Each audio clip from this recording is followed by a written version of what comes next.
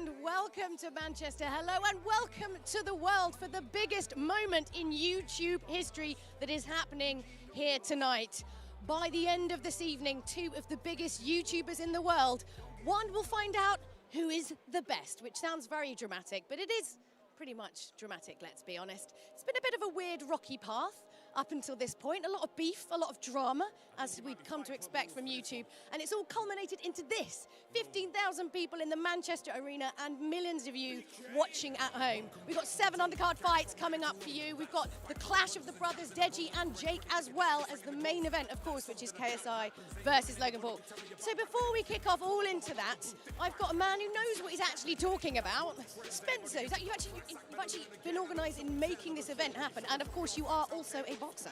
Yeah, I am former European super bantamweight champion many moons ago now. So yeah, I know inside the ropes, I know outside the ropes. Been helping put this event together, and it's been a real roller coaster. We finally got there, and it's a packed house here this evening as well. I'm really looking forward to this one now. I know KSI, Logan Paul, Deji, and Jake, as well as the undercard, have really put in a lot of hard work for this. And they're looking for recognition from the boxing world. They've brought in all the big names from boxing, and I think they're going to get that as well. I think they're going to put on a big performance tonight. I mean, okay, so one of the things obviously that everyone will know following this kind of story, it all kind of started off as a bit of a joke, and it kind of escalated into other fights and stuff like that. And some of the drama in the lead up to this particular event, obviously, you know, Deji turning up and getting a little bit of a slap from Jake there earlier on this week. There's been a lot of drama. Yeah. Is this quite common in normal boxing or not really? Yeah, I think there's always a lot of tension in boxing, especially when the stakes are so high. You've got to remember, these are, you know, some of the biggest YouTubers in the world, so there is a lot of eyes on them. There's, you know, tens of millions of people. Tens of millions of people, and it's something that's totally out of their comfort zone. Yeah. They're not boxers, you know, they've only been doing it a few months, so yeah, it's a huge amount of pressure.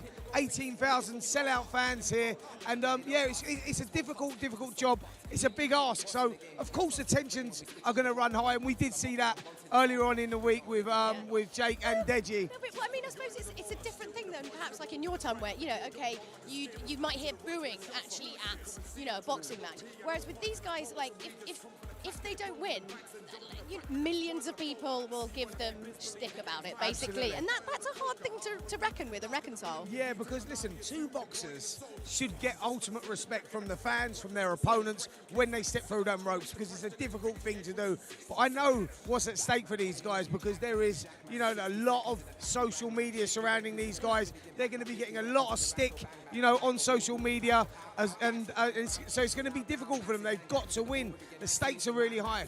What was one of your most pressured situations as a boxer? Anything like on this scale? Yeah, absolutely. Yeah. I think that, you know, when I was boxing, you know, for the European title was a massive pressure for me. I was only a young kid. I wasn't expected to win. I was going in the ring as a big underdog, and I pulled it off. That was a big bit of pressure on my shoulders, you know, and I expect these guys will have a very similar amount of pressure on their shoulders. All right, it might not be for no boxing stakes, but in their world, you know, there's a lot at stake. So I have to say, you know, I don't know an awful lot about boxing. It's not super my world. I've done a lot of research this week. One thing I've realised is that it's kind of more EastEnders-y than EastEnders, I feel. It's like there's so much kind of soap opera and drama and gossip. My goodness, the gossip sites about boxing. You think things like TMZ are crazy and, oh, they're talking about...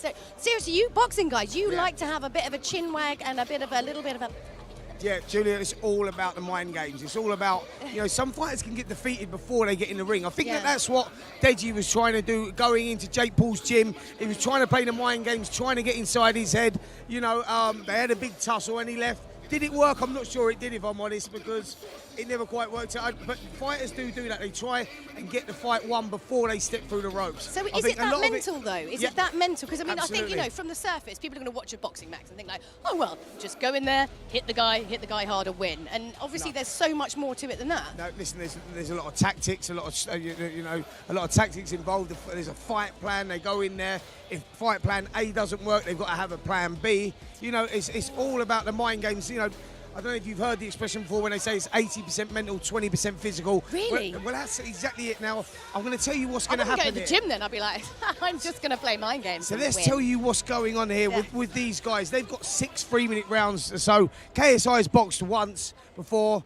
Logan's never boxed before. You know, he's got some combat sport back history, but he's never boxed before. Yeah. They're doing 6 threes. That is so difficult. That's long, so right? That is so long. Celebrity stuff, right? That is so long. So once all the physical stuff's been done, it's all about the mental strength. Yeah. Second half of the fight, they're going to have to push on. They're going to be doubting themselves. They're going to be asking themselves why they're here, why they're doing it.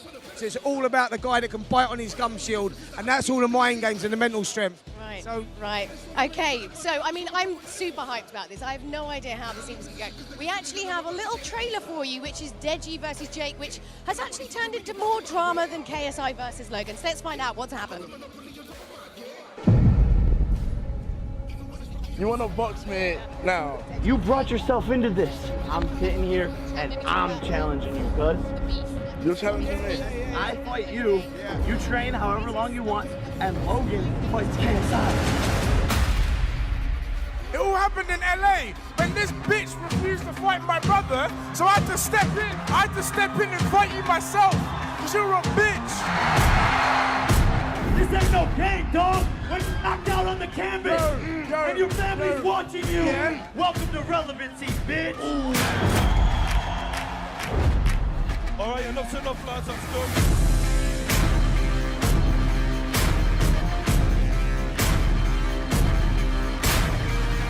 The night before, you're going to be awake. You're going to be shaking. That's what you think, man. You're going to be getting into the ring, pissing yourself. I'm so excited for this fight. August 25th is going to be the best. I'm gonna run this in.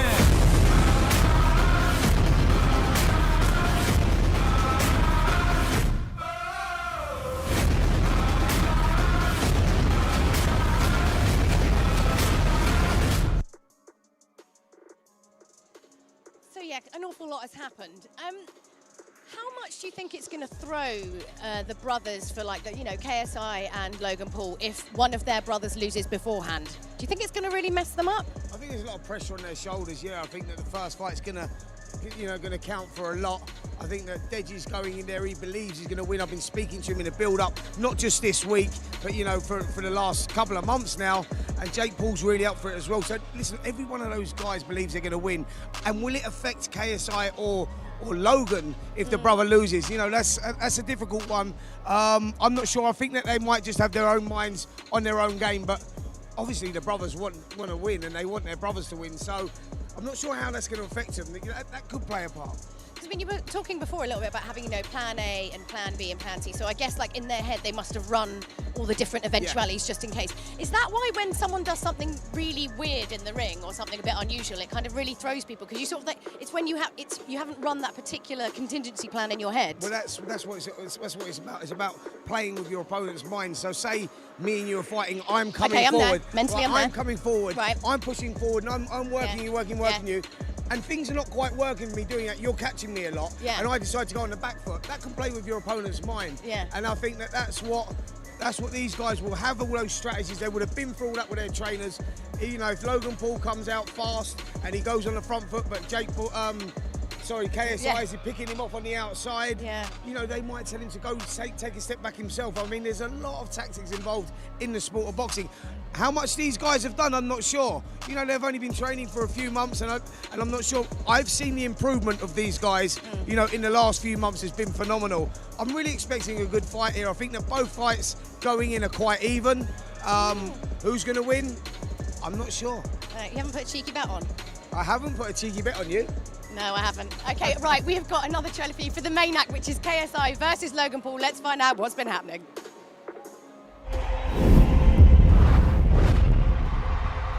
Your winner, KSI!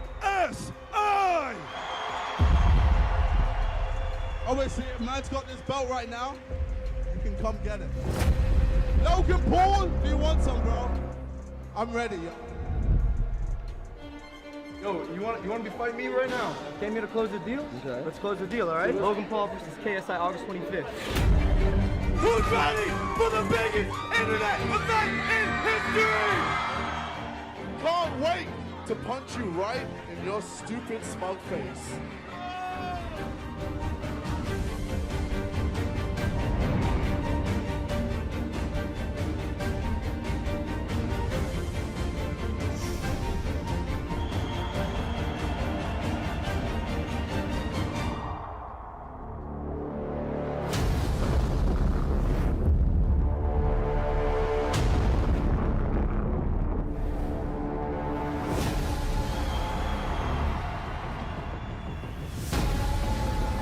I don't think you realize what you've walked into. Oh, and it's gonna not be pretty. And you're gonna be worried.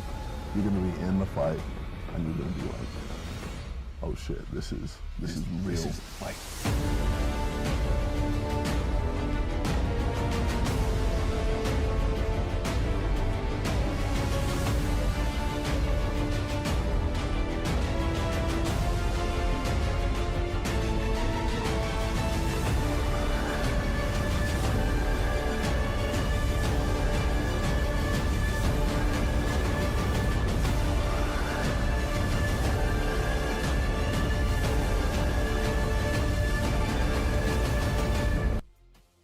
Wow. I mean, if you weren't already super hype, you're absolutely mega hype right now. So next up is our first undercard, which is Drizzy Jeremy versus Halal Ham. Now, these guys only joined the ticket very, very late. They've only had like a month to train. Yeah. I mean, are we actually going to see a good fight? Can you learn anything in a month? I think the undercard's really good, actually. I mean, at what technical ability they're at, yeah. I'm not sure. You know, as you rightly said, some of them have only been training a few weeks.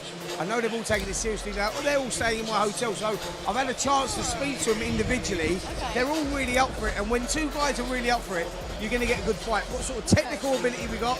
I heard some are really good, some maybe not so good, but you can guarantee good fights. It's just going to be some good. It's going to be a lovely time we're going to have this evening, Spencer. Absolutely. I think all round. Okay, so I think we should kick off with our first fight. We're going to chuck over to our casters now. That's True Geordie, Lawrence McKellar, and wow, Joe Weller is back after being hit in the face by JJ a few times last time. Let's see how he's doing. Joe Weller gets a wow, ladies and gentlemen.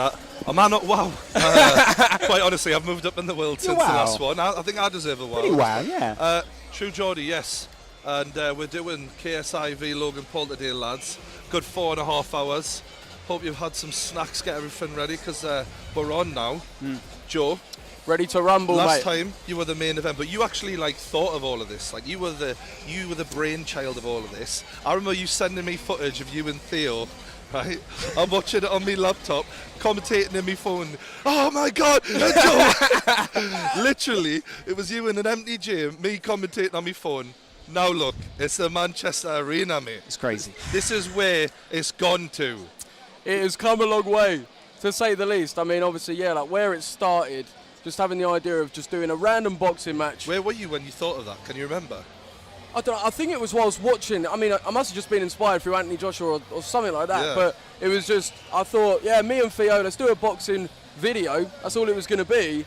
And one thing led to another. Took off and here we are. People are getting rich off your idea. You should be asking for a cut. Where's that commission? You know what I mean? But, oh, well. Oh, God. Lawrence, yeah, we did the last one. We had ringside seats for Weller versus KSI. Yeah. It was quite emotional.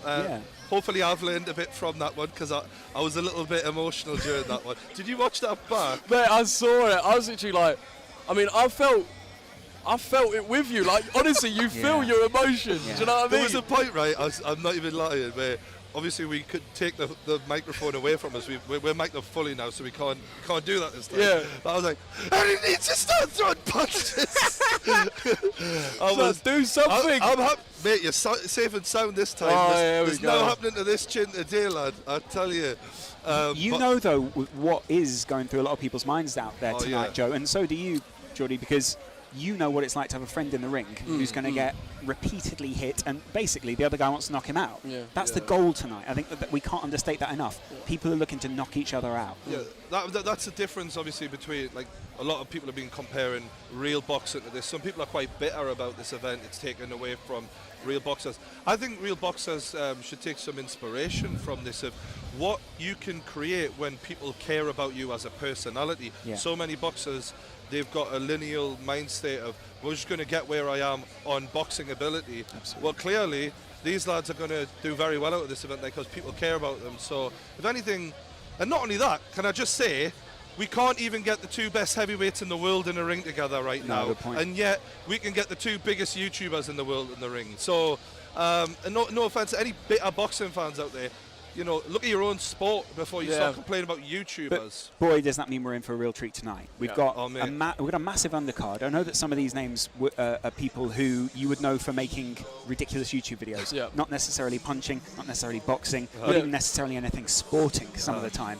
And these guys have been training for months, making... They're going to want to make a name for themselves. Exactly. I think because we know that this is the biggest event in internet history, we're going to see lads who you might not have heard of before surprise you. Yeah.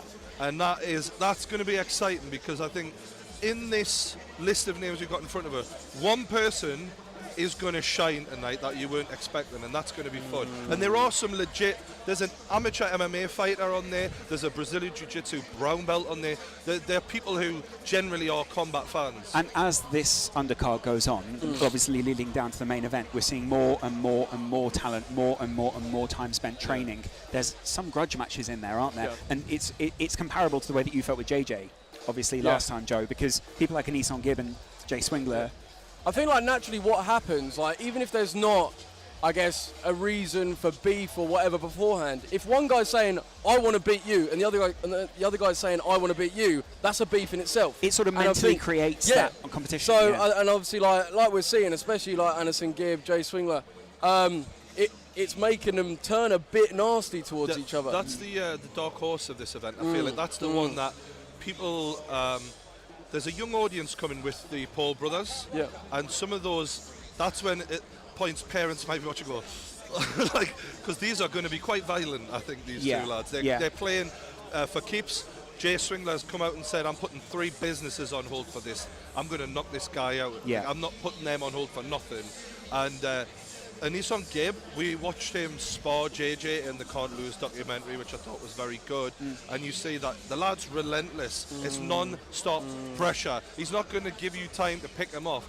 We're going to see someone who's just come into... He's got a black belt in ballroom brawling, this guy, quite honestly. Yeah, and a black belt in other things as well, but not necessarily boxing. Pack openings on FIFA as well. Yeah, exactly. And then obviously looking through that undercard as well, there are some well-known names in there. We're looking at JMX, who was on the undercard last time. He actually had quite an easy fight last time, didn't he? This one we're not expecting to be as easy, but for different reasons. Coach Richard is a 100-meter sprinter.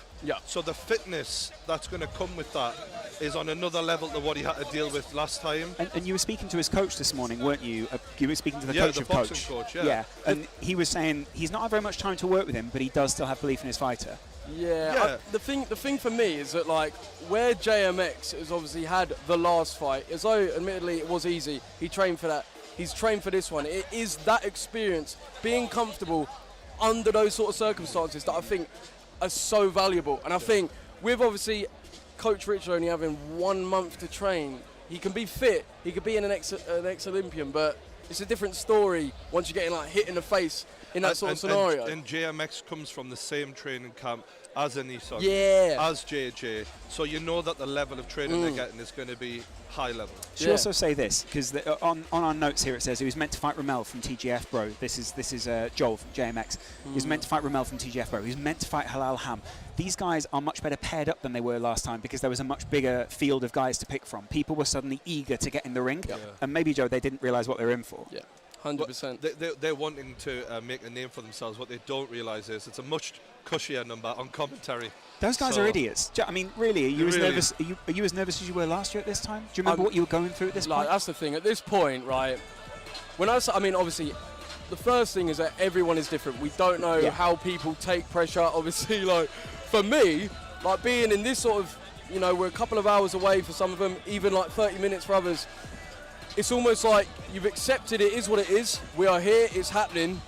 But how much of it is just convincing yourself because you've got to do it, and how much of it is genuine belief that you can actually win? Is there a bit of you that creeps in that you're like, maybe I'll just pull an injury? Yeah. I don't think anyone. I don't think it gets to that point, because that's it. That's even more embarrassing. But like, the full acceptance of what's about to happen. It's just the belief, the genuine belief. Now we find out if it's real. But if ever there was a cushy number, it would be a cushy number with Haribo. And True Geordie is going to be well stocked with Haribo tonight. There's some interesting names on this list we're looking at.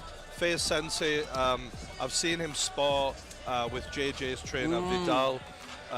He's a mixed martial artist, isn't he? He's an amateur MMA fighter, and he's a beast, I think is a fair statement. Do you, how much, sorry I literally look tiny. No, I look tiny compared to you guys. Can we just clarify? Joe Weller is an average sized man. He's just sandwiched between a very tall Lawrence McKenna and just a wide, tall mountain of a man called True Geordie. Can I ask Joe, have you ever had any fighting experience before you decided to pick up boxing? Oh no, absolutely none. Not even like scuffles in the streets, like nothing. So yeah, I mean, any experience at all. I mean, I'm not endorsing that, but any experience like that, I think it's useful. Because it says here, obviously, Faye Sensei is he started teaching MMA at age 13.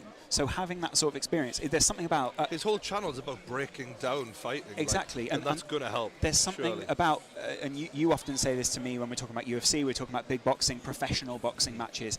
That knowledge and the fact that someone can mentally break down a fight can make a huge difference when they step in the ring because they can rationalise things. It makes a big difference, doesn't it?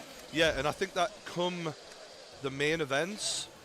When I was talking to Logan Paul on the True Geordie podcast, huge podcast, really well shot as well. Really well shot.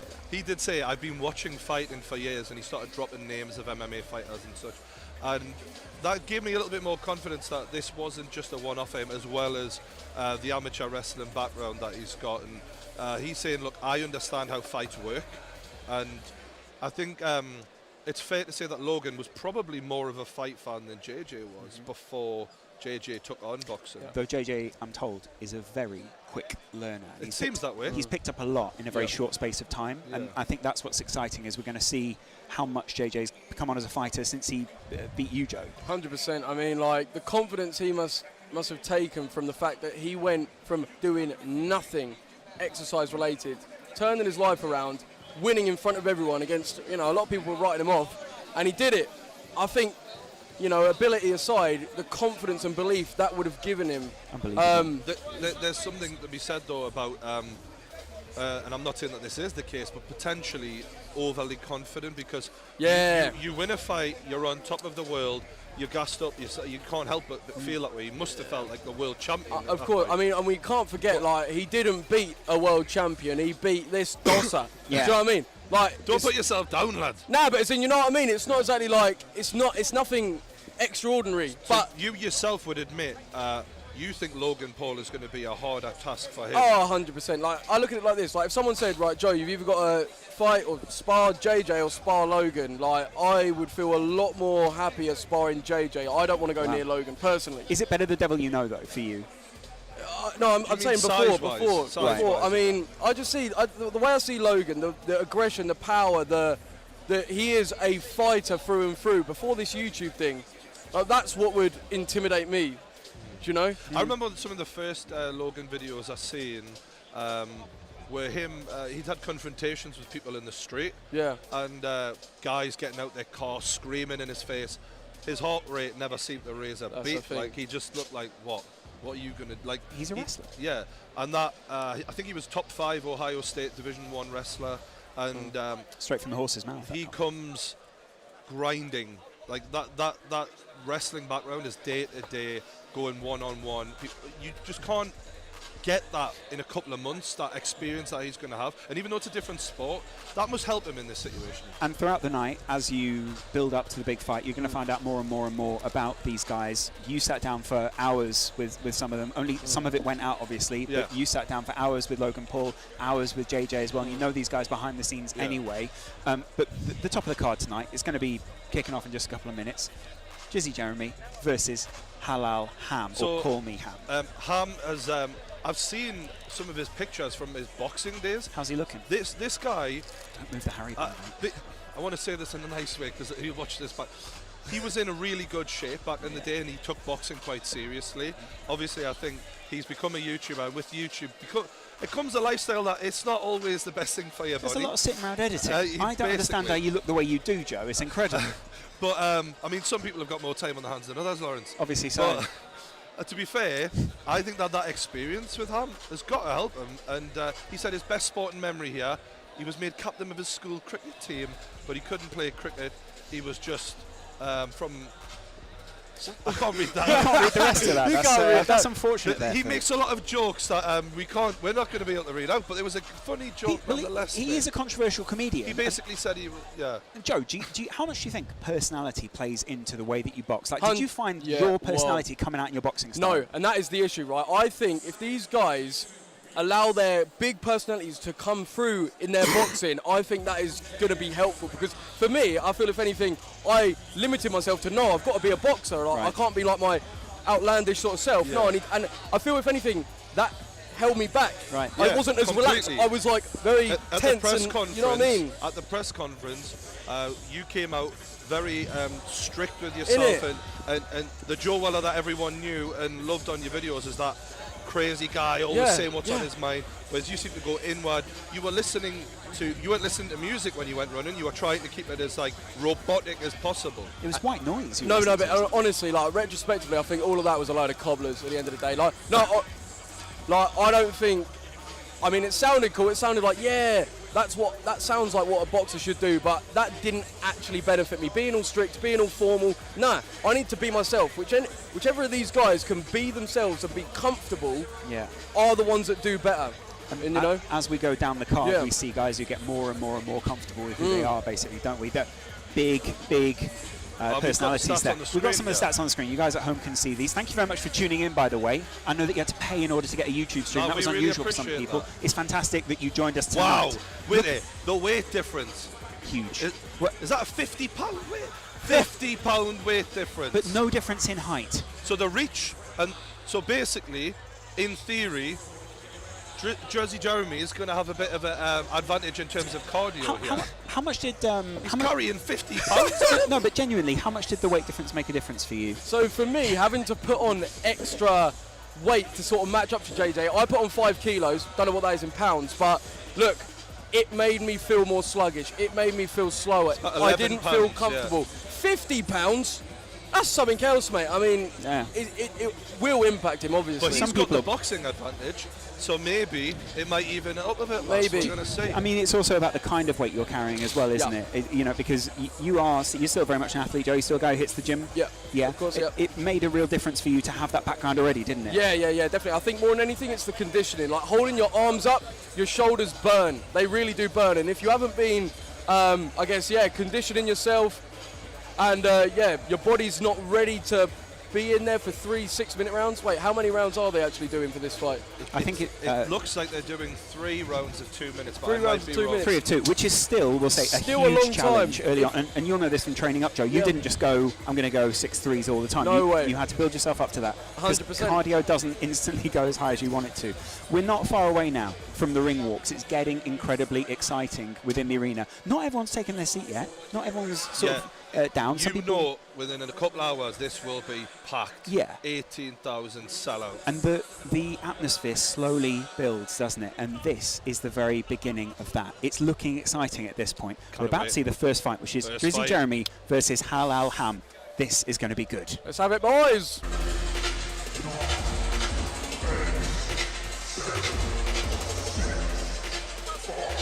Yes. This is looking good, huh? Wow. What a light show within the arena. All of the lights. Now, set to make his way to the ring, presenting Jersey Jeremy.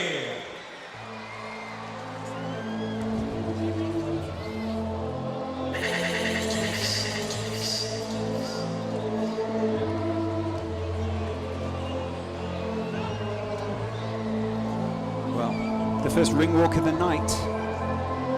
He looks calm. What were your thoughts when you were walking out, Joe? Soaking up the atmosphere. He'll be taking all this in. He feels that. When that bass hits, you feel that in the feel that inside my core. This is very good. So last time we were in the Copper Box, which was obviously in London. Now we're in Manchester, an arena that's twice the size. Mate, this is a different... Oh, to feel different the last time. What do you think of the shape we're seeing Ham go in then? He looks good. Sorry, Jersey. I mean, he looks good. He looks like, obviously, he's carrying power. Going against a much heavier guy, so he's going to need that. Jeremy looks switched on there. He looks like he's taking this seriously. He's looking very serious, isn't he? Yeah. That haircut is I the haircut guarantee of a this is going to be interesting intro music. And now, his opponent, please welcome to the ring, Hello Ham!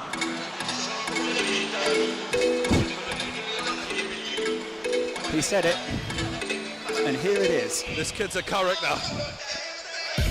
He's wearing a Versace chain. He doesn't mess about.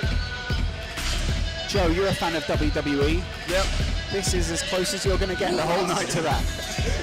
He's got 63,000 subscribers on YouTube, this lad. And he's coming to make a name for himself. And he's coming in at 5'7".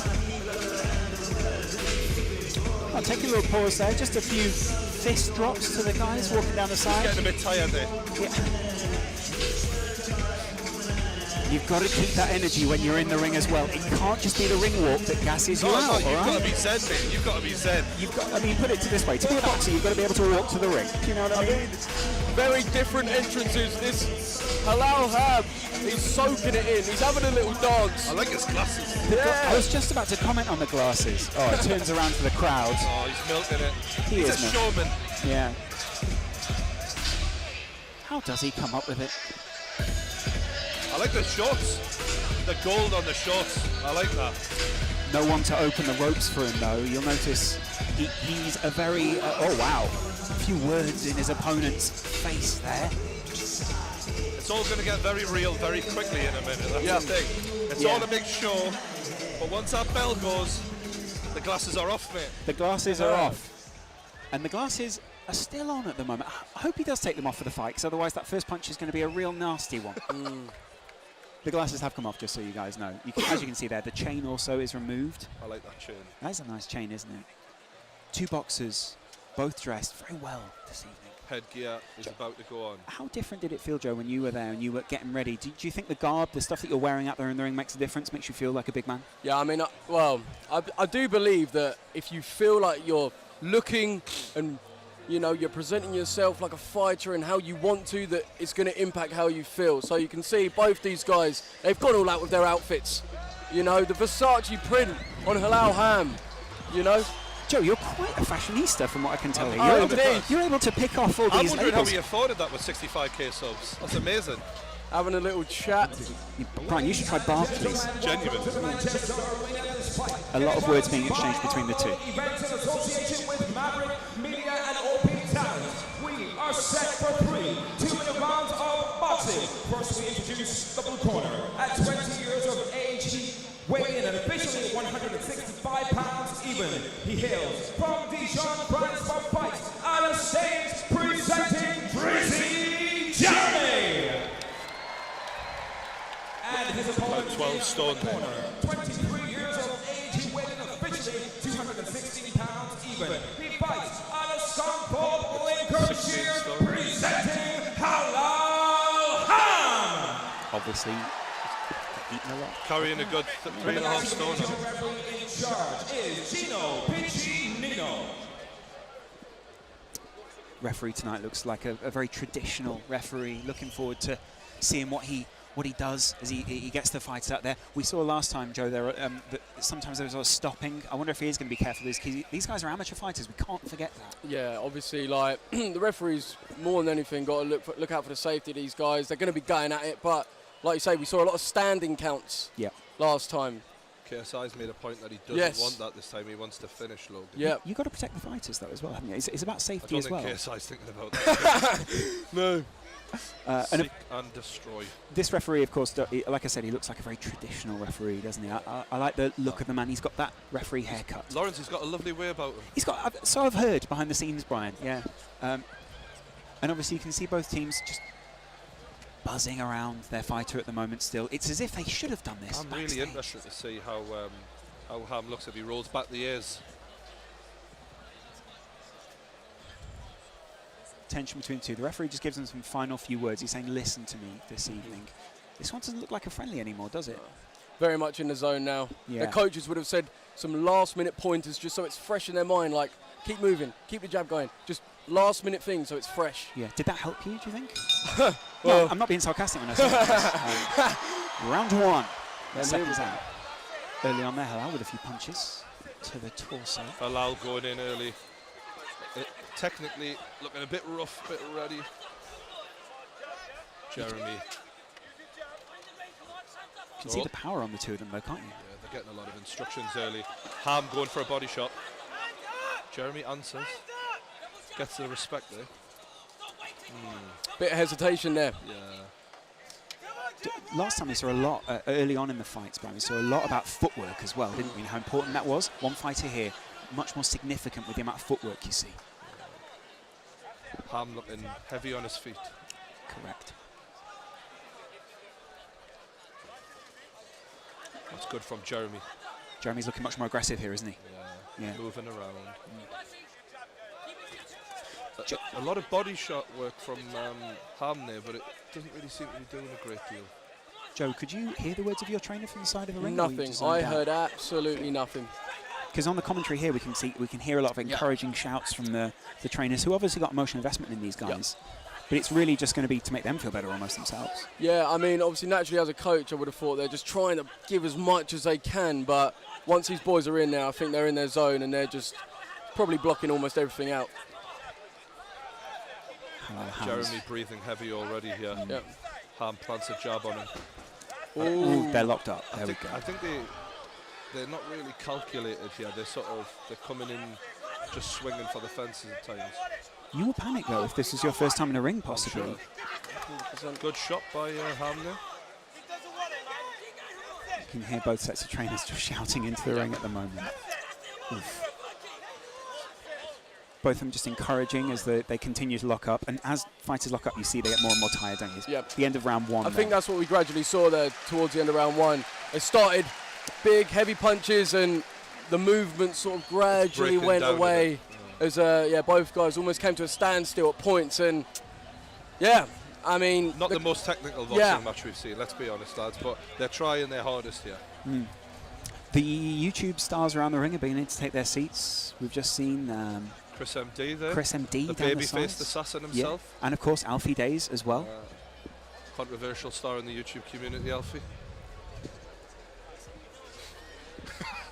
I almost said something then. You're seeing slow-mo replays of these two guys. Who do you think had the better of the first round there, True Geordie, if you were one of the judges? I would edge it to Jeremy, to be honest with you, but the pressure of Ham did start to pay off towards the end a little bit. I'm surprised. I thought Ham would be a bit more technical from his boxing days. He just seems to be winging it a bit here. I mean, it looks like he's holding quite a tight, nice guard. But the punches, when he goes to throw them, it's more of just a smother. Yeah, there's no... Do you know what I mean? It's not he's planning anything, really. Yeah. He's just walking towards them and throwing. Getting those basics right is important, though. 100%. Like otherwise, if you drop your guard at any moment, you may be... Shot by Ham, overhand right. Saw the sweat fly off his cranium there. So what another... and Ham's going. It's an onslaught. He turned his back to him there to protect himself. He needed to at that point. Ham's showing what he's made of now. The referee saying, no turning around, please, because that technically in boxing you're not really supposed to do. Face your opponent. Ooh, a big right fist landing on the side of... Bad intentions from Ham. Oh. There are 3 big right hands that have been landed on the side of Ham's head there. Taking a breather, the lads here. Gathering it.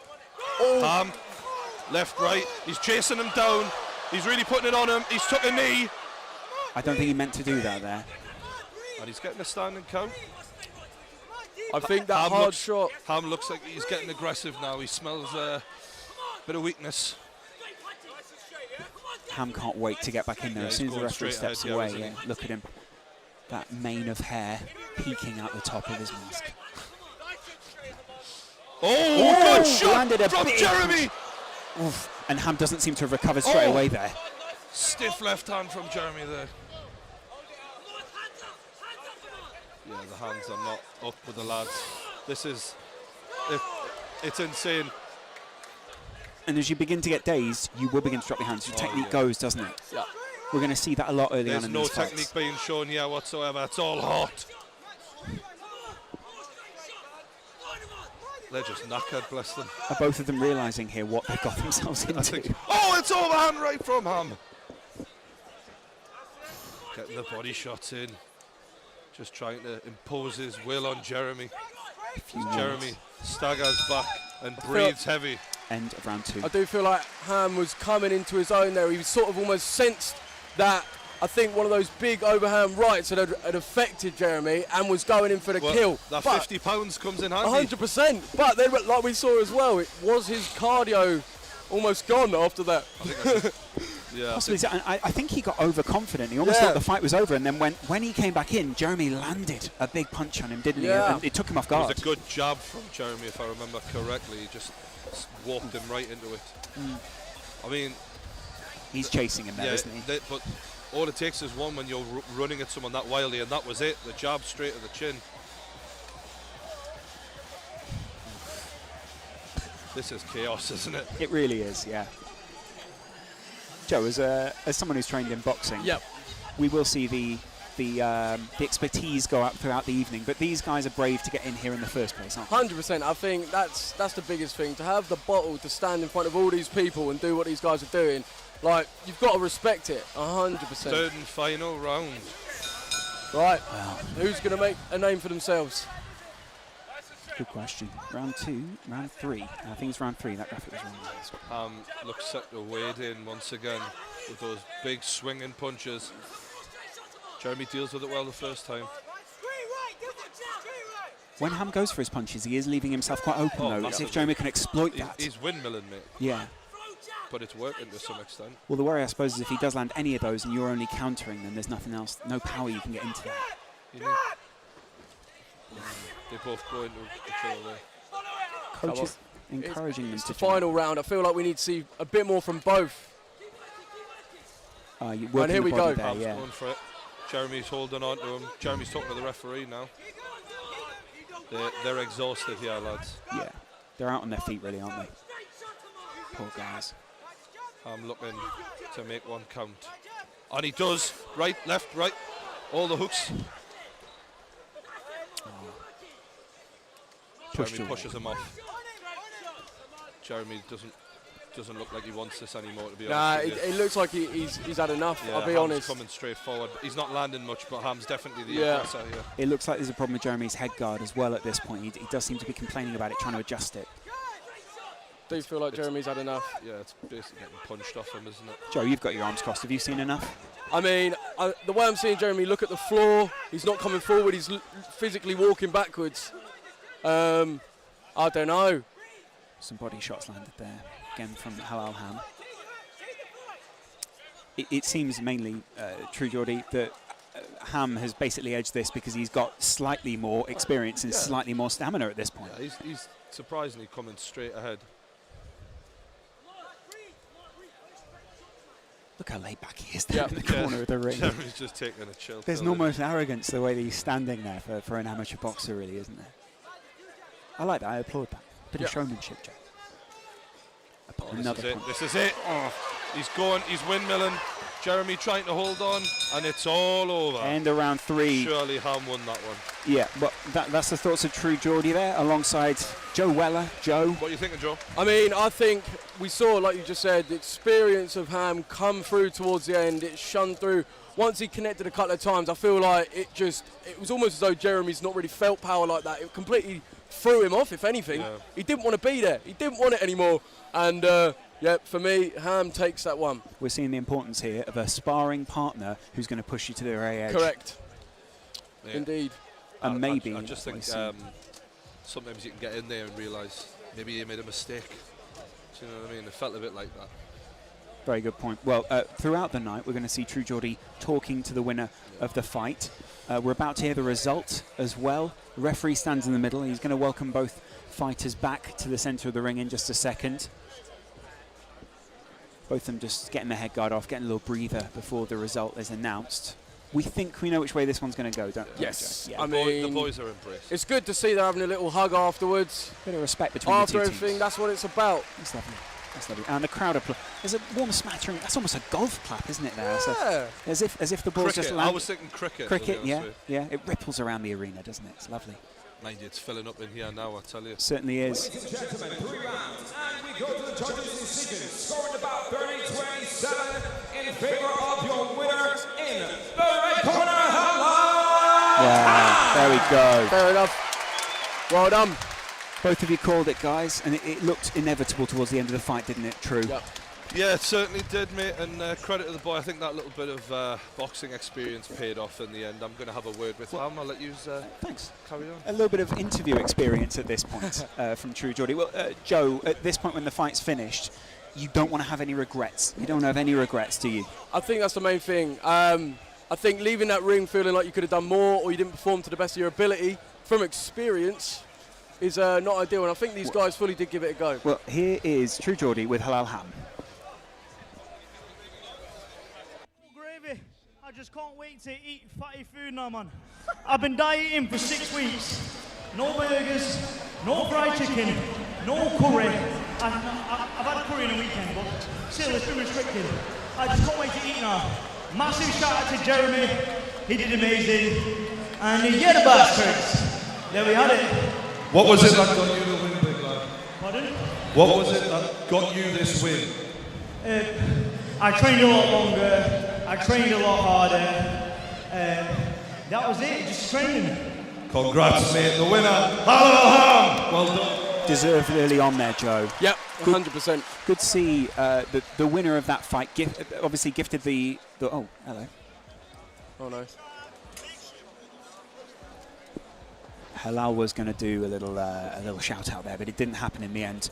Wow. Over to you, what Julia. a first fight that was. I don't know. I mean, seeing these guys kind of come in the ring and knowing that they haven't had as long to train, you sort of thought like, oh, they'll just kind of come in, do a little bit of this and get out. But my goodness, they totally went for it. I told you they'd go for it. You know, you got to remember a show of this magnitude, the amount of people that are watching on YouTube, the amount of people that are in the arena at the moment is an immense amount of pressure. I knew they would both go for it. I mean, you got to give them both credit. They both went for it. One was a lot heavier than the other guy as well. They stuck in there. They put on a great show. How important is that, though? Like in terms of weight, I know it's that massively, yeah, massively important. The weights, you know, 2 or 3 pounds either way is not really a big difference. But when you start getting into the category of a stone, half a stone, then it's a lot of weight. And it's I think about 4. It's about 4 kilograms in between, like the weights. Is that right? Yeah, absolutely. Right? Yeah. So there was different weights in there, and I think you could see it was evident as the fight was going on. The heavier guy was pushing forward and starting to wear his opponent down. So you know, weight is a massive part of it, and I think that also you got to remember there was. Let's talk about the point system in these contests. So what's happening? So it was 30 to 27. How did these matches actually score? Because normally, like, you think boxing, they just knock them to the floor, the end. But it's not. It can be a lot more technical. So it's a 10-point must system. So the winner of each one. Explain that. Yeah. So the winner of each round will get 10 points. Right. The loser will get 9 points. Okay. In the event of a knockdown, the loser of the round will then get 8 points. Okay. If there's 2 knockdowns, it will be 7 points. Right. So that's how the fight scored. So his opponent, so the winner there won every round 10-9 because there was no knockdowns. So 30-27. 30-27 makes sense, yeah. If there was a knockdown in, say, the second round, then it would have been 30-26, you know, and if it would have been 2 rounds to 1, 29-28. That's how the scoring system works. Okay, so but then how do they work out if both guys are still standing? Like, how do they work out who actually wins each round? Like, how's that worked out? I think that's just by the eye, really. You just judging on who you think's landed the cleaner shots. Are they literally counting? Are they counting the hits or how good the hits are? They're just looking at who's dominant over the round. I think it's plain to see. Like when you're watching a contest and you can see one guy slightly getting better than the other guy, he will win the round 10-9. I think that's why judging can be sometimes controversial because one guy will see it one way, another guy will see it another way. So it's not, everybody sees fights differently, and I think that.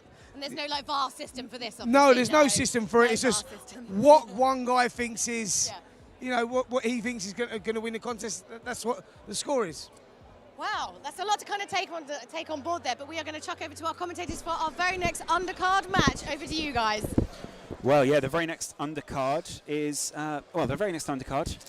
it's looking like a good one. It's Momo versus Rossi HD. There's a little bit of an interesting story about this one because, to my knowledge, Momo's trained all of 7 days. But Rossi's been taking this seriously for quite a few months. Really? So we might see a bit of a mixed bag in this one. In theory, you'd expect Rossi to have a good showing. Massively step up, yeah.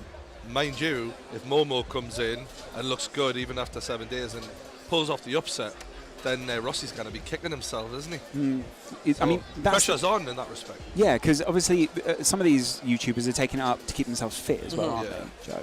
And some of these guys are taking it up because they want to be real boxers.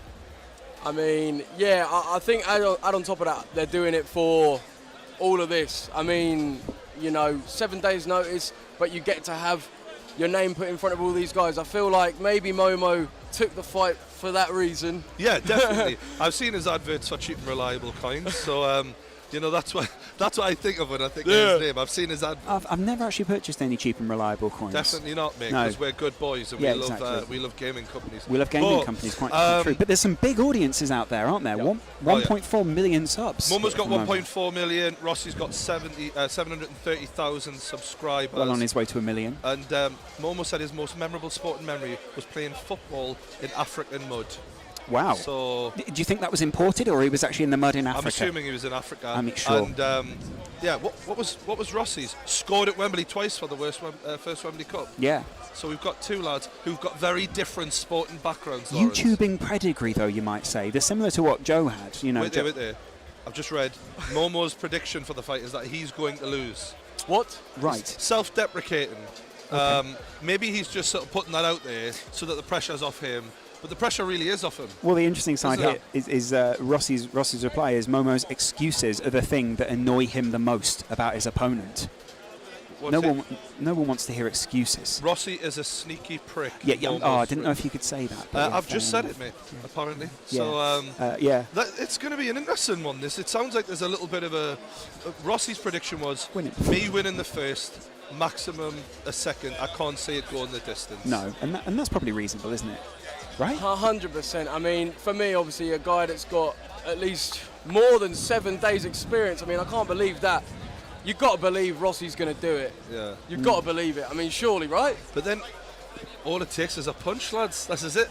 All it exactly. takes is a punch. I mean, like we saw, maybe the aggression, the technique might not be there, but what if he possesses aggression, Momo does? Well, Rossi, which throws Rossi off. Rossi isn't the biggest of lads, and I'm just looking here at their weight. What have we got? We haven't got the weights of these lads. No, we don't actually have the weights of these guys. This is the only fight that we don't have the stats on. I shouldn't have mainly said that. because it came together so late. Oh, it was last minute, wasn't it? Yeah, it was, yeah. That's right. I mean, well, if you're going to take a fight, yeah, make sure it's a last minute one because it makes it more fun, doesn't it? Do you know what I mean?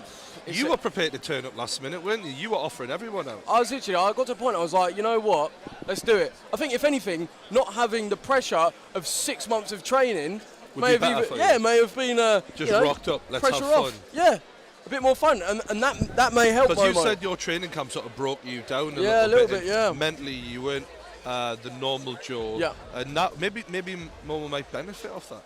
We don't know. It's going to be mad. It's going to be crazy, and we're all about to see it live. Yeah, it is getting exciting now, though, isn't it? Mm-hmm. Because, I mean, it's literally seconds away from the fight at this point. We've got the predictions, lads, for the main event for both of these boys. Momo said KSI will win, but Deji will lose.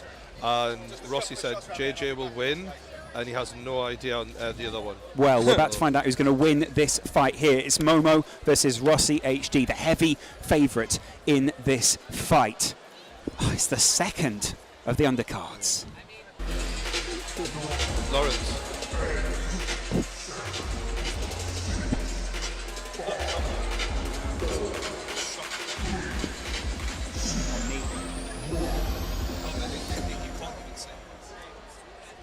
Now, set to make his way to the ring, presenting Momo, the Black Panther, Izzy.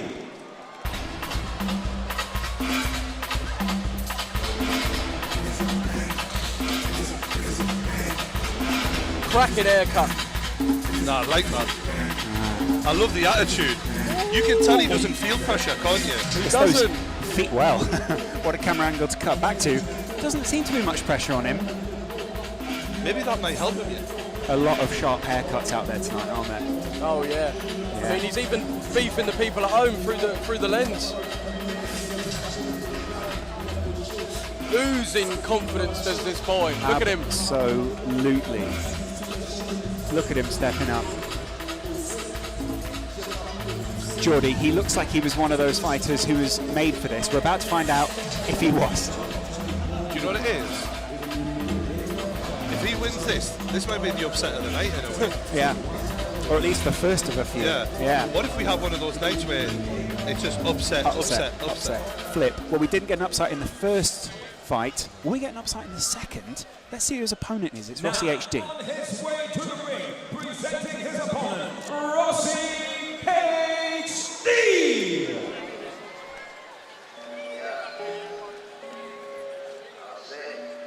Very different entrance here. Slightly lower energy, you'd Sounds say. like a bit of a funeral. Yeah. Quite somber mood, yeah. But who's the funeral music for? Okay. No, it's coming on. See, you had a drop very early on in your music, didn't you, Joe? That was what was important. He doesn't seem to have understood here. I love Joe's music. Yeah. Every time. There we go. Oh, yeah.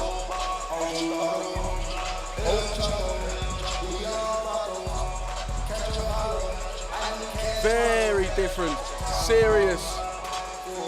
He's not messing about. So what's interesting was Momo went straight to his own corner. Rossi is patrolling the ring. He's almost prowling around, isn't he? Marking his territory. Wait, what's Momo doing? Oh, well, he is a Fortnite YouTuber. Wow. Can't we maybe not? Wants a mistake. Referee breaks up. That's a little bit silly, but Lord right. events in association with Maverick Media and Open Talent. We are set for 3 2-minute rounds of boxing.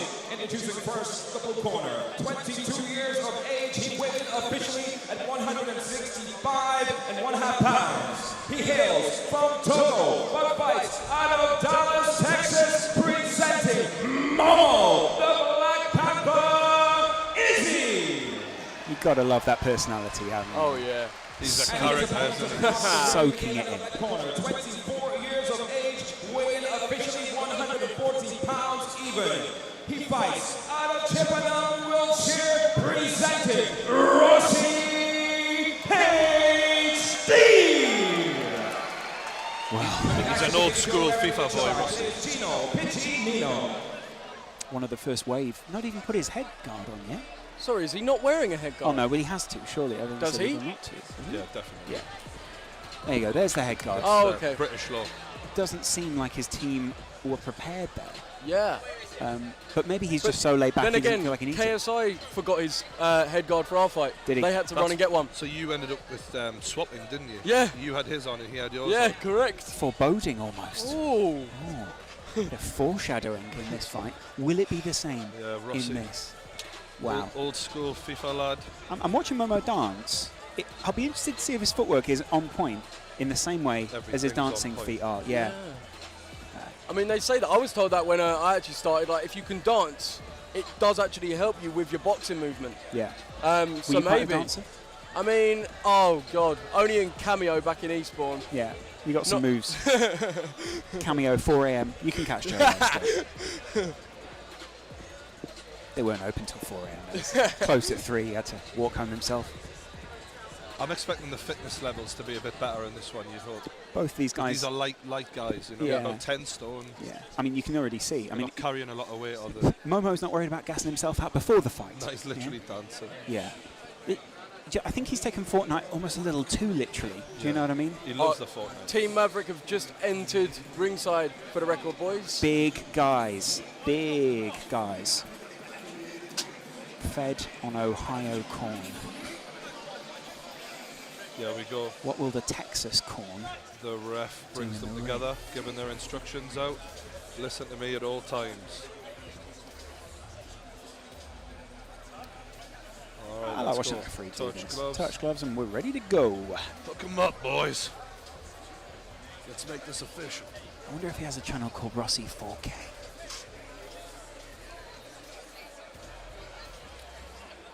Gum shield. All right, we've got one. Let's go. And round one's underway. Let's have it, boys. Here we go. Going Touch forward to gloves. touch gloves. Ooh. Rossi swings early. I'm not convinced by the. Oh my god. I'm not convinced by Momo's sort of. Demeanour?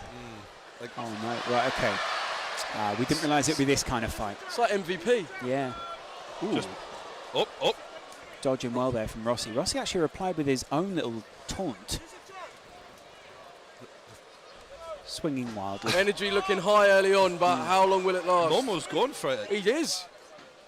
Whoa. Momo answers. Rossi keeping that guard up. The skinnier guys' body shots are going to do more here, aren't they? Rossi changing stance. Momo just showing swag.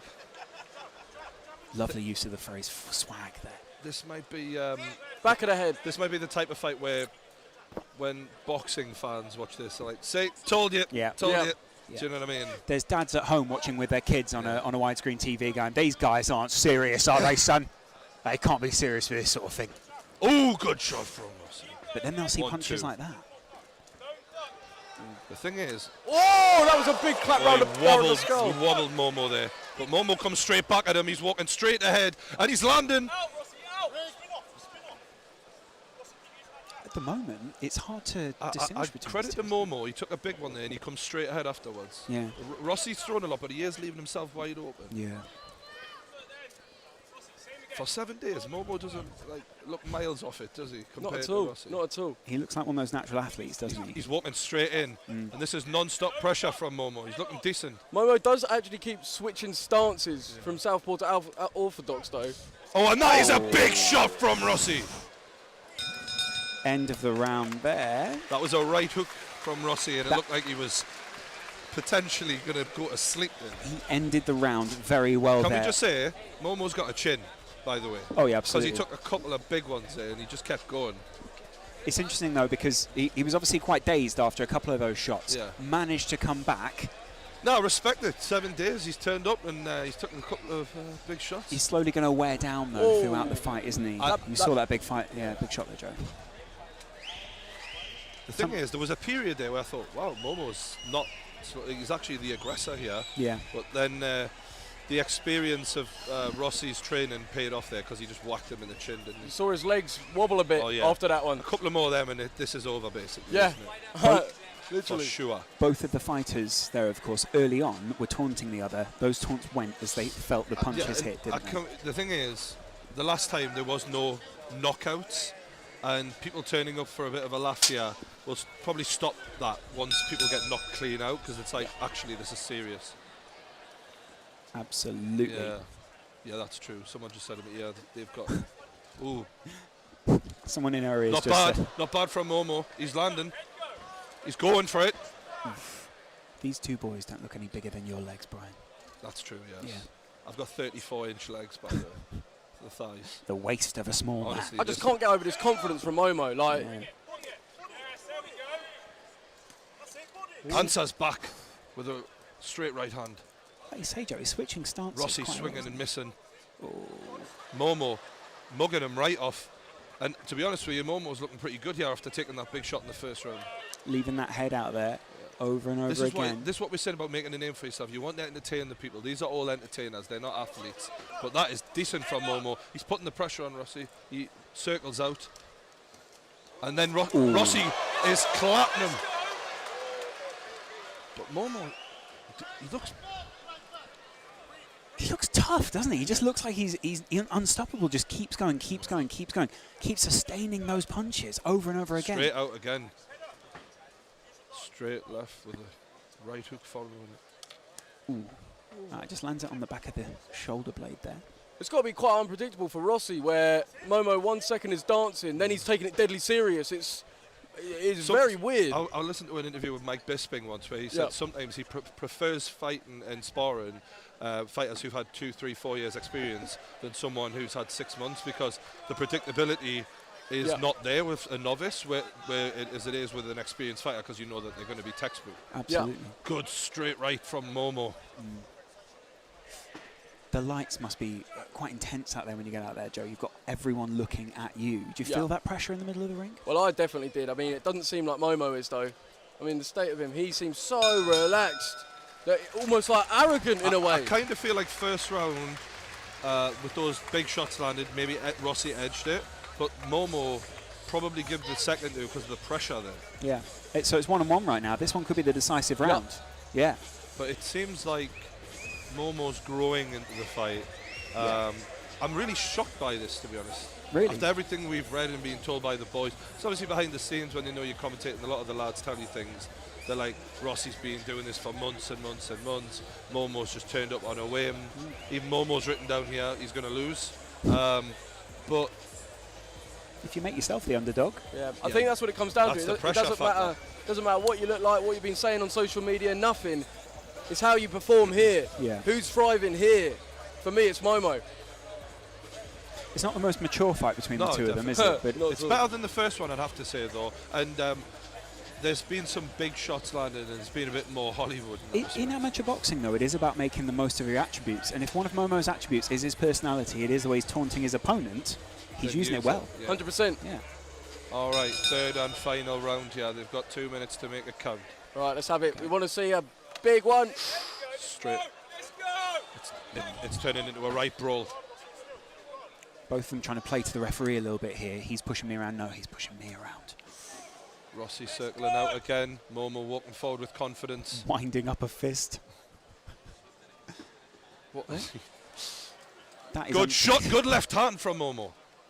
Very unpredictable from Momo. He's switching stances, he's doing all sorts. No, you shouldn't be talking to the referee when someone's walking straight at him, ready to throw. Not at all. That shows fear to me. Yep.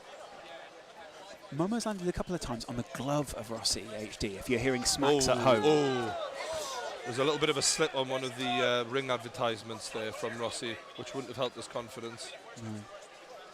Got to get that out of your head Rossi quickly. going for some body shots. Momo just walking straight ahead and going for the big shots. Jab. Oh, and a good answer from Rossi. But still, nothing from Momo. No weakness shown. But Rossi has technically landed more good punches in this third round, hasn't he? Do you think that's going to play in his favour? I still feel like we're waiting for someone to nail this down here. Do you think the judges will reward technical ability? I mean, yeah, you would have thought so, but... It seems even to me right now. now. Yeah, I can't call it personally. Really? Momo, the right hand, Rossi circles out. That's one thing he's done well. When he's been in trouble, Rossi, he's got himself out of there. Certainly so, certainly so. He needs to turn his back though. Pushing him into the ropes there. As this fight goes on, maybe Momo seems to be growing still. Straight ahead. Both of these guys must just be counting down the seconds until they finish here, surely at this point. I think it gets to a point where you're just, that pain almost from being tired kicks in. He's turned his back to him, and that's the end of the third round. And maybe that might just be enough for Rossi to come away with a W there. I think he will have just pushed himself over the edge there, won't he, Joe? I mean, I think so. It got to a point where I thought, has he run out of ideas? Can he just not work out Momo? But I think he went, you know what, stuff this, and he went for it. And I think a few of those technical shots that got in there paid off. You've got to credit that. He might have just edged it for me. Yeah. Do you agree with that, Jordy? Yeah, I've got to give credit to Momo. I thought he did really well considering he's just turned up on the day and give it a whirl.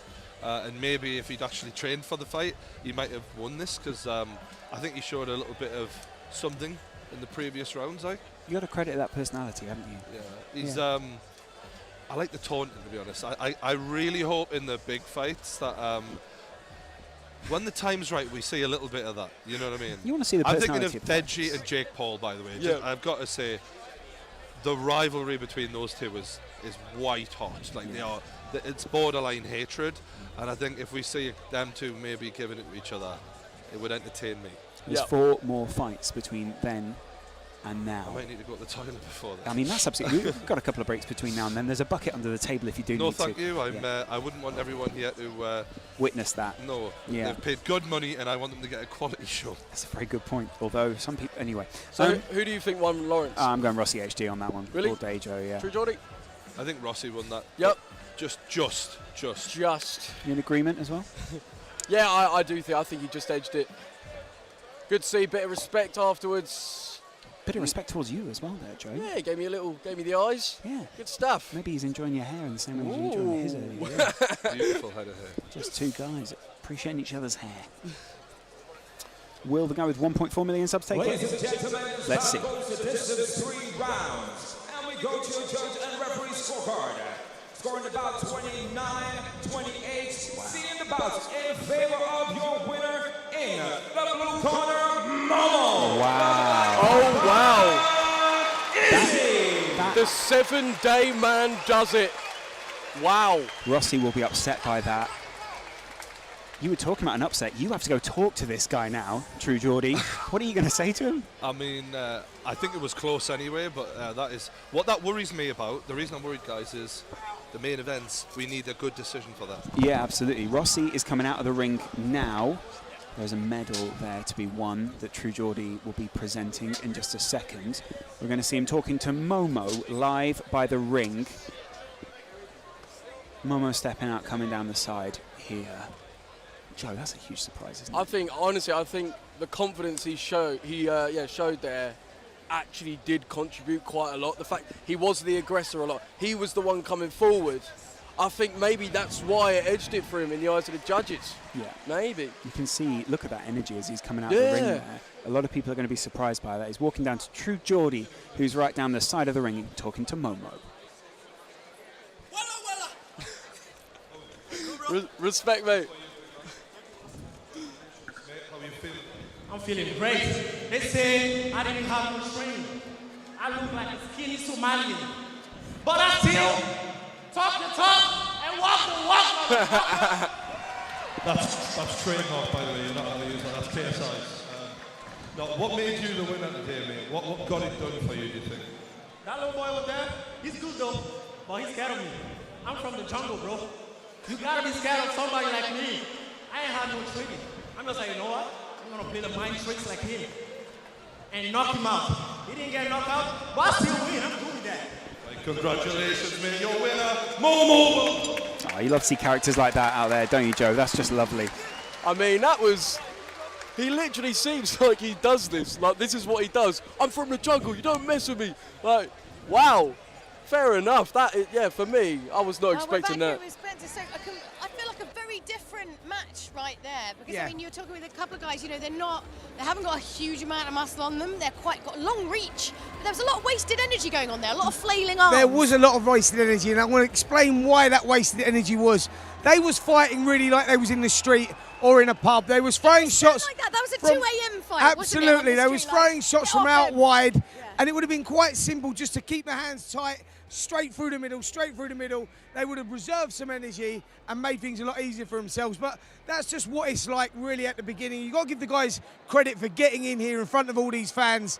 Technically, not quite there yet, but listen, it was great entertainment, put on a show. It was, very much so. And also, Momo as well was doing some, we were talking before a little bit about mind games, and generally we were talking about it, outside of the ring, but he was, straight in the ring, looking over here, and then try and smack him the other side. He was really trying to play with him. He was playing with his mind, and it worked a couple of times. It did work, because Rossi, he was getting frustrated. We saw that. Yeah. He was losing his head a little bit. He was looking at the referee, complaining. That's the first signs of frustration. Yeah. So, it worked. It worked. I mean, Momo sort of seemed quite relaxed. Rossi seemed very much like he was taking it very seriously. I mean, there's that kind of saying about if you go into your job and you're relaxed, you do kind of your best work. Is boxing a bit like that? Have you just got to be quite cool and calm? Yeah, I think you've got to be cool and calm, but I think Momo just was confident in his ability. Yeah. He felt confident from the opening bell.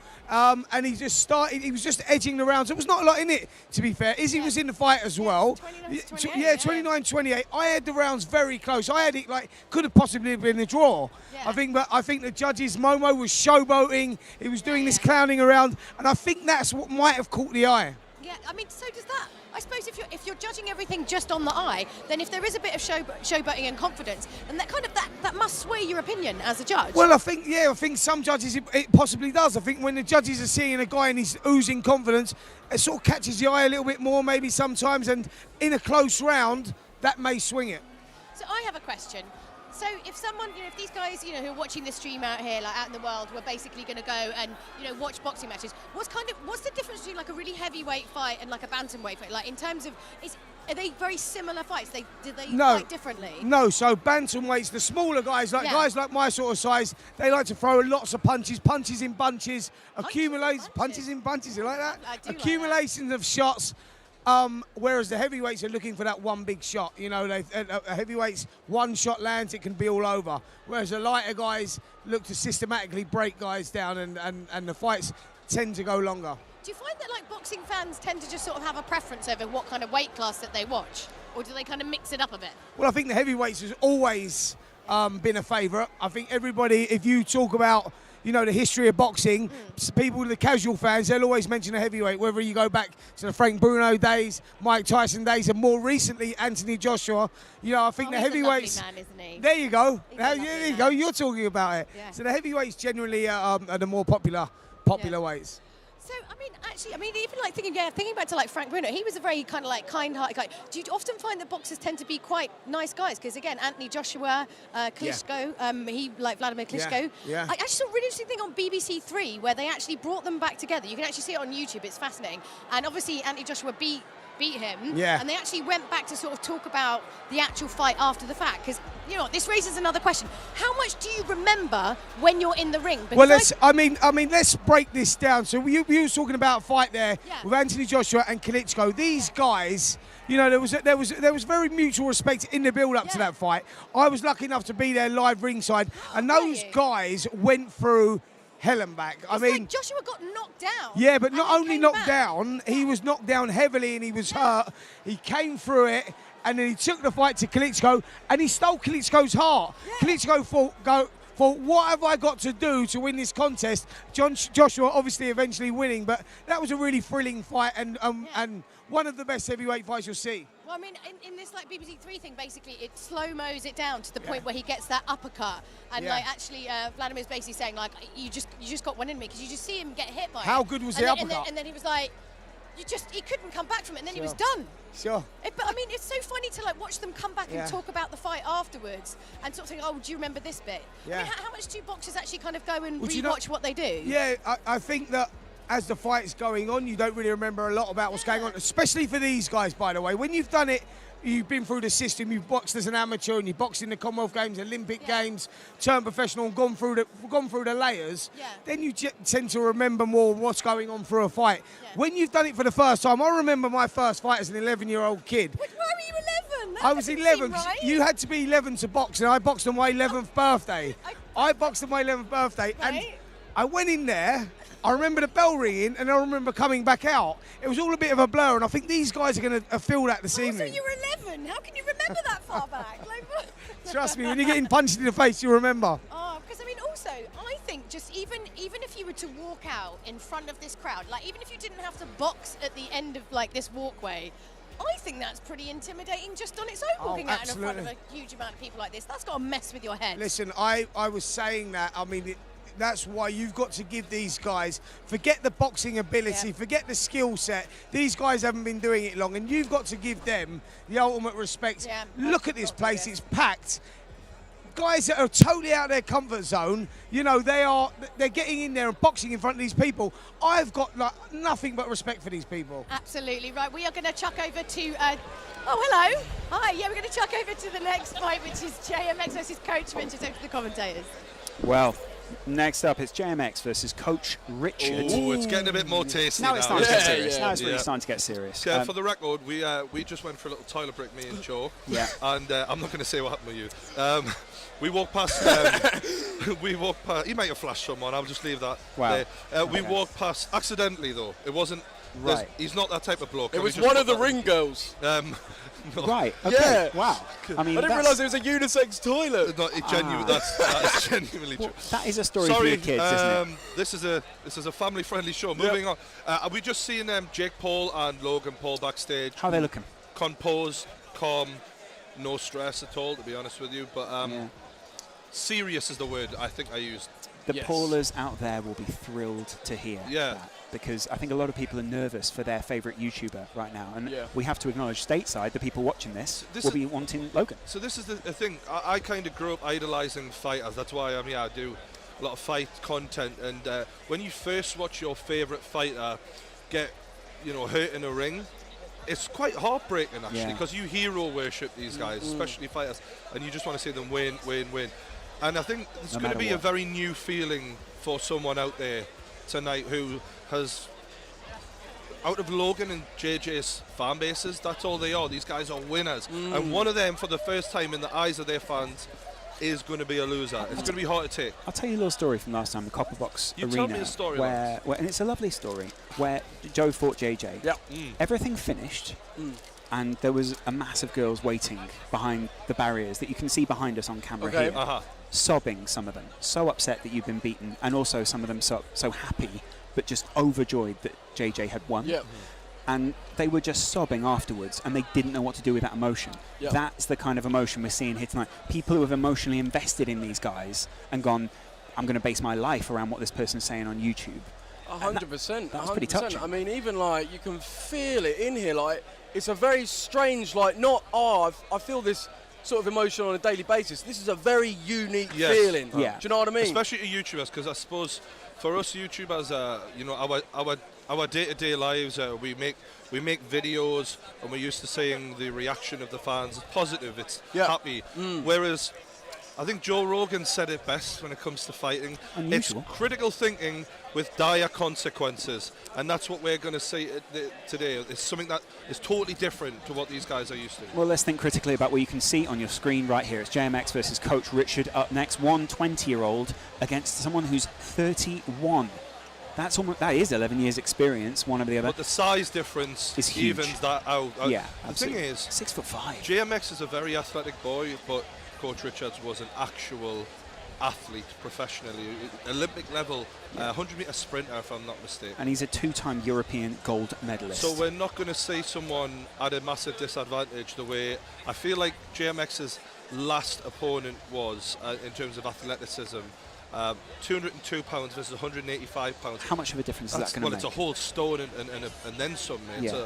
Wow. But athletically speaking, I feel like they're well matched. It's just a case of can Coach Richards close the distance, because that jab of JMX worked wonders last time. I remember he just walked around that ring, just jabbing the face off him. 9 inches of distance difference in the reach. And of we all these know two. that's a lot.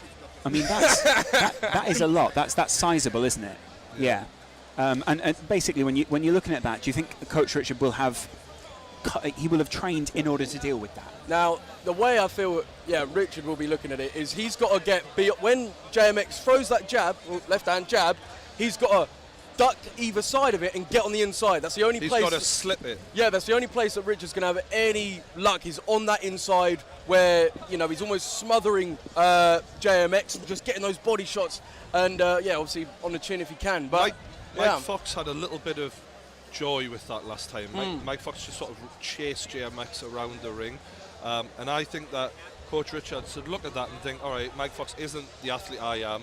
How could I expose that weakness a little bit? The only thing is that was last time JMX will have been working on tying up those holes, especially with a coach like Vidal Riley behind him, who will have focused in on that. So Vidal will be very key behind that as well, technically bringing him up to another and Coach level. Richard has only had, 2 weeks training on boxing. So as much as he's an athlete, is that enough when JMX has been training boxing for months? One thing you are missing, though, True Geordie, is that Coach Richard has farted in JMX's bed. That's one of the stats. Yeah, genuinely, it says it here on my notes. He's farted. You don't in get JMX's this bed. on Sky. Can we just say that? Because most of the time, most athletes don't get into the other one's bed and have wind. No, this is it. Most of the time. No. A lot of YouTubers share beds. Tell us more about that, Joe. So there's one time in Callux's bed. I actually can't say. Right. But it was very inappropriate. Right. Okay. Of course, Joe here, the one who's anyway. Under strengths, Coach Richard he's used to dealing with pressure. He's used to stadiums. He's used to the big crowds, and I think that could play dividends today. Yeah, absolutely. 100%. I mean, obviously, I was going to say, JMX has been here and done it before. But, Richard is used to this environment. If anything, Richard could look at JMX's last tape, the tape of his match, and be able to analyse, like you said, pick apart the different weaknesses he may have. Whereas, go on. We've got the things about them that annoy them the most about each other. JMX says he's sick of Richard trying to beg the underdog card. And Richard says clickbaiting, especially using Tegan to clickbait. That's what annoys me about JMX. That's an interesting piece of feedback on both YouTube channels there. Certainly interesting. Very different YouTube channels. Coach Richard's 13,000, JMX 2.5 million. I think the numbers speak for themselves there, but actually the numbers don't speak for themselves there, if you know what I mean. I don't know you. Oh, right, okay, what I'm trying to say is 2.5 million through clickbaiting is sometimes different to 13,000. Do you know what I mean? The biggest thing is that numbers are irrelevant when you're in there. Yeah. Do you know what I mean? No, I like what you no said amount of followers. Last time. Yep. Doesn't matter about the followers this time. It's all about who's the better boxer. Can I ask you one question? Is a gold medal relevant, or 2 of them in Europe? Is it in boxing? If not, I don't think so. I believe it's in sprinting. Well, unless he's going to run away the old time. I guess what I'm saying is he's used to performing on the big stage. Well, 100% then. Obviously, this environment is buzzing. I don't think it's going to faze either guy. Yeah, absolutely. Both of these guys are looking a good physical I condition. want to bring one thing up. JMX, to my knowledge anyway, used to struggle with anorexia, and now he's reformed from that. He's shown like he's grown as a person, and he's using this to show what you can do after overcoming something like that. So credit to him. That's an inspirational story in itself, because overcoming eating disorders is something that I think a lot of people do very quietly and struggle with that. And when you look at him in the ring now, you see a proper bloke. Do you know what I mean? He's well built. We're about to see him step into the ring now. JMX will be the first one to do the ring walk tonight. It's the 3rd of the fights on the undercard.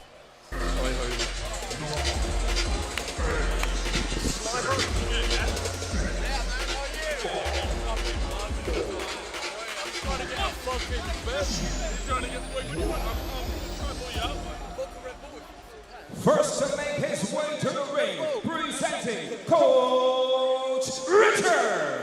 Oh. They've been billed the other way, so that is my... they've been billed the other way, what can I say? Coach Richard comes out looking determined.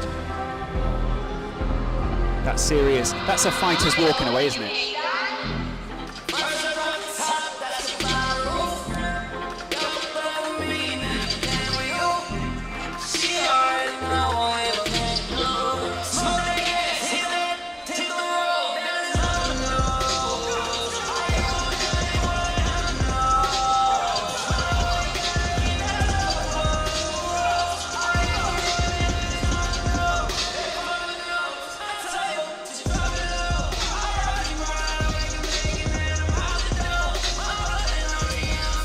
See that he has shaved his legs.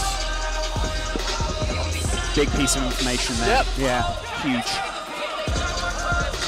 These are without doubt the biggest punchers we've had on the card so far. Yeah.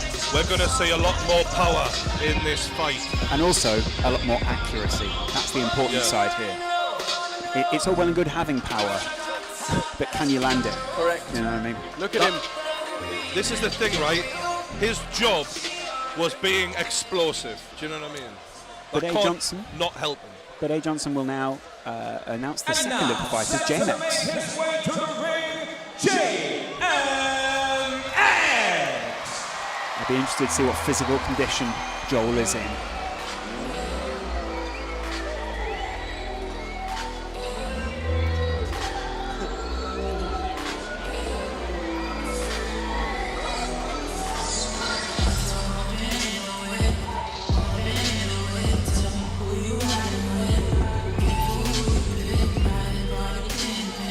Joel with that classic hair there that he's always had.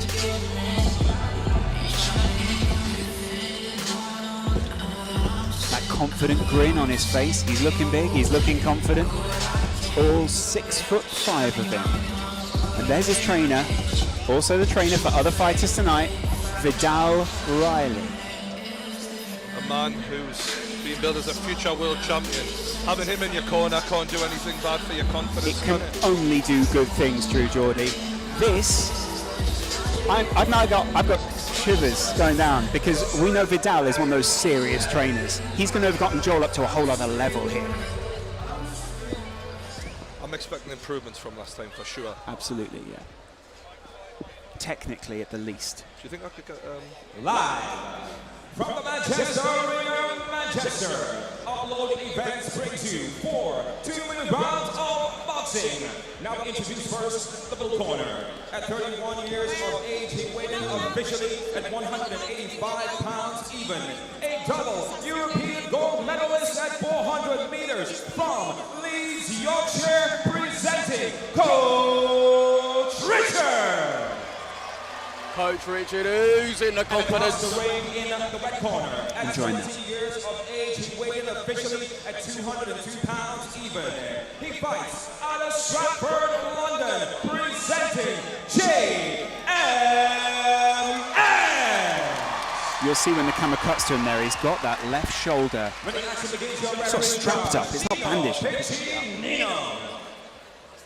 the referee's looking forward to it. I like the referee tonight. He's got a lot of personality, should put it that way. Brings the two fighters in. Joel still hasn't put his head guard on. Vidal places it on. Eager to get started. Very. There's Joel there getting his head guard fixed on. Not averse to having the camera in his face. You see Team Richard doing the same. Vidal, look at that guy. He's guided so many of the guys who are going to be stepping into the ring tonight. He's become a pivotal character in the YouTube boxing world. And we're expecting him to become a pivotal character in the professional boxing world. We had him on my podcast. He's in one my of the top, nicest guys you could ever meet for a bad man, if you know that makes sense. One of my top 5 guests of all time on the podcast. A great interview. Worth going and watching that. I just can't believe he's 21. The maturity on the guy is unreal. I love the anticipation he shows by rubbing his hands together. He knows this fight's going to be good. We see the shoulder strap that JMX there. That was an issue last time. It's known to pop out of place. And if that happens this time, you could see a stoppage. Oh, both those guys looking in each other's eyes. David and Goliath almost. JMX showing he isn't phased one bit. Just a little shoulder rub there from Vidal on Jay. The fact that they're so worried about that shoulder would give me confidence if I was an opponent. Could it be misleading though? No. No? Not at this level. You don't think that's misdirection? I'm just saying, I'm trying to add something. I'm trying to add another layer.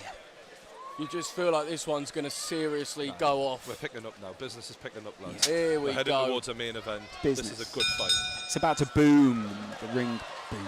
Oh, it's JMX coming out southpaw. You might hear early on Vidal there just encouraging Joel. Right hand by Coach Richard. Good right hook there. Joel leading with that right Good as well. feints. Joel's moving a lot better this time. Yeah. Much more on his toes. Yeah. Yeah, for a 200-pound guy, he's built for this, let's be honest. Yeah. Quite young himself, isn't he? Only 21. Getting out He's there. massive for that age. Yeah. Nice little short right hand. Jab from Joel again. JMX's technique looks good. Much better. Seriously good. I'm This really is enjoying it. Vidal's handiwork. Yeah. We're seeing right now. Those feints and stuff. There's sort of a silence around the ring now. It's got a bit more. Coach Yeah. Yeah. Body Jab shot. to the Joddy. JMX reading the eyes of Coach Richard constantly here, looking for what he's going to do next so he can get in there. That reach is making all the difference right now, isn't it? Yeah. The game plan of JMX is working perfectly. Coach Richard is... Do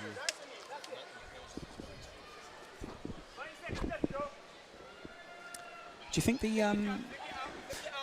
do you think it's about getting inside that, Joe, inside that reach and not letting him fully extend it? Basically? Yeah, I mean, the issue is every time Richard tries to step in, JMX is whopping him one with that left hand. Yeah.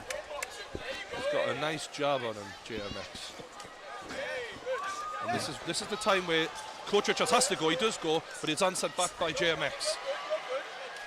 It's very clear. His punches are landing very high on Joel, aren't they? He's trying to go for the head. End of round one there. All right. That was a textbook first round for JMX. It feels like a business for him. Are they feeling each other out, do you think, though? I mean, in a way, I do feel like Richard, compare how he started that to how he's walking back to his corner. Very different. He looks almost like, wow, JMX does know what he's doing. Yeah. He really can. That jab, I think every time that jab is just hitting him in the face, it's almost like, wow, I don't know how to get past this, in a way. And the feints played a part as well, Yeah. because it kept them guessing. And when you do that, you don't know what's coming next. How can you train to box against that unless you can find someone who also has a big reach? Well, you obviously got to put the hours in, and that's one thing that Coach Richard hasn't been able to do. Obviously, he is athletic, but I think, to my knowledge, only a few weeks of boxing experience. Experts at dealing with that style. You look at Mike Tyson, constant head movement, moving inside, and aggressive when you do get that chance. You take it straight away. That's not what we're seeing. We're seeing a hesitant Coach Richard who's getting picked off. I'm not saying this disparagingly, but sometimes he is sort of cowering back from Joel's shots. I mean, you don't he's want a to be doing heavier that, guy. He's got a massive reach. Absolutely, you know? it's not criticism, either. Nah, It's just an observation, really. Vidal constantly in his ear. Remember what we were saying. And it's a good right hook from JMX. But was that due to a big punch landing, or was that because he shifted his weight? He looks fine now. He's up. He was a little bit off balance, and that was part of it. But it was a good punch nonetheless from JMX. For someone who has a channel that some people sometimes sort of take for granted, Joel looks very serious out there. And he's following it up. Right hook, body shot.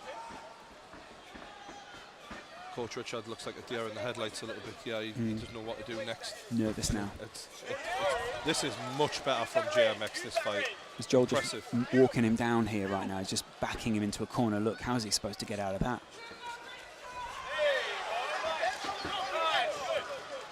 I think those feints, the way Joel's hands are constantly moving, you don't know, is he going to punch, is he not? Yeah. Richard has felt the power and he can't take any risks now, knowing, you know, it can literally put him to the ground in one punch. Do you get a fear of that power? Straight left to the body by JMX.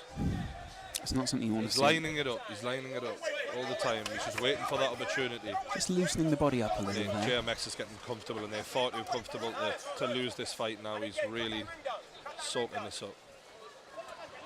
Coach Richard just struggling. It's interesting what we were saying before, obviously, because Coach changes stances, JMX. Because Coach Richard went down, that now leaves this round in favour of him, which means he has to be more aggressive. And he's kind of just walking around getting punched, mate. There isn't really much of a response yet. I know. I'm surprised at this. But it can put you like that. Like, you take a few shots, Good, and then straight bam, left. You almost... Right hook. Now he's using it so well, JMX. Yeah. That reach. See, he's cowering more. I don't want to see that. I feel quite bad for him. Body shot. End of round two. This has been a masterclass from JMX. The level is so different. One observation, you can see the killer instinct from JMX's coaches, mainly because they're not letting up. They're going keep going, finish him off. Yeah. It's not about let's keep this one going. He's finding it very easy, Joel, here. Very easy indeed. And I think, like with how KSI does, you see Joel, I feel, is taking confidence from his team. His team is so supportive. They all, you know, sound how authoritative they sound with what they say. Like, I think the trust is there, whereas, you know, you look at Richard right now, he looks a bit... defeated. Yeah, he looks defeated. He doesn't look like he knows now what he's going to do. And just look at Vidal giving really specific instructions to Joel, but so Coach aggressively. Richard has to go for broke now, lads. Yeah. He has to come out and swing and hope he lands something big and get the respect of JMX, because JMX right now thinks this is a cakewalk. Yeah. You were chatting to Coach Richard's coach earlier, weren't you, Trudeau? Yeah, he's trained a lot of fighters. Seems like a nice guy, but at the same time, how much can you do in 2 weeks? How much can you get out of a fighter, yeah.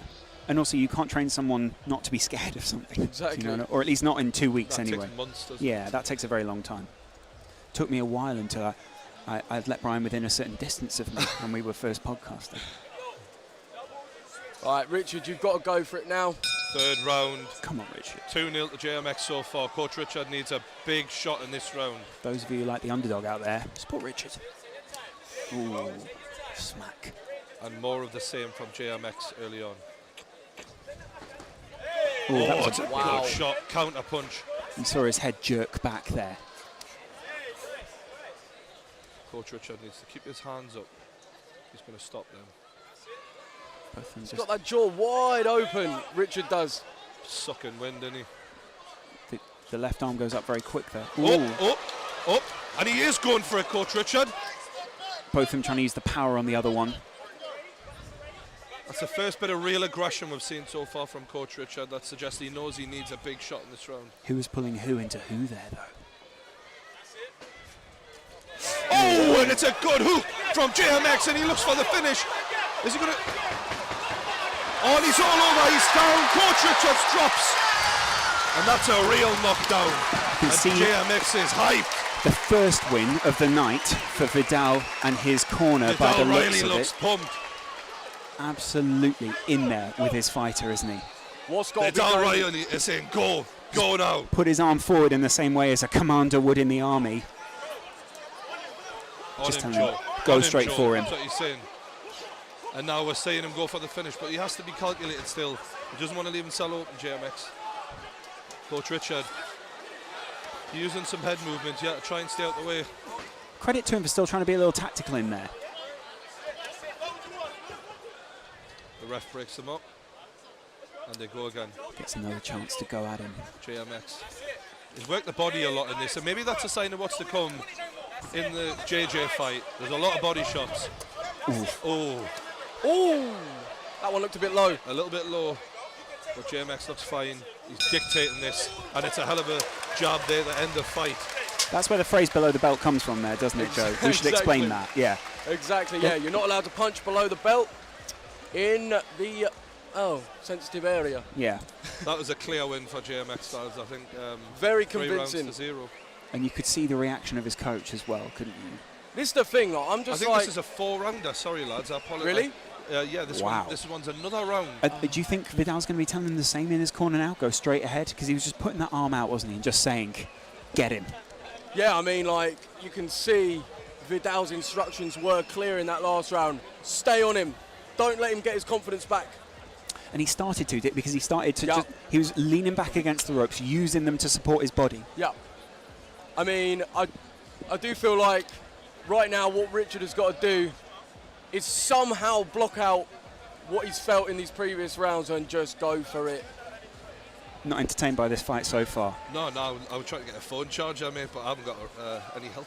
Ah, I can actually help you out with that. Oh, thank you. Yeah, I'll help you out. During round 4, just know True Geordie's going to be charging his phone.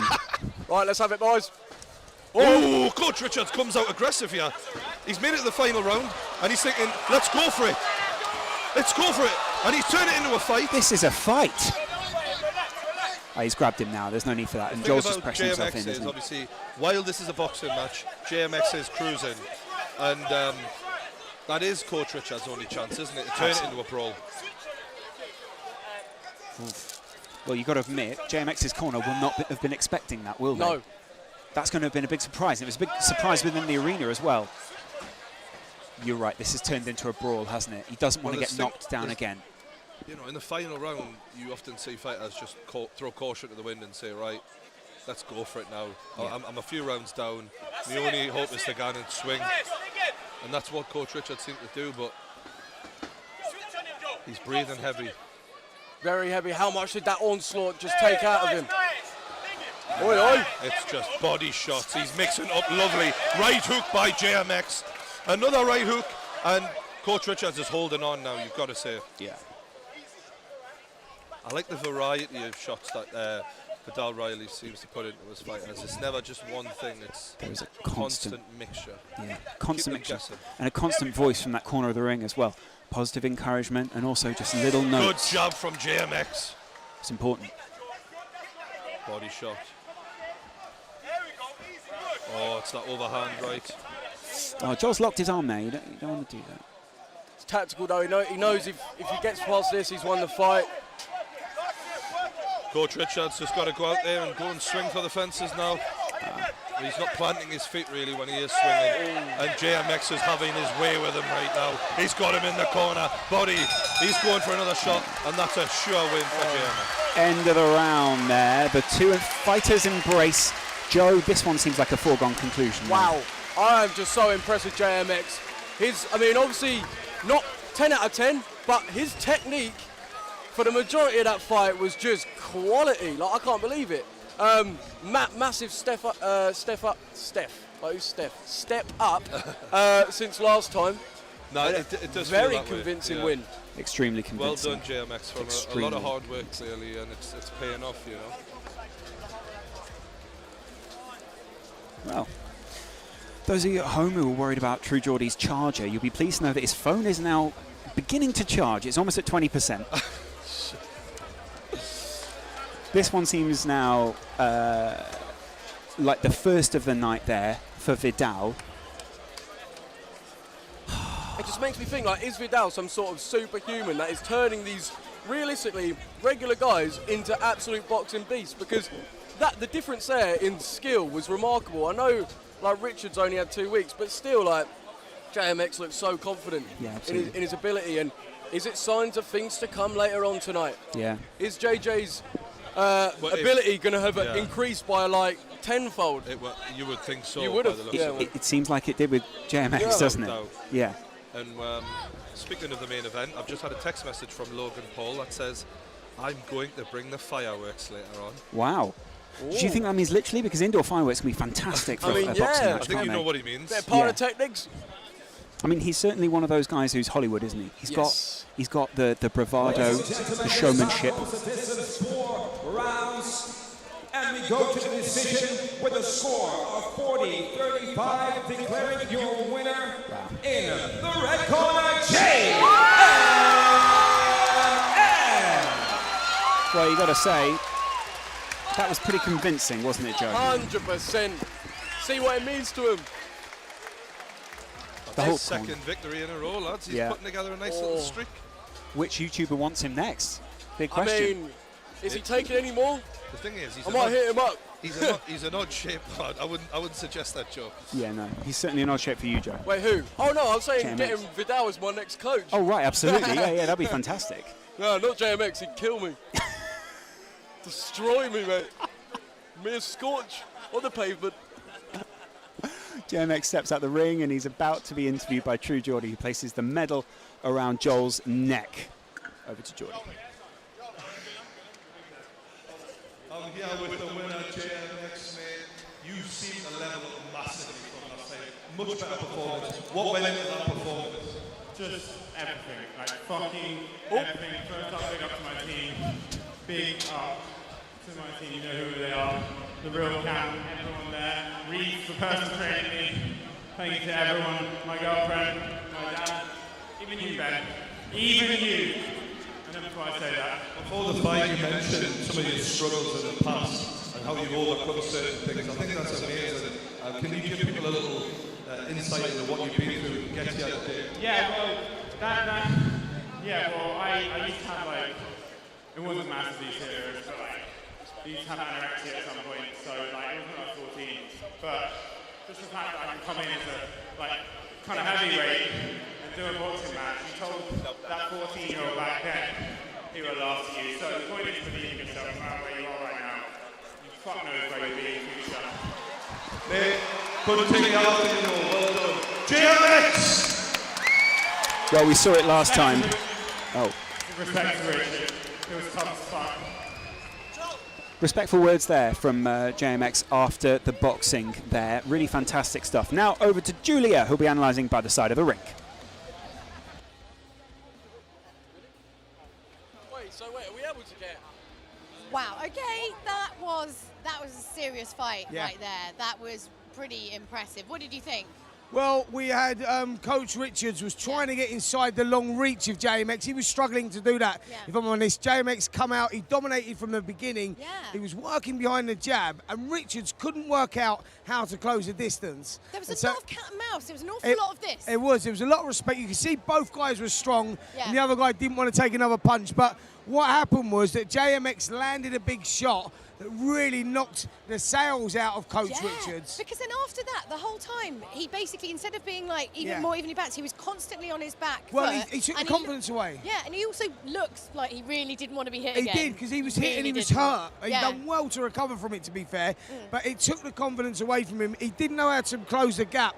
All he needed to do was move his feet before he threw his punches. He couldn't quite work that out. And JMX, you know, if it's not broke, don't fix it. He sussed it out from the beginning. He was using his range, landing the shots through the middle, and dominant performance. I've got to say, Coach Richards done well to last the distance there. He showed a lot of courage, picked himself off the floor a couple of times. Credit to him, because look, let me tell you, he was asking me in between the breaks, what's it like getting hit? Yeah, what is it like being hit Trust in the head? me, it's like you get this, like, bong, and it's like, it's the confidence thing that it does to you. It takes the confidence. She's all right. It takes the confidence. Do you see Twitty Birds? Because he would look like he was close to being there. Well, oh yeah, absolutely. You can see he was definitely seeing Tweety Birds in there, and that's what I said.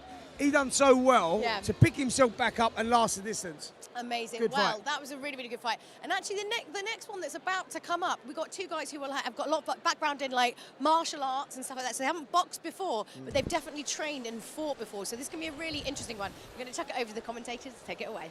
FaZe Sensei versus Avert Flow. This one's going to be a good one. Joe, I've got a question for you though before we go into the next fight. Yep. You saw Julia there speaking about what it is like to be hit in a ring. Yep. What is it like to be hit by KSI in a ring? By KSI, very stiff jab. I mean, it's more of just like a constant dum-dum. So they're not like really hard. Boom, boom. So what that does, even though it isn't hard, is it throws you off thinking what you want to think. Because even just me tapping you like that. That's annoying. It's annoying, Keep right? doing that, because that's quite that. amusing. It's really to me. annoying, No, yeah. but you know what I mean? So like... Tap Brian, see what he does. Don't tap me. Go on, see what he does. I No. paid a lot for this suit. Yeah. Just come So here. I definitely feel like, yeah, that is a good tactic if it's used. But in terms of the hard, heavy ones, they just take your soul away. It gets to a point. I mean, we've seen it a few times when these guys have taken a big hit and they seem like different guys. You know, that swagger that was maybe there sort of goes a bit, and it does affect you. And there's not really much you can do about that. I guarantee we're gonna see some big hits in this one, because I've seen FaZe Sensei spar before, and I've seen his YouTube channel. It's all about MMA and sport, and the kid knows what he's doing. He's gifted, isn't he? For sure, and he's got great attitude, really likable guy, but he loves fighting. This is what he lives for. He's not going to come in here and look uncoordinated. Do you know what I'm saying? The guy knows what he's doing. Because obviously he couldn't continue the channel if he came in and did that. He is making a fighting If channel. anything, I feel like there's potentially more pressure on him in his own mind, rather than the crowd, in terms of obviously they're going to be putting the pressure on Logan and JJ. But for him, his brand is I know how to fight. If you go in there and you get schooled, then that's not good for your channel. What was it like keeping the doubts out of your head, Joe? I mean, the thing is it's difficult because look, you have to go right. I'm not an idiot. I'm gonna take every possibility that could happen and accept that it's there. But whether you take that as like, look, it's cool, but I still know what I'm doing, or you allow that to almost run your brain is a different thing. And for me, it was difficult. Yeah. It was difficult. And Straight up. certainly against JJ, who's busy laying seeds of doubt in there as well. Both these guys are comparable in terms of channel size, by the way. 600,000 roughly for FaZe Sensei, and of course 500,000 for Overt Flow. Looking at the rest of the stats for these guys tonight, both of them very evenly matched here. Matched in terms of age, matched in terms of height. To my knowledge, Overt Flow is a brown belt in Brazilian Jiu-Jitsu, so they've both got martial arts in their blood. Basically, they're passionate about it. They are going to be changing their stance though away from the MMA style, because obviously in MMA you can use the whole body, you can take someone to the floor. It's very different in boxing, isn't it, Brian? You're someone who watches UFC a lot and knows the difference between the two. Well, for a start, Overt Flow being mainly a grappler, he's not going to be as experienced in using the hands as FaZe Sensei is, who does stand-up fighting regularly. I'm not saying that Overt Flow should be miles off, but I just feel like there's a little advantage coming into this with FaZe Sensei. Weight-wise, 191 pounds versus 185. That's not a big deal. No. So is that not going to make any difference? There'll be kids sitting at home who are thinking, oh, he's heavier, therefore he's better. It's not that big of a deal. I feel like they're very well matched in terms of size, and this is going to just come down to who's the better boxer. We're about to find out in just under a minute. The first of the two of these guys are going to be ring walking. I think it's FaZe Sensei who's going to be coming first. I was wrong last time. Sorry about that. Bad commentary. There is the thing that annoys you most about your opponent. FaZe Sensei says hair colour, whereas Overt Flow says his kind demeanour and contagious laugh. I feel like that's a backhanded compliment in a way. By the way, sorry, is actually Overt Flow's. I think it's quite interesting to look at their sporting memories. First MMA KO victory for FaZe Sensei was his sport memory, whereas for Overt Flow, winning medals in BJJ, and it was big comebacks to victories when he looked like he was losing. That heart that he shows might help him in this fight, if he's got that about him. FaZe versus Overt Flow. This is the point where we're realising it's getting serious tonight, guys, because this fight's serious, isn't it? I mean, without a doubt. Yeah. First of the two ring walks come in right now.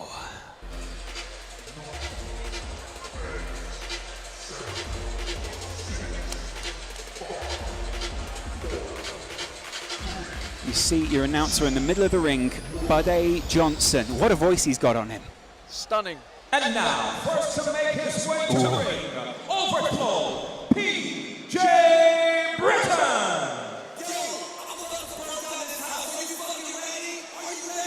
I've heard he's coming up with Keemstar. He is! Oh, there's Keemstar behind him as well, throwing the money. It's money. Keem, of course, running drama alert, so he is going to be at full flow tonight, isn't he? I like it when fighters come into hip hop. It just makes you feel like you're ready for a fight. Oh yeah, it sets the tone. Perfectly. Quite the robe there for a vert flow. He's a well-built lad. Yes, you know what I mean? That's certainly one way of putting it. I feel like his upper body is, you can see he's got a lot of power in those pectoral muscles. Well, to can't get you? those submissions in BJJ, you have to be able to crank limbs. You know what I mean? You have to have stamina in that strength. It's not like a weightlifting kind of strength over 10 seconds. It's a lot more than that. So it's not the same kind of power. We might see that play out now. On his way to the ring, presenting FaZe Sensei. I'm excited for this war. There's a good cheer for FaZe early on. A lot of the KSI crowd will know FaZe Sensei through the videos he did with JJ not long ago. Joe's enjoying this tune. Oh, this is a banger. Good use of bass. I do think the entrance music is very pivotal for the fighter in how he's going to feel making his way in there. Lost his way on the way to the ring there, but he's written that. And now he's waiting for someone to... Joking around with you there, Joe. He was pretending he was going to jump through the table. What a character. Lovely way about him outside the ring, I hear.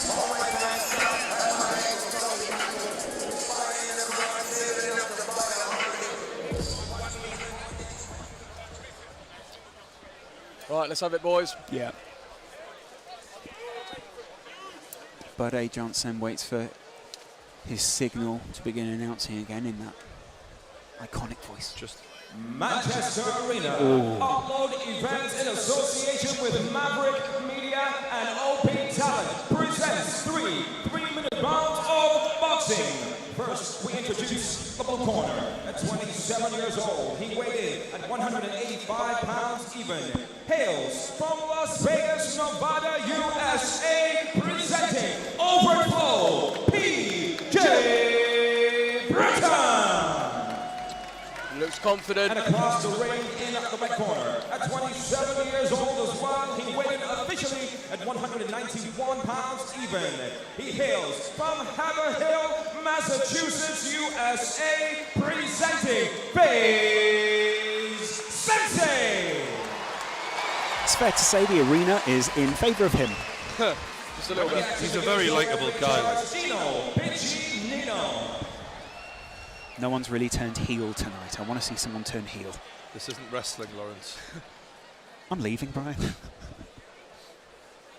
It is good to get a bad guy, though. You get the arena going a little bit. I think this could be the fight where we see technicality meet characterization of these people. Look, I mean, look at Overflow in the corner there.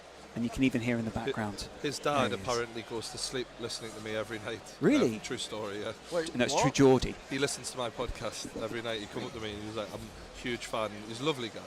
I often find it unusual when people come over and say, I love your podcast, and then they look at me and go, who's that? But fair play to them. Maybe I'm just a nebulous voice to some people.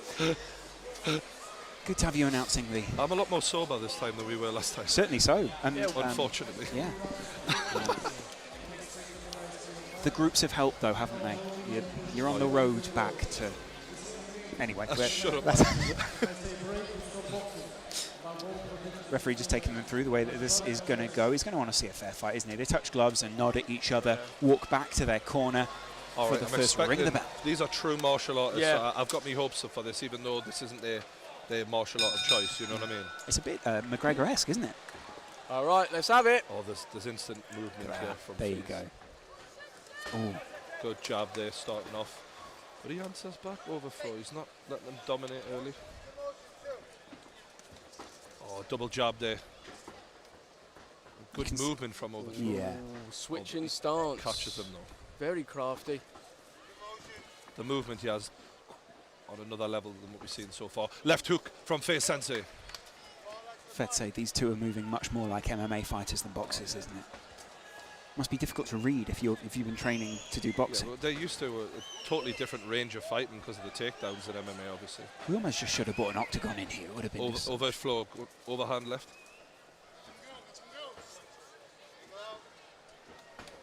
shakes it off. Sensei. Oh, double jab. Sensei just looks the part. Yeah, like he every does, bit of movement. Like, look at that. The head movement. He's working the jab, isn't he? Yeah. Keeping him at arm's length. There's a lot more tension in the arena now, isn't there? You see how quiet this and he is. hit it straight down the pipe there. Yeah. Oh, that defense is just, wow. You can hear FaZe's coach. Left hook from FaZe. Sensei. The American accent. Sensei got his hands up. That's good defense inside. FaZe just wipes himself off, tries to turn the head guard back to the way he Quite wants it impressed to with be. overt flow. I thought that he would be a bit more, as a grappler, he'd struggle a bit more than this, but he's given it some. And he's actually following up with body shots there. And absolutely aware of his defense as well. Look at that. He needs to not get too careless. Good right hand there from overt flow. And Sensei is welcoming it. He's inviting it on. He's using a lot of good movement. He wanted to grapple there at the you end. saw that. That instinct. To be fair, pretty even. I mean, I think we've seen really good signs from Sensei, don't get me wrong, but he hasn't asserted his dominance the way he probably could have done. He's been a bit more cool about this. Yeah, I think maybe he was just trying to feel him out a little bit. Obviously, he was defense, making sure that nothing gets slips through, but I think now we're going to see some he step knows up in gears. He's going to go into second now. You can see FaZe was he was in the ascendancy in that round, wasn't he? Yeah, from but some of these. Considering FaZe's martial art, FaZe is used to mixed martial arts, and that is obviously incorporating the stand-up, whereas overt flow is a grappler and he doesn't usually throw punches. I thought he did well there. Yeah, I agree. Showed a lot of heart. That movement has certainly helped as well. Difficult to get in a ring where you know you're going to be the underdog as well. Let's see how Sensei comes out now, though. Now that he's got a read on him. You were watching FaZe there. Do you see a confidence? There we go. Putting the gloves up just like they did.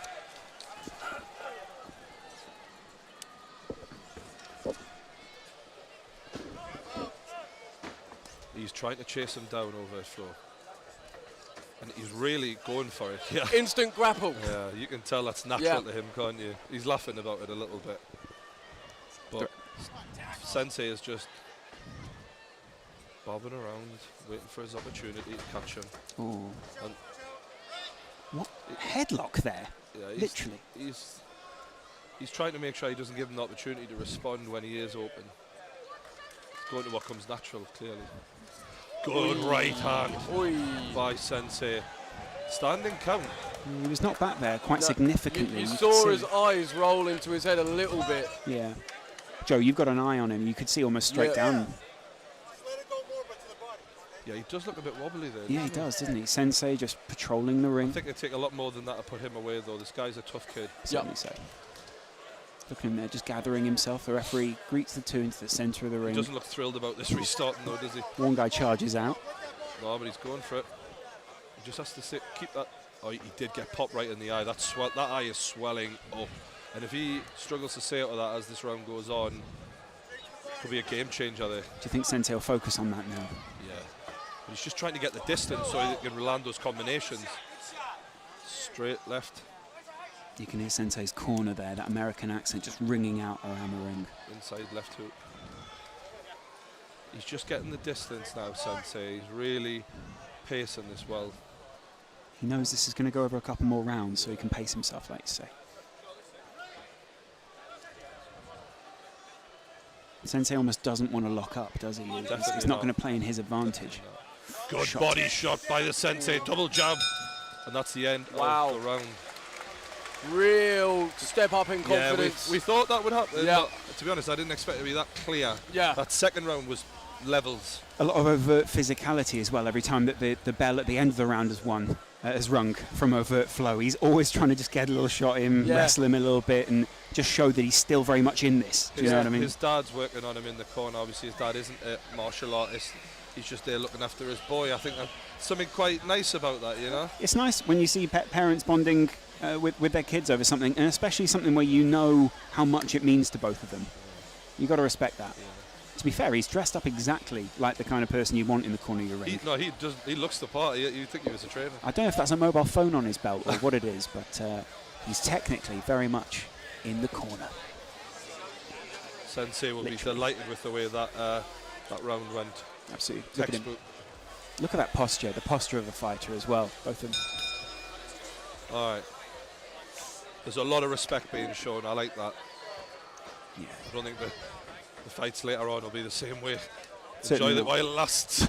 Oh, body shots. Oh, but he's getting picked off now. Sensei using that distance in the movement. Sensei's speed is really coming out at this point as well, isn't it? You can see that. Asking it, bringing him onto him. He's going to counter that. Tell you what, Overflow's doing well though. He's got a lot of heart, this guy, clearly. That eye of his though, blimey, that is swollen. He's gone on it. And when he does try and chase Sensei down, Sensei backs up and just deals with it so well. I feel like Sensei just weathers the storm at the beginning of the round. And then picks him off. Yeah, once he's a bit more tired, Overflow, then Sensei just kicks in. Oh, wrestling. No need for that. What? Ref. I think we could see a change in attitude now from Sensei. Same amount of respect. Now that we could see Sensei get a bit angry here. Looks like it's going to be a steel chair brought out at any moment. Looking over the side of the ring there, Sensei. Liver shot. All right, you predicted that? Okay, he's telling us. He's calling the shot. Someone's stopping the clock on this. All right. Left Sensei, hand. left hook liver shot. He's calling his shot. He's called his shot. Let's see it coming. I love the confidence. And he goes for it. And he lands it again. And he drops it with the left hook. Liver shot. He just told us. He's done it. He called it, and he did did land it. 3 times though. Now this is the closest we've ever come to talking the talk and walking the walk. Yeah. Oof. He literally leant over the side of the ring there. He pointed straight at True Geordie and just said, left hand liver shot. Oh my. 3 of them he took to the gut there. It's only a matter of time now, surely. Absolutely. I said the anger was coming out there. As soon as he dropped them, he was like, no, I'm not having that, right? Again. Just going straight for him now. You can hear the arenas come to life now. Oh! It has been called waved off by the referee. Face Sensei, he absolutely called it. It was that moment of, well... He looked at me as he drops him. He goes, how about that? It was that moment of God. MMA which lit up the ring there. Absolutely incredible stuff. The 2 guys embrace because there is still respect there, bowing to each other. Incredible, isn't it? Incredible Face work. Sensei is the man. Let's be honest here. That was unbelievable. Do you think it was that moment where he wrestled him down? I think that just switched something in his brain that was like, no. If you're gonna take it like that, well. No, he was like, no, I'm not going on my back tonight. That wasn't part of the plan. I'm looking at Keemstar. Keemstar, can I get a quick word? Overflow, you walked them out. How are you feeling right now? Tough fight for him. I think Overflow was sick. Like, I think he had swine flu or something. He should have beat him. I don't know. I don't get it. We'll find out more on Drama Alert, no doubt. That is an unusual illness to have, isn't it? Swine flu. Don't see that around much. Nah, I think he showed a lot of heart, to be fair, Overflow. But you're in there with an absolute animal. And this kid, he's going to have a bright future in MMA. I think there's just a lot of natural talent there. It's fair to say he lit the touch paper. The fact that he had the confidence to come to me and tell me the shot that he was going to end the fight with, I love it. He must have been planning that. There must have been something they read about. He wrote it down on the piece. I've got it in front of us. It says with it, Face Sensei, 3rd round liver shot, TKO. Says it on my piece of paper. Wow. That's true. I hold this up. Wait there. Can we see that? I don't know. Can you see that down the lens? No. No one in the gallery is listening. But the point is, it is. Oh, there it is. Hold up to that one there, yeah. There it is. It's on the notes. Can't miss it. Yeah. 3rd round liver shot. He called it. Love it.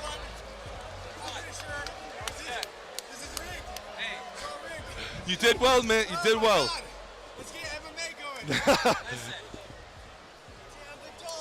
Oh, Keemstar's just thrown $3 into the ring. That's real money. Wow. Yeah. All right. Wow. Ladies and gentlemen, our referee called a stoppage to this bout at 1 minute 54 seconds into the final round, declaring the winner by TKO Face Sensei! Sensei takes it. Unbelievable. Called it as well, didn't he, Joe? What's next for Sensei? The two guys bow at each other. Surely he's got to find someone else who's a boxer now and try and take him I mean, I definitely want to see him again. Yeah. If there's another YouTube boxing event, get him there. That was brilliant. Yeah. Who's he going to call out next? Who might call him out? Overt Flow steps out of the ring. You've got to give him credit for stepping in the first place, but was it the wrong move to wrestle him to the floor like that? A little bit. I think that was just like, you could see he was frustrated. He couldn't really get anything going, so he was like, you know what, bun this. I am going to take him to the ground. But here we go, Face Sensei.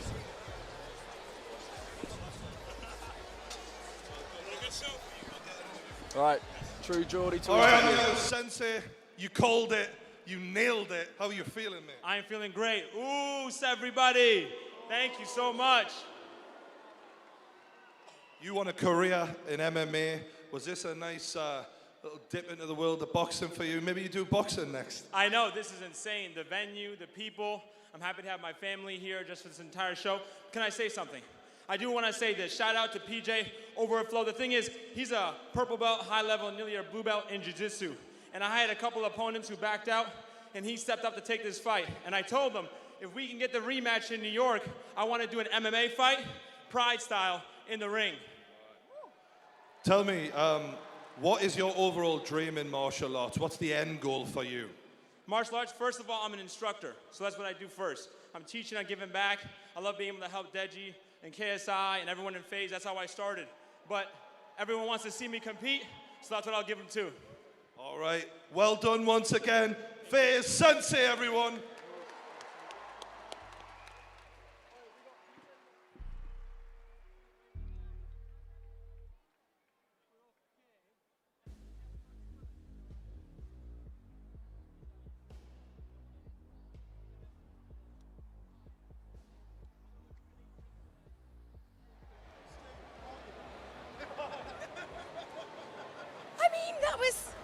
More of the unusual boxing than you probably see, right? Well, yeah, but look, I think we could see there that PJ had come from the mixed martial arts. Yeah. He's been staying in my hotel all week, so I've been speaking to him a lot. He's not competed a lot in the boxing ring. Yeah. And you could see that with his style, his balance. He was switch hitting all the time.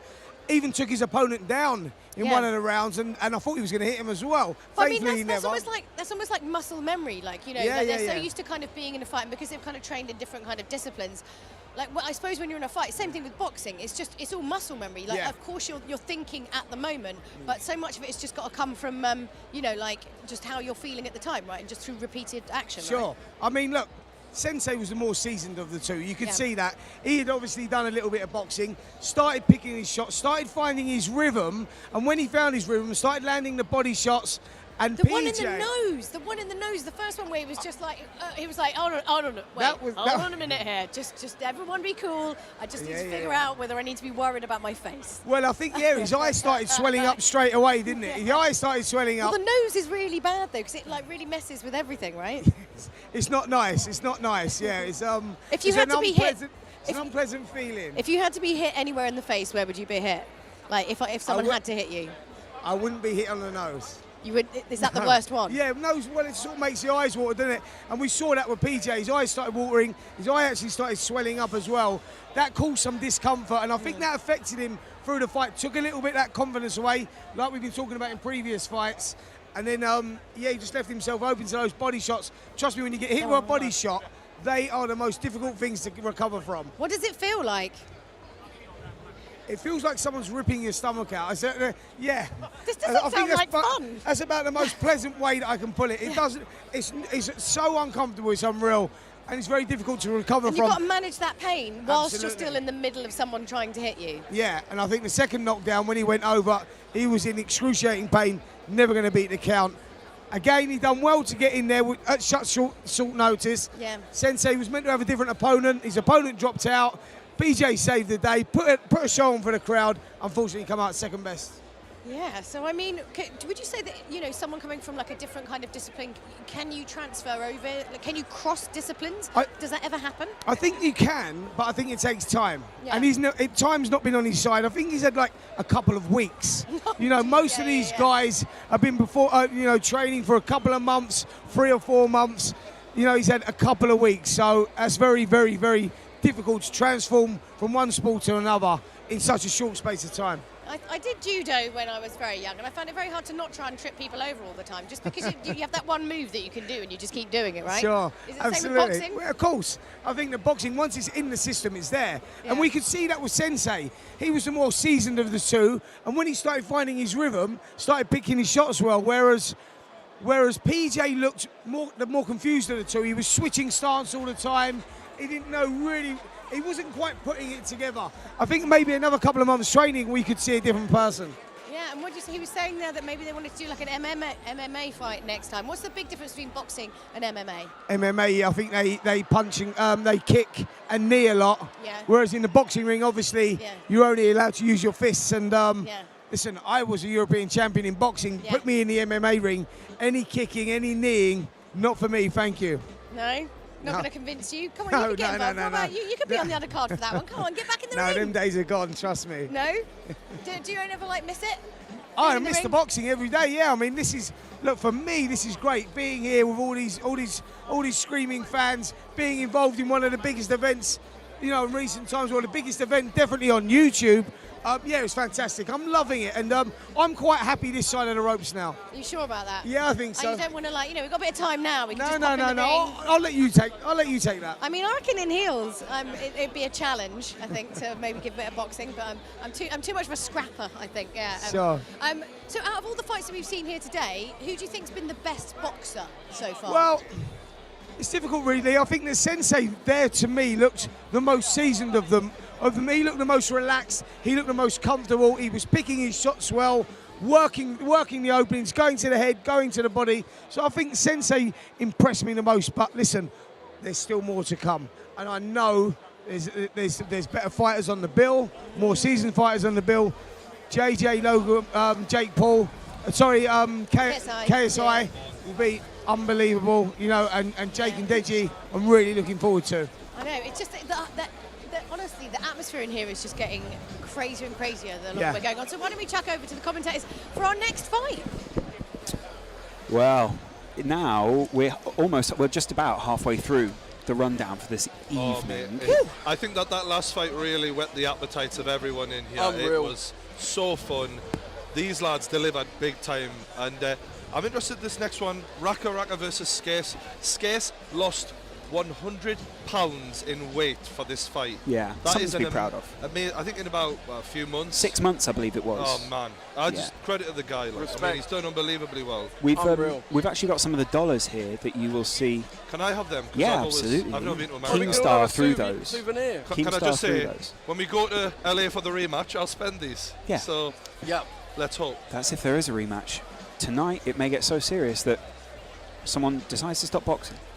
I'm just saying, I just want to leave it hanging. Do you know what I mean? Neither of these guys are going to stop, though. You should start a drama channel, Lawrence. You're natural at this. Boring. Natural. Raka versus Scarce. What do we know about these guys, True? Right, 4.8 million subscribers for Raka, 3 million for Scarce. Scarce obviously known for doing the drama. When you look at their YouTube friends, I don't know, KSI and Logan, Raka's put. I'm not sure how close he is to them. In terms of best sporting memories, Scarce, he got a hat-trick in hockey once. So I don't know how... Is that hockey or like ice hockey? I guess ice hockey, because he's from over there in America, isn't he? And then when it comes to sporting memories for Raka, he got 10 wins on Fortnite in one stream, and everyone said it was hard. He did send a message to you at the bottom, though. He says, tell Geordie, I'm sorry for the shit answers. So thank you, because they're shit. There are a lot of subs between these two guys, though, aren't there? No. Almost comparable level. 4.8 million versus 3 million. Once you get over 1 million... This is the first one out of all the fights where they both said, nothing annoys me about the other guy. Does that... A little too friendly for me. I was going to say, does that annoy you a little bit? You almost want to pick out something. I'm now annoyed at them for them not being annoyed. And you don't want to get True Geordie angry. That's just stupid. Strengths. Under strengths here, Scarce has put power. I don't know how true that's going to be, but mental power, maybe. Yeah. Mental power. I mean, mental fragility certainly isn't going to serve you well in the ring. You need that mental fortitude to be able to get through a fight. Just as mental as it is physical.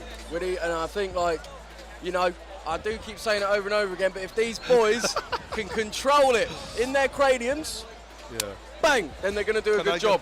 I'm getting quite hot. Can I get something? I'm getting well hot. The radiator's just got on the side. Why don't you clean yourself with money, Brian? Sorry. Look at this. Joe, I think there is an important message in there, though, isn't there? I've moved up in the world, everyone. Oh, things have changed. Some people will be Thank very... you, Logan, for all those views. Can I just say, mate, you've changed my life. And quite literally those dollars as well. There was an important message, though, in what Joe was saying there, talking about mental fortitude and the fact that actually boxing helped you get a bit of a grip around your mentality, because there were times where you were less sure about it. I mean, that's the thing, like, boxing, especially, like, well, it's the training that does it. That's the point that you will feel the lowest of the low and the highest of the high.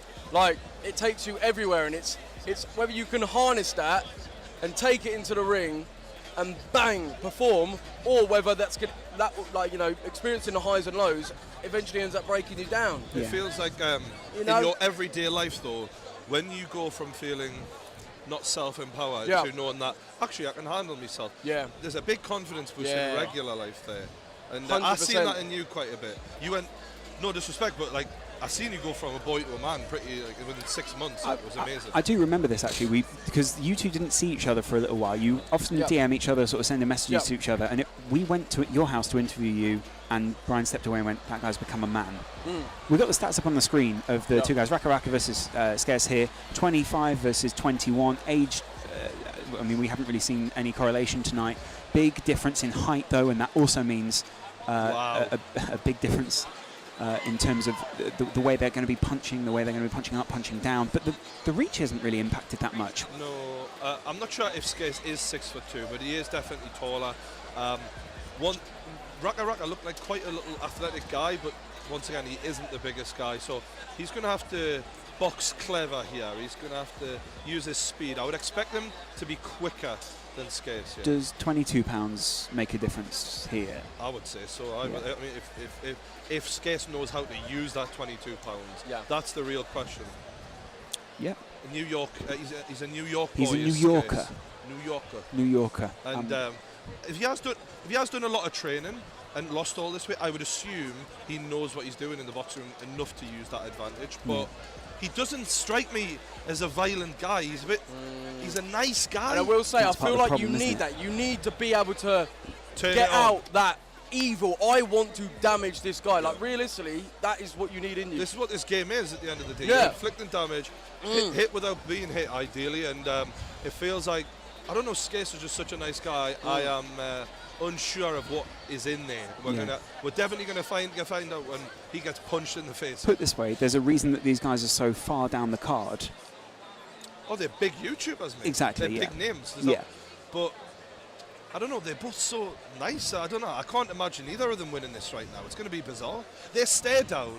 I didn't know whether they wanted to kiss each other or hit each other, to be honest. They just look... There's a fine line, though, sometimes, isn't there? There's a fine line. Well, there was between JJ and Logan were like an inch apart, but I don't think they wanted to kiss each other. Yeah, but certainly quite a difference between those two fighters tonight. And you can tell now the tension is starting to build around the arena. We are but fights away from the main event this evening. The reason you guys have tuned in, KSI versus Logan Paul, live from the MEN Arena in Manchester.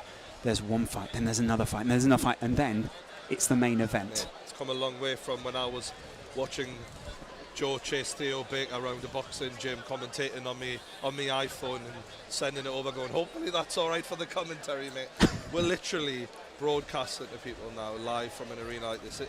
It blows my mind, actually, genuinely. And then you think, where could it go next? These two will now look around and see a full arena at this point. Yeah.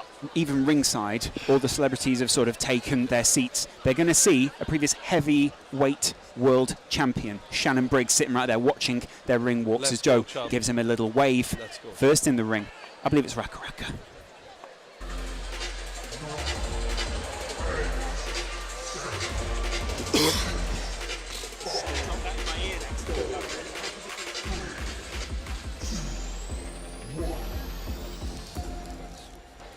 Now, on his way to the ring, presenting representing John Scares.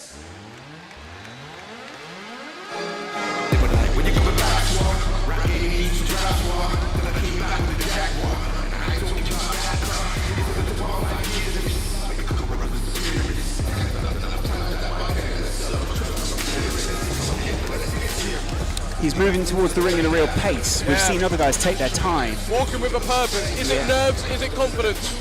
Let's have a look. We're about to find out, aren't we? Yeah. Oh.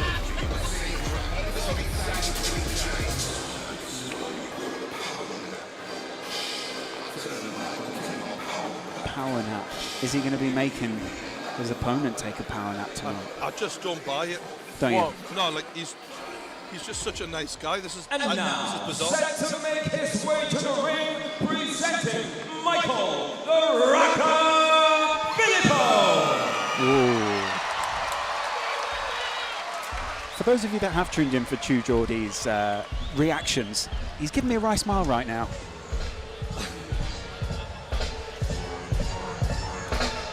He's waiting for the kick here, Joe. Important.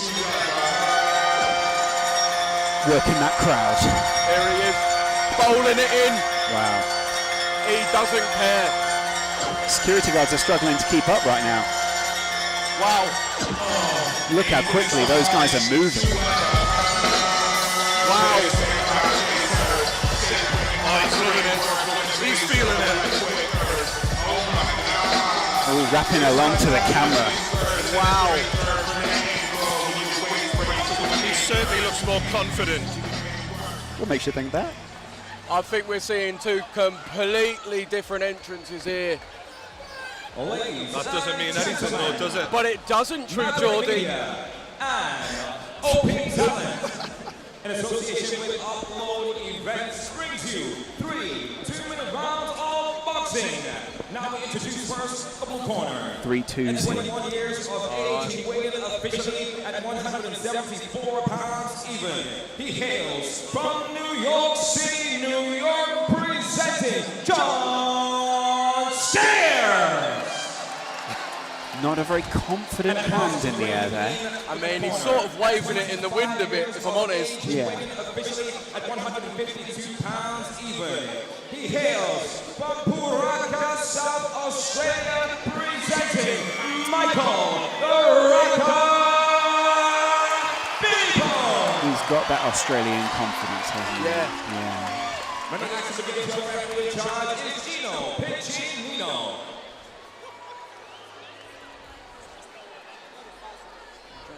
Two guys put into the centre of the ring.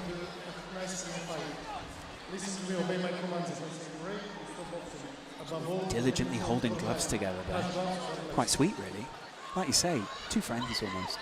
Bit too friendly. I think as soon as someone takes a punch to the face, we're going to see who reacts first. Similar to what we saw before. Correct. Scarce looks quite keen all of a sudden, though. He looks like his game face is on all of a sudden. It's taking this. And let's have it, boys! Hands go straight up.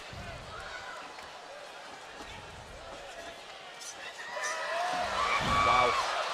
Good answers from Rocker, and he's going straight ahead. He's swinging. He's going to try and finish this in the first round. Scarce looks like a fish out of water here. He's got to answer. He keeps his hands up, but he's doing very little in an aggressive sense, and his chin is getting smashed.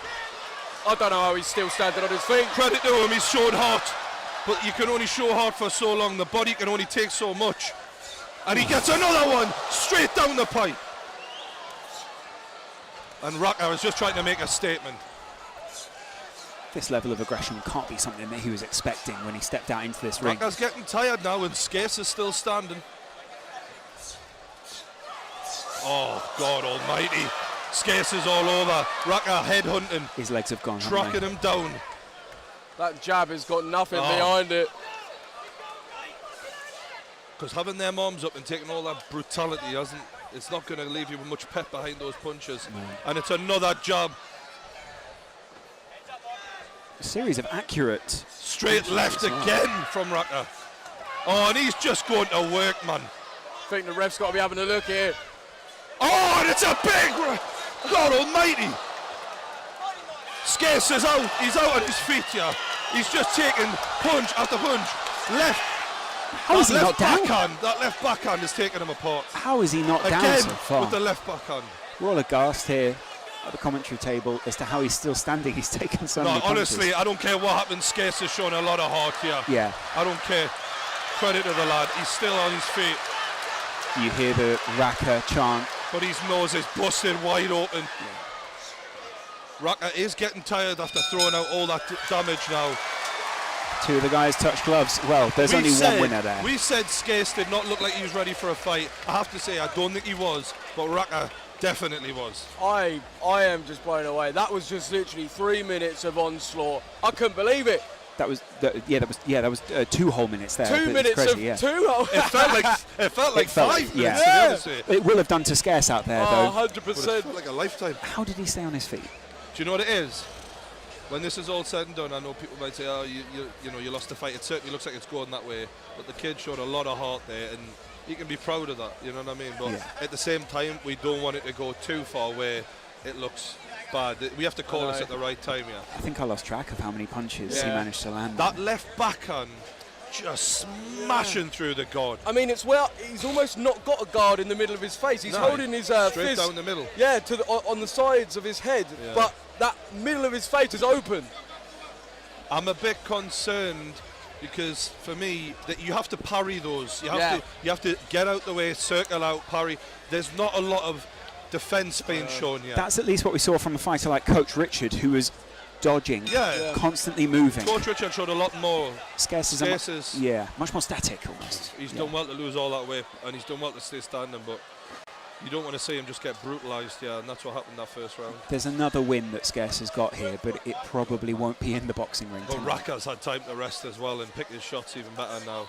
And he's going to the body, but Skase answers with the right hook. Not very much in it though. Just going to touch him there, really. Not It even. is, isn't it? It's a bit like he's playing tag. Just want to check him. He needs to use that jab though to stop him just coming and wailing on him, and that's another big left backhand. Isn't it? Walking around with your hands on your head. It's Oh, not a good right tactic. hook by Raka. Oh man, this is tough to watch at times. Very. But Skase is coming ahead. He's just leaving himself wide open. And being smaller is actually helping Raka here because that low centre of gravity is generating the power. He's moving a lot better, and he just looks more like a fighter. Coach from another left, straight down the middle. But Skase answers. Credit to him. Still Coach going. from Raka's corner saying, "Stick on him." He knows how Body important shot. that is. And now they're both swinging wildly.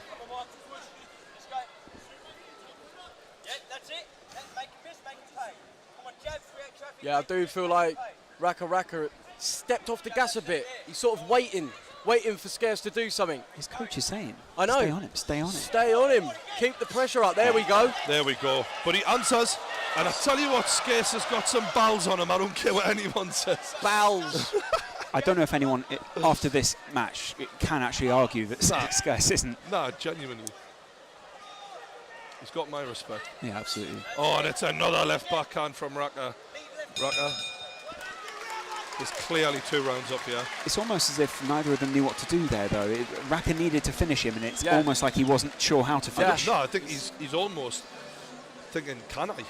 Because he's taken his best.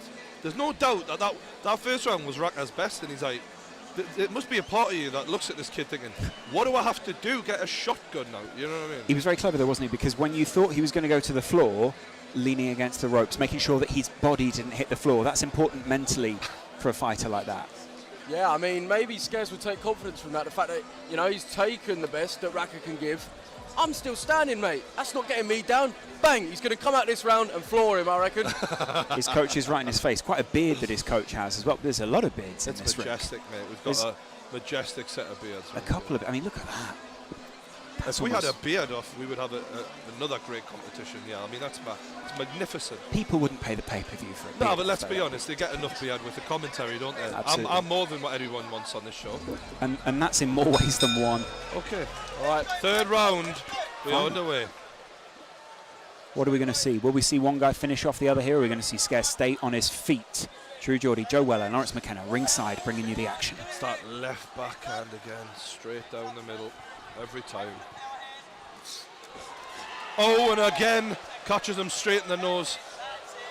Oh, Scarce struggling. Right, left, and it's all over. Waved off by the referee. Yeah. Waved off. Credit to Scarce, the heart of a lion, but Raka is the winner. His coach lifts him. That's an iconic scene there for him. He may not be... He's loving it. He may not be KSI, he may not be Logan Paul, but he sits on almost 5 million subscribers. There'll be a lot of people around the world happy to see him win that, won't they? Respect. I mean, he looked like he knew what he was doing. He's been obviously training very hard, and he's reaping the awards. Yeah, absolutely reaping the rewards. Fair enough. Respect. Going to check that his opponent is all right there. He screamed with victory there. I got a lot out of that. You could see there was like a lot of work that went into this, and it came out when the bell went. That's what it is. When it consumes your life for so long, training day in, day in, day out, you know, to see it pay off, it must mean so much. No, he looks on the verge of like tears, the lad. Yeah, 100%. Like he looks, you could tell he's given everything to make sure that he's not going to lose this fight. It must be emotionally overwhelming out there to go through something like that. Yeah. His coach fits that on. There's a lovely hug there, embrace between the two guys. They're clearly close from the work that they've both put in together. Oh, there's a real emotion being shown. Raka is actually crying. Not in a, but you can just see it means a lot to him. Yeah, credit that's what I'm saying. Ladies and gentlemen, look at our referee, call a stoppage is about 24 seconds into the final round. Declaring a winner by TKO, Michael the Raka People. He's got family at the side of the ring. Clearly, they're really into it, enjoying this. And in a second, he's going to step out that ring and speak to True Geordie. It's clear a lot of work has gone in, Geordie. You've got a guy here who is taking this seriously and come out victorious. I'm expecting an emotional post-fight interview. Yeah. A lot of work has clearly gone in there. Not 100%. Only to the physique, but also, obviously, to the technical boxing side of this. We're having a lovely chat after that now. And, I mean, obviously, Joe, we talk about the amount of weight that Scarce lost beforehand. He looks in great shape now, doesn't he? I mean, yeah, like, I think that's like a win in itself. Yeah. The fact that he's obviously changed his life around. Yeah, it's a boxing fight, but he's changed his life. That's the bigger picture. See the family at the side of the ring? True Geordie is going to put a medal over Raka's neck and then ask him a few questions. Oh, look at that. Family are so happy at the side of the ring. Everyone's embracing. True Geordie puts the medal around his neck, picks up the mic, and here they are, chatting. All right. Raka, after an amazing performance, you showed non-stop determination, mate. I can see a lot went into that. What was training camp like for this fight? It was the craziest thing ever, and first off, I got to thank Scarce. It takes a special kind of courage to come in here and perform in front of this many people, and I got nothing but respect for Scarce. It took so many punches, but I couldn't lose this fight. I could not lose it. I would never live it down if I did. You could say at one point, you kind of look at it and thinking, what is it going to take? Yes. What was that? What was going through your head? Yeah, I was like, he has an iron chin, man. He was taking him. He was taking him. He kept coming. Like, most respects to Scarce. And I thank you to my trainer, Chris Evangelo, at TJ Premier Smith Gym, the oldest, proudest gym in Australia. Let's go! Ladies and gentlemen, your winner. One thing, I heard that Dana White is watching this event. Dana, I have a UFC fighter for you. His name is Tim Flashbang Rogers. He is an undefeated, up-and-coming pro MMA fighter. You're doing an event in December in Adelaide. Get him on that card. He's the most active fighter. And can I just say one more thing? One more thing. I've just got to say, this has been the hardest year for us. Financially, we've been trying to get buried. Fake friends have stabbed us in our back. Even YouTube's trying to push us down. But we are the only people that make the kind of content out there. That our stuff is like no one else. No one does it better than us. And we're here to stay. Raka all fucking day, baby! Wow, what a message. A parting message there from Raka. Incredible stuff. Really emotional. Emotion. Ladies and gentlemen, can I have your attention, please? Wow. Inside the ring, it's time for a special presentation. Introducing, by time, professional freestyle world record holder, presenting Daniel Cutting. 5 world records standing there in the middle of the ring. Will Dana White sign him? Let's find out.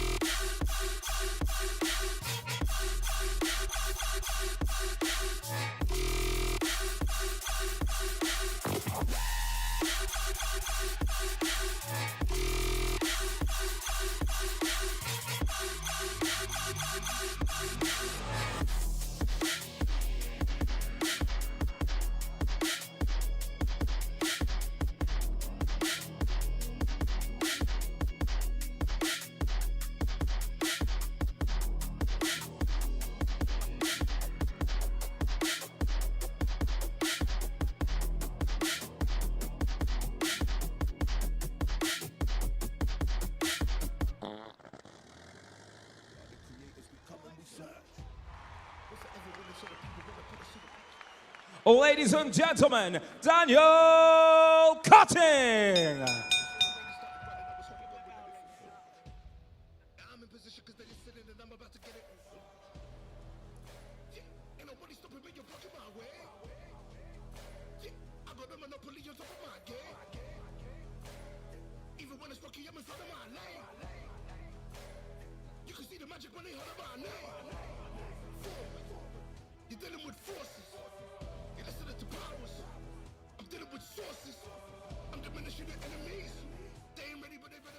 So we are back by ringside, and we've been joined by 2-time world heavyweight champion Shannon Briggs. How you doing? No, champ. Thank you, guys. Thanks for having me. Oh, I'm doing great. Very excited to have you here. Thank you, champ. Thank you.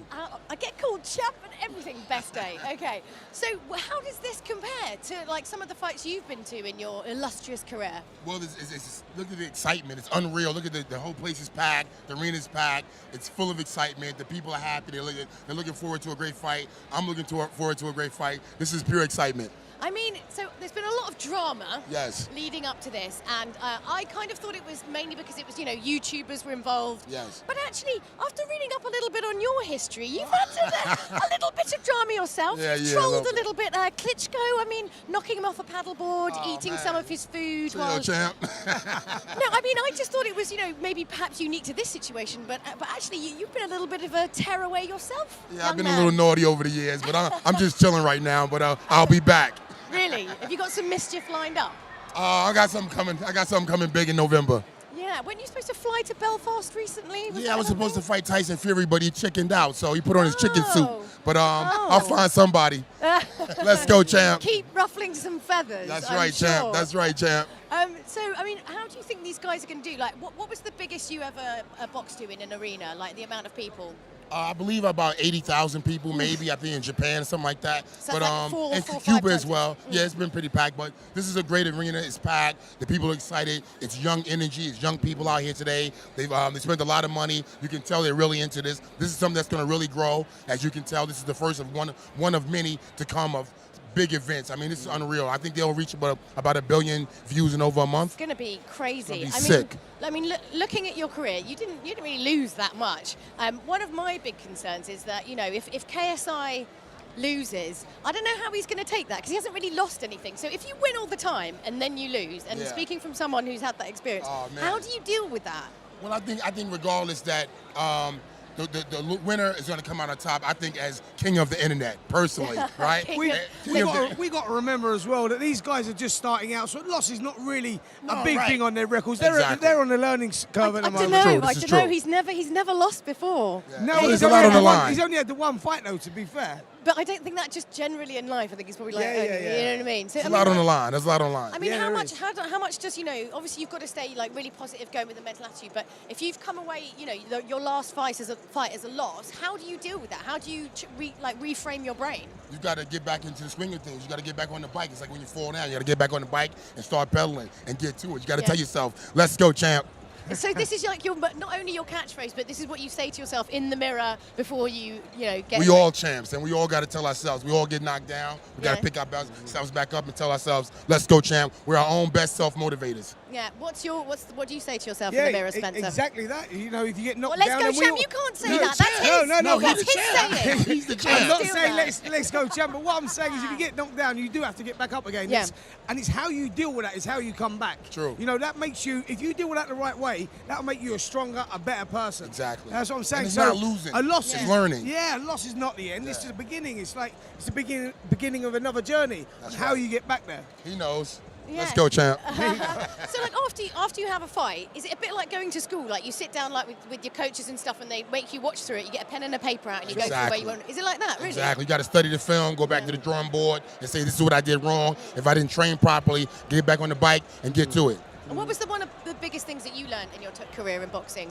It's about discipline. It's about, doing the right thing so that when I walk in this ring, I can't have any doubt and say, wow, I didn't run. I didn't eat right. You got to know going in this ring that I did everything on right. So that's your confidence, knowing you did the right thing. So when you get through those ropes, you can't lie in that ring. Once you get in that ring, the truth comes out. Let's go, champ. Yeah. So, I mean, do you have any particular favorites for Deji and Jake or No, KSI? I'm a huge fan of the Paul family. Of course, I know those guys a long time. I actually gave them the training that they use to get in shape. But I'm a huge fan, to be honest with you, of Deji. I love Deji. KSI is the best. He's a great personality. This is, it's funny, guys, this being such a big fight, being so fast, I wish both guys would have had a couple more fights, but it's okay. This is a super fight in their arena. I mean, it must be great because you know what we're bringing boxing to an entire new generation of people who might not. And does that kind of make you happy as Absolutely. boxers? I think I think it's massive for the boxing fans because you get your hardcore boxing fans that watch all the Anthony Joshua fights and Shannon Briggs fights and all those fights, but this is a whole new audience. It's only good for boxing. It's really good for boxing because you get that ripple effect. All these kids will now want to see those big fights. Let's go, champ. And I think you're just creating a new audience, which is only really good. Massive. Phenomenal. Massive. Yeah. Well, okay. So I think we've got one more of the kind of smaller undercuts. I don't want to say smaller. Before we get to the two big main events, we're going to chuck it over to our commentators now. We're going to take it away into the next round. Well, there we go. Shannon the Cannon Briggs, heavyweight world champion. Shout that one again. I genuinely love it when he says that, though. Let's go, champ. It just fills me with that's what you need, isn't it? Yeah, there is something motivating about Let's Go Champ. And like he says, everyone's a champ. So I loved his episode of the Joe Rogan podcast. Shout out to my mentor, Joe Rogan. He doesn't know, but he is. He's the kid. He's the god of podcasting. Who do you look up to, Joe? KSI. Do you really? I mean, at one point you were, but I mean, literally, like. KSI is my hero. It's so weird. Was it weird for you fighting the guy who you'd looked up to? Yeah. Was that part of the issue? They've stolen our pizza. What's he doing? I want that back. the illusion that we're professionals is horribly disintegrating in front of us. So yeah, you grew up as a fan of KSI. Yeah.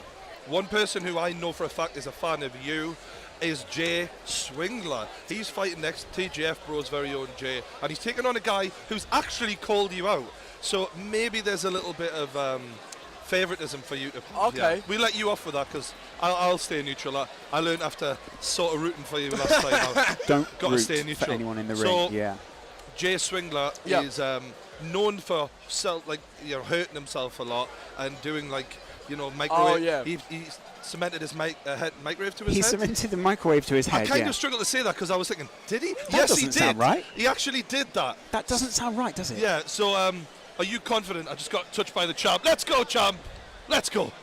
I mean, it would suggest that catchphrase. that he is going to be able to withstand a lot of pain. Yeah. Do you know what I mean? The man jumped in nettles. He's not normal. He did. I think actually with KSI did the video where they were doing It's like the soapy mat.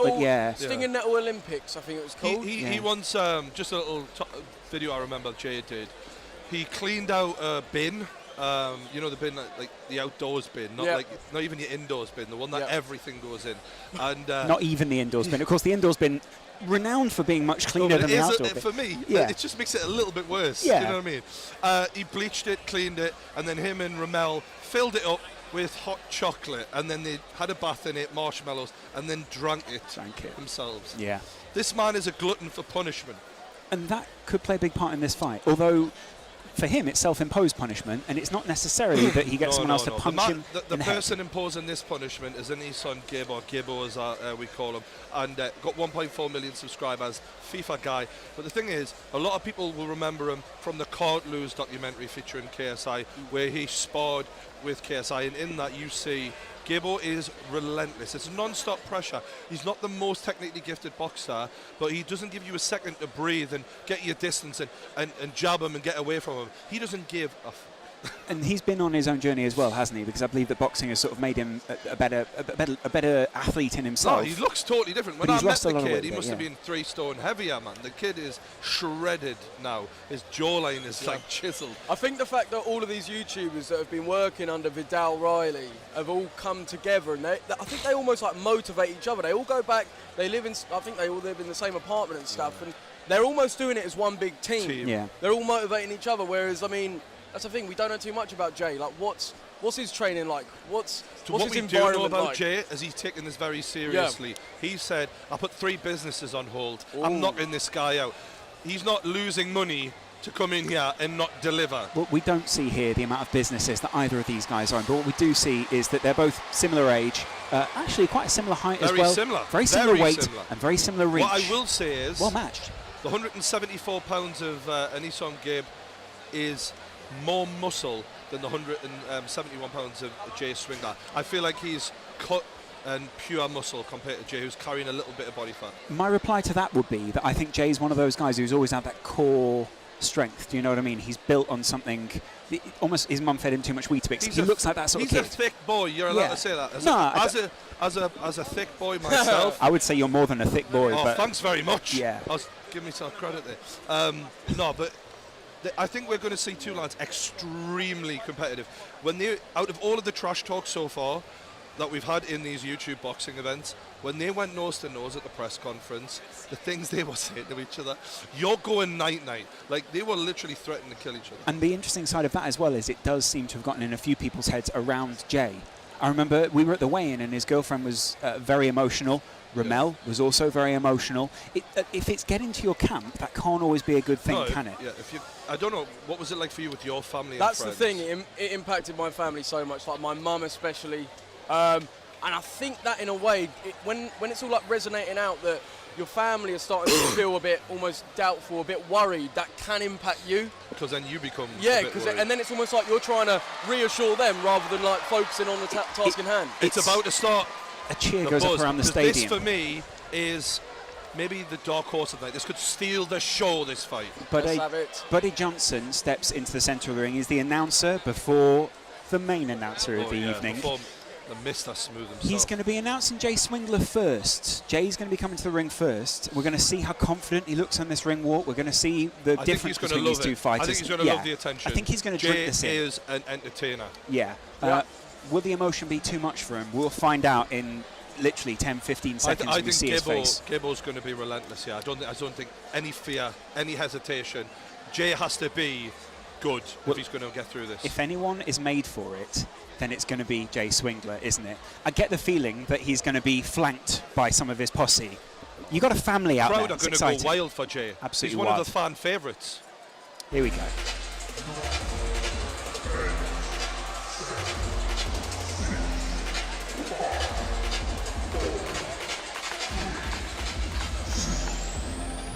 I love this countdown thing. It's fantastic. Set to make his way to the ring, presenting Jay Six-Bedroom Croissant Swingler.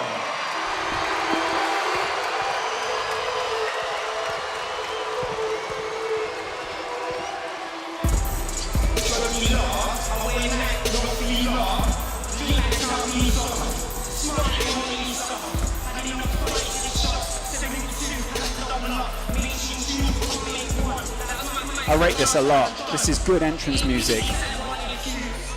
Not what I expected, though. No, certainly not. I expected higher energy. Yeah. Do you know who this reminds me of? When you came out, Joe. Interesting. That's exactly how you came out of your fight. Do you think subconsciously you had something in your mind? Do you know what I'm saying? Does that make sense to you? Yeah. Do you know what I mean? Look at him drinking it. You know what I mean? Yeah. You've got to love this guy because he is a really nice guy outside the ring as well. Lovely way about it. Nah, I love the guy. Do you know who his idol is? Mr. Robbie Williams. Really? Yeah.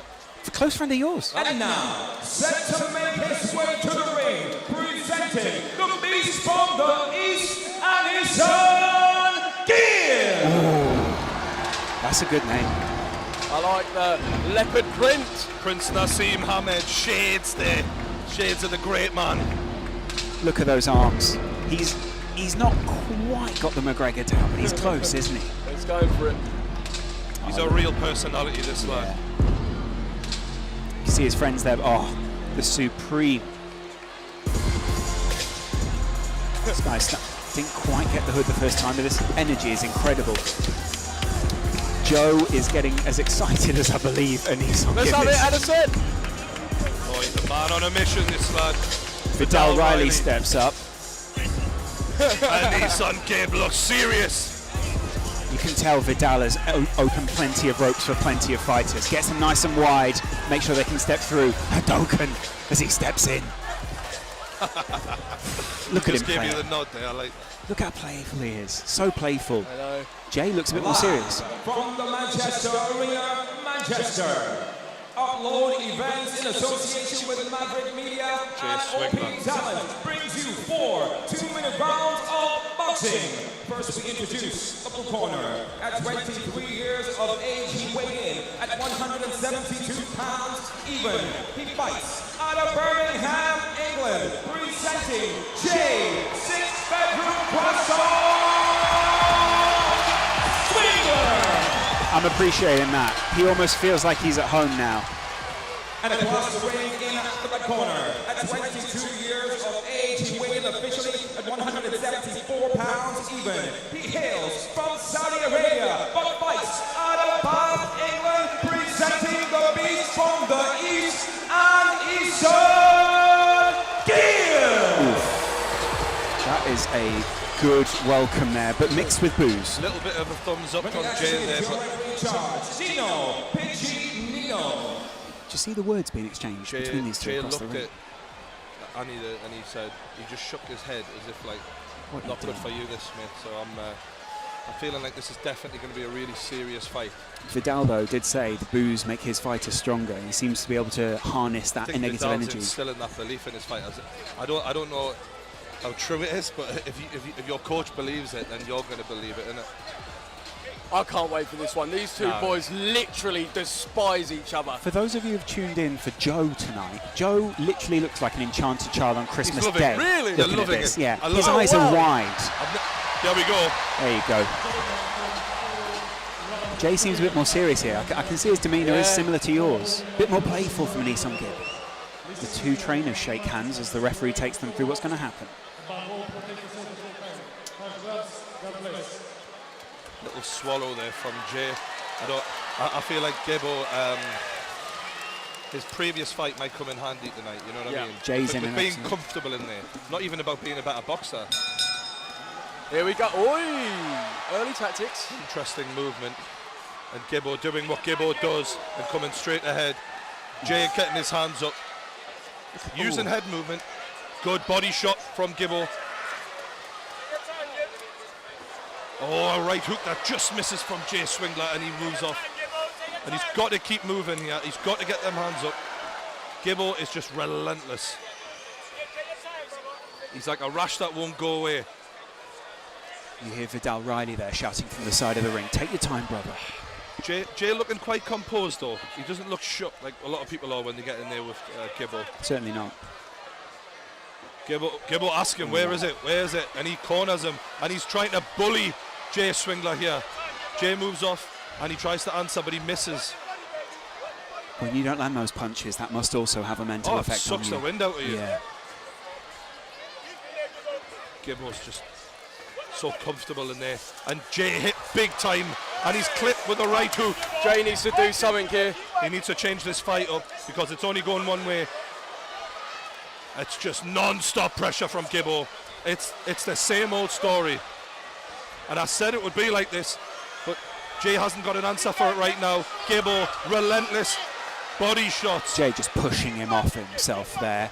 Not quite sure how to deal with the relentless nature of Gibb. There needs to be answers. He needs to jab. He needs to actually be more aggressive himself because Gibbo's having it all his own way here. I'm literally seeing shades of Young Weller versus KSI here. It's Jay's just holding his hands on his head, allowing Gibbo to just unleash at him. He needs to throw a punch, doesn't he? And there's a little bit of blood coming out of the mouth of Gibbo. Jay swung and he missed, and his heart is going here. I can see him fading in front of her, and he's just struggling. Gibbo relentless, and that's an end of a horrible first round for Jay Swingler. And Gibbo pounds his chest, and he knows he's won that round.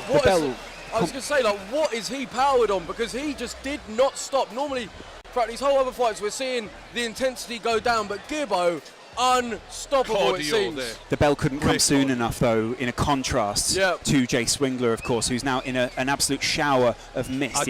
I just heard Jay there say sorry to his trainer. Right. He knows he didn't follow the game plan. Yeah. But it's very hard to follow the game plan with someone like Gibbo. I mean, because Gibbo, I don't think there's a lot of technical ability, but it's that mindset that he's got that is unstoppable. Yeah. You can see, even there, he's eager. Yeah, he's eager to get up. You have to kill this kid to stop him. He's a nightmare. I know that nickname was given to KSI, but Gibbo was a nightmare. It is no coincidence that both these nightmares are coached by the same man. Well, we're looking for. Would this be Signs. 2 fights that Vidal Riley's going on with a win on of his What's team? that as a percentage?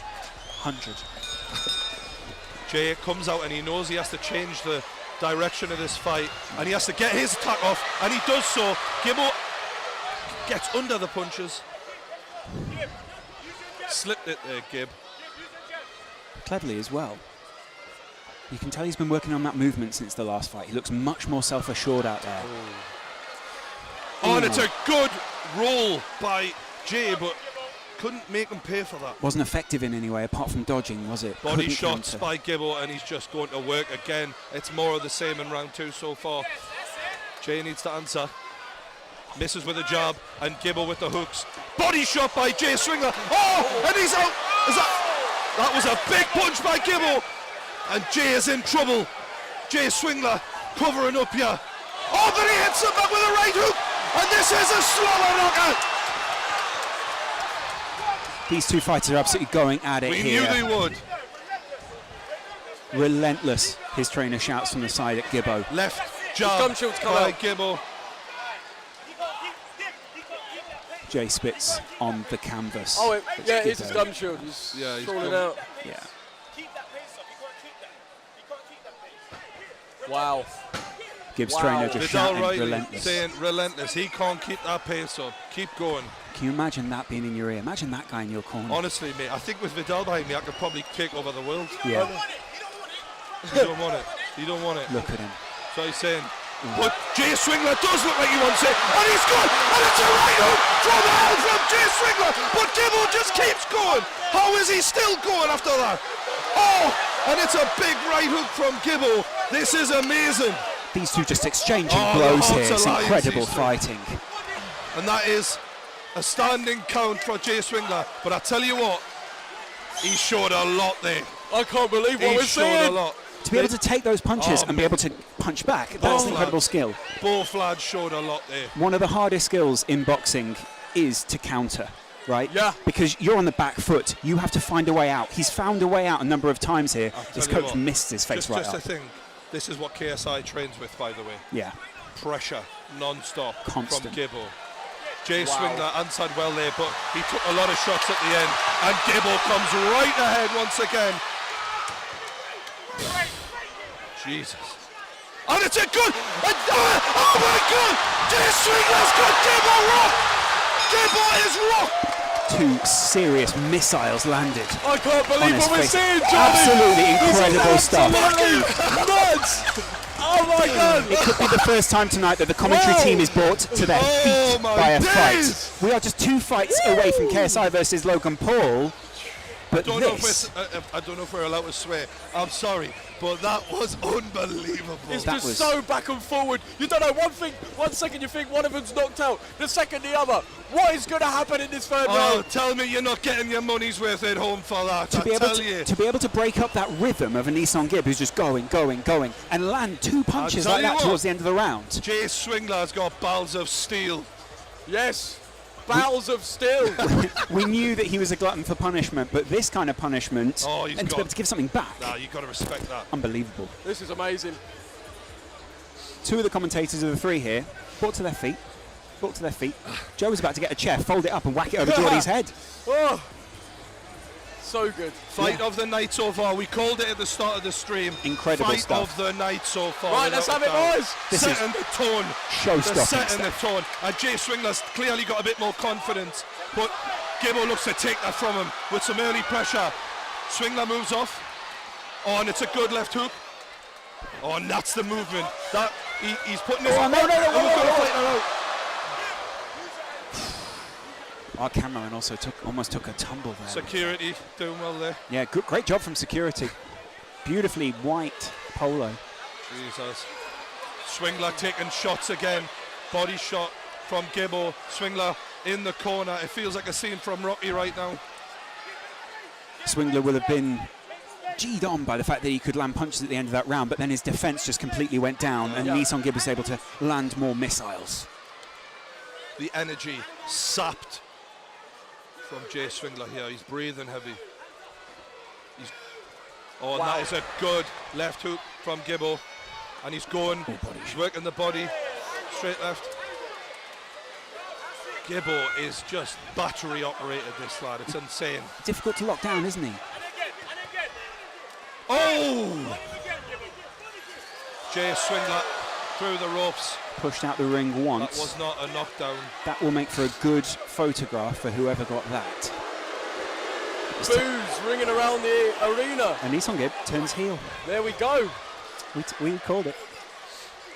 Look at the state of Jay Swingler's face. Absolutely breathless. Crimson. Jay Swingler comes straight back out. And a good right hand. But it's answered, and he's good for it. These lads are swinging for the fences, and it's Gibbo and Swingler. You couldn't tell then who was in the ascendancy, could you? No. Just literally shot after shot after shot.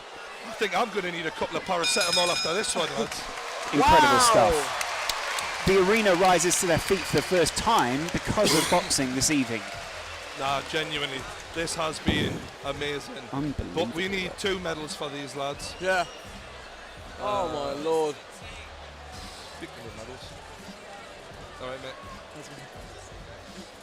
mate. Wow. Incredible stuff there. Joe, your thoughts? We couldn't really tell who was landing more it hits. appears that Swingler gets his success as Anderson Gibb is punching himself. So, well, not punching himself, but while Anderson's also swinging at the same time. Yeah. Almost like a counter. I mean, where it's going to go, I can't tell you that, Lawrence. Yeah. Well, at the moment, it seems more to be in Gibbs' corner. Yeah. And I only say that because he's managed to keep that energy up. Do you know what I mean? That energy has just been relentless. But his face is also bruised. You can see his eyes come. His left eye is also coming up there. You'll have to excuse Brian there because for just a second, Michael Buffer, a close personal friend of his, came over to say hello. I mean, when Michael Buffer says something to you, you answer the man. Yeah. The legend. Honestly, lads, this night is just getting better and better and better. But I don't know if Jay Swingler will feel that way, but honestly, he's shown so much heart. And I kind of thought he would, to be honest with you. Yeah. When you watch his videos, he's a lovely guy. Full of heart. It's weird, he wouldn't hit a fly, he's one of the nice people, but he was never going to take this lion down. That's what's perfect about boxing, though, isn't it? Because it can go for any personality. And this isn't mindless violence. Yeah. Touch of the gloves for the final round. This is round 4. It.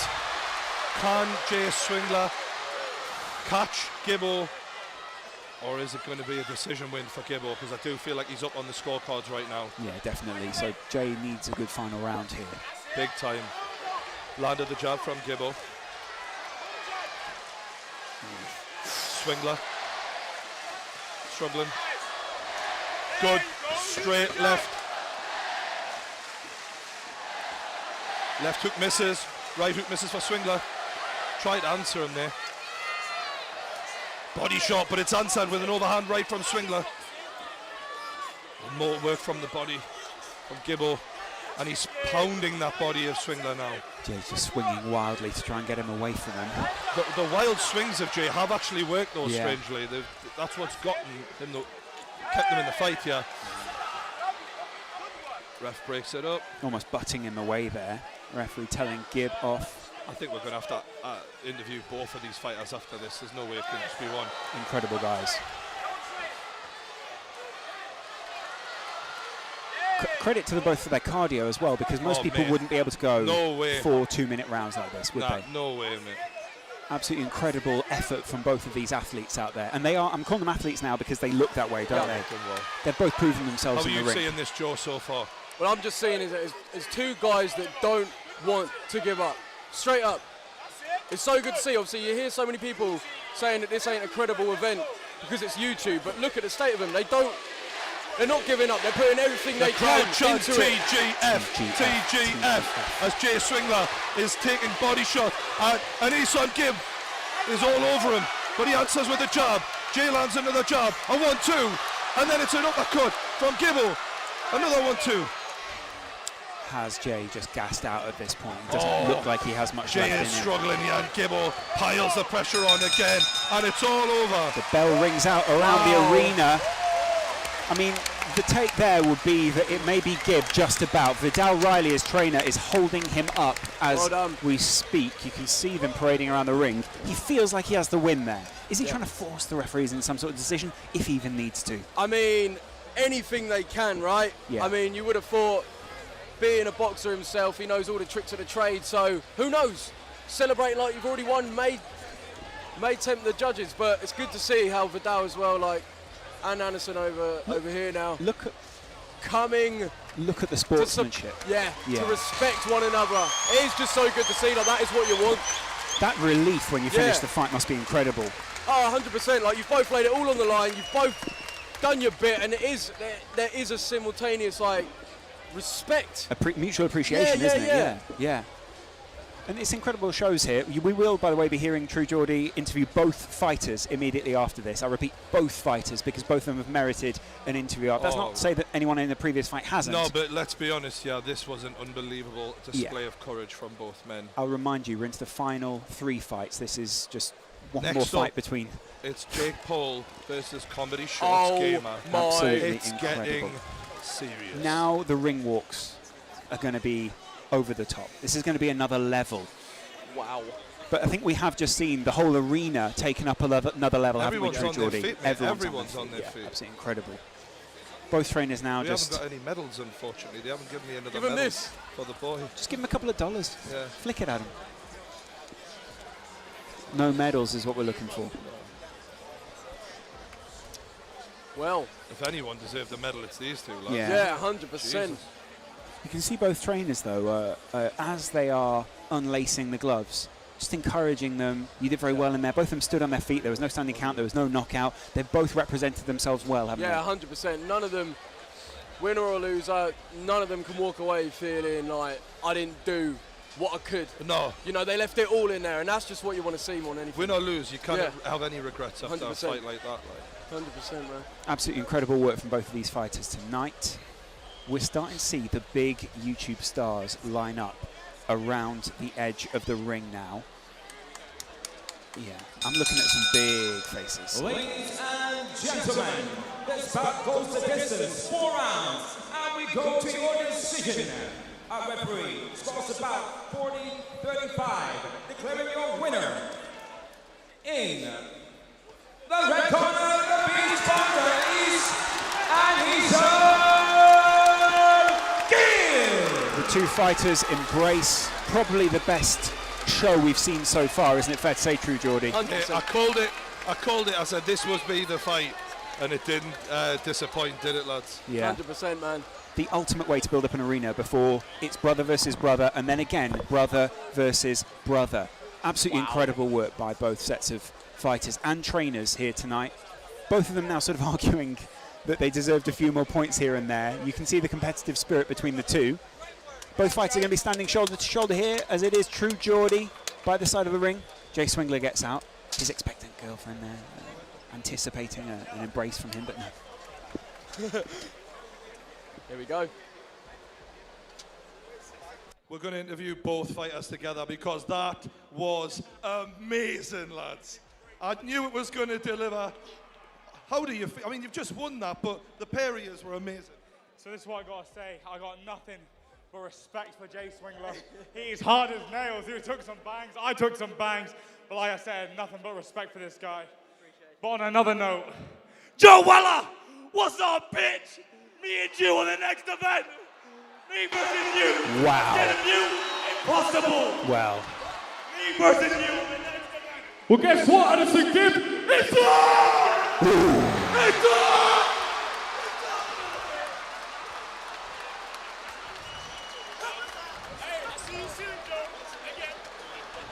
All right, I want to have a little word with Jay here. Jay, you clearly put your heart and soul into that training camp. How do you feel, mate? I know you lost, but you did amazing. Literally, this experience means like more than winning to me. I don't care if I win or lose. I took part in one of the biggest online events, and I took some bangs. I didn't go down. I felt like at one point I was gone, but I took my training on board. I've been banged in training. Is there anyone you want to thank, mate? Because I know a lot of people have. This guy right here is an absolute legend, and I couldn't have asked for a better trainer, man. Literally, Telford, ABC, anybody who's in the Shropshire area, if you want to become a great boxer, this guy is the guy to hit up, man. Seriously, it's insane. Wow.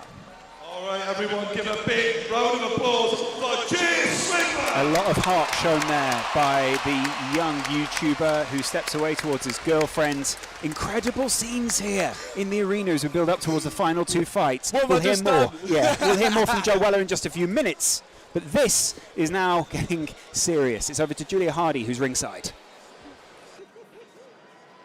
Hi, welcome back to Ringside with Shannon and with Spencer. My words. That was so much to take. Like, surely Jay could have just said, "I'm done" after like the first round. I mean, me and Shannon were talking about this off air. Yeah. Those guys put it all on the line. You remember, these guys are not boxers. They've been doing it for a matter of weeks, maybe a couple of months, and they showed everything there. They went through all the layers, right? They put it on the line. They went through showed the heart, the soul, the grit, the determination. You know, and there was some tough times for both of them guys. They both could have quit. You know what I mean? It was going back and forth. Both guys got hit with big shots. Both guys wanted to win. They showed the heart. This is what this is about. You know what I'm saying? This is gonna develop, like you said earlier. The ripple effect is gonna be unreal. Is it funny, like, when you watch stuff back like that, where you think about your moments in the ring where you sort of had to, like, push through? Can you, like, when you watch other boxers go through the same thing? Speaking from my experience, yeah. I remember being in them dark places, and they're hard and they're lonely. That's right. And those guys, I saw it all there, and Shannon saw it there. I looked over the other side of the ring. He's sitting there smiling. I know what he's smiling at, because we've been there, right? That's right, Trev. It was amazing. Guys were brawling, and you know what? Sometimes people just want to see a brawl. Yeah. Let's go, champ. I think, like, Gib had, like, this really kind of old school, like, Victorian pugilist stance. Yeah. You know, when you see, like, the boxers who had, like, the pants up to their nipples kind of thing, like that kind of level. The guy come out, didn't he? The guy come out the corner, and he started non-stop throwing punches. He thought he was going to stop his opponent. Yeah. And they just kept going. And even with heavy knocks, he was coming back with some really hard hits. And I think the crowd loved that. It drew the crowd in. It drew us in as boxing fans. And yeah, they put it all on the line. I just can't commend both of them. There's no winners and losers there. Not at all. Not at all. Not at all. Everyone's a champ. And everyone's enjoying themselves. That's what it's all about. It's all about entertainment. You know what I'm saying? And everyone's having a good time. Punches are being thrown. Yeah. They're going for the knockout. It's great. Let's go, champ. Amazing. Wow. We are nearly at our 2 big matches, but before we head off to see Jake versus Deji, we've got a rather special guest, so we're going to chuck it over to the ring and to Buddy. Who's it going to be? Ladies and gentlemen, can I have your attention, please? It gives me great pleasure to introduce to you inside the ring one of the UK's leading grime artists. He released his debut album mixtape, Swagger Man, in 2010. His single, Facing Time, topped the charts at number 6. King of the North at number 4. Walk With Me at number 2. His latest album, Be Inspired, peaked the charts at number 6. Ladies and gentlemen, presenting inside the ring, make some noise for the UK's leading grime artist, Bugsy Malone.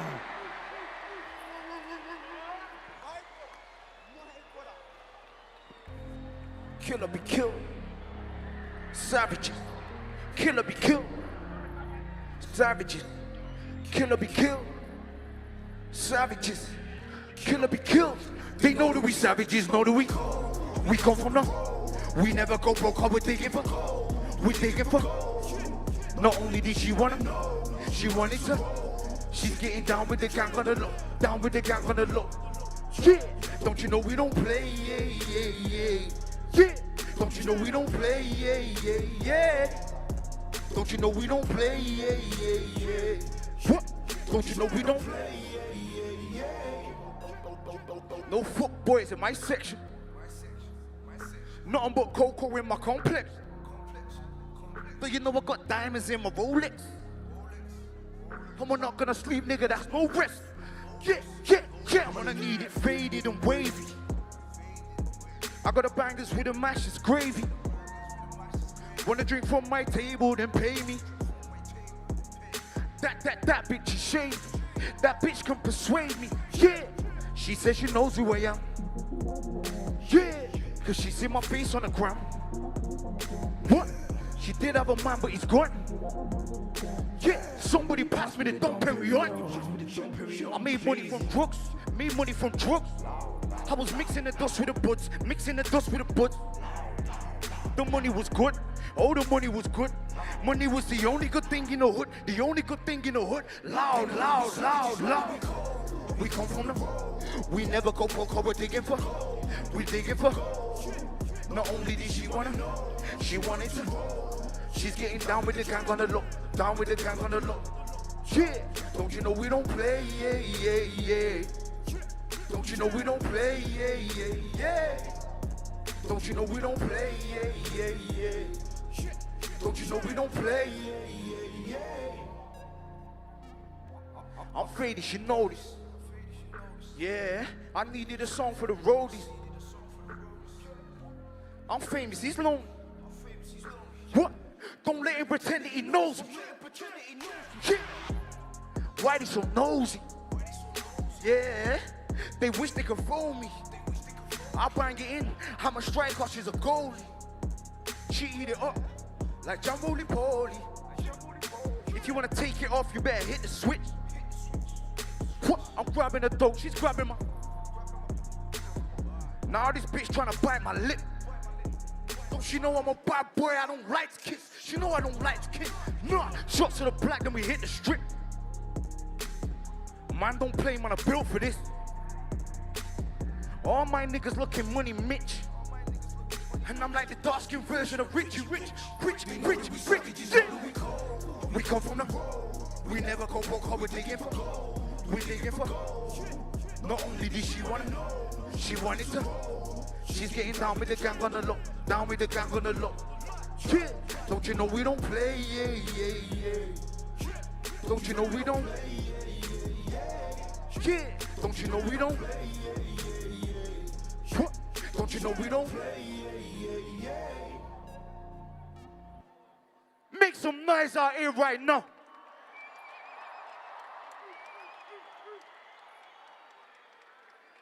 My name's Bugsy Malone, but the main event tonight is going to be KSI and Logan Paul. Make some noise if you're ready.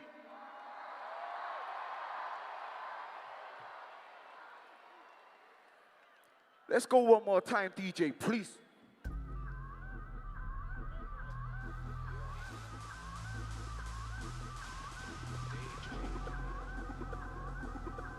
What we say? 1, 2, 3, get warning, get back. You don't really want to see my get pineapple C, rock to the head. Make man go sleep like jet, like I said.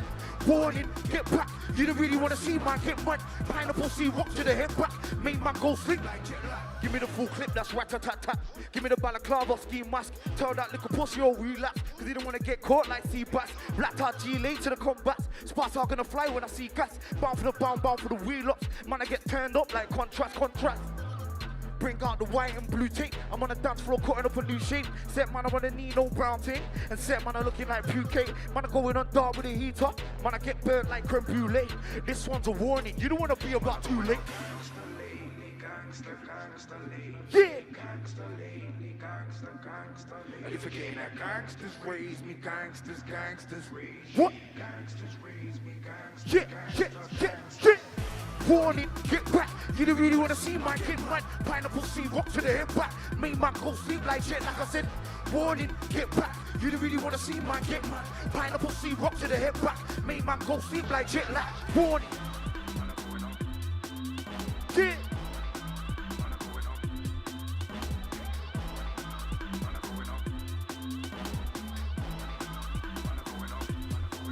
Man, I'm going on gangster lane. Body season, that's an understatement. Man was brought up on the pavement. Talk to the police, that's godforsaken. Z.Ting, so he's overweight.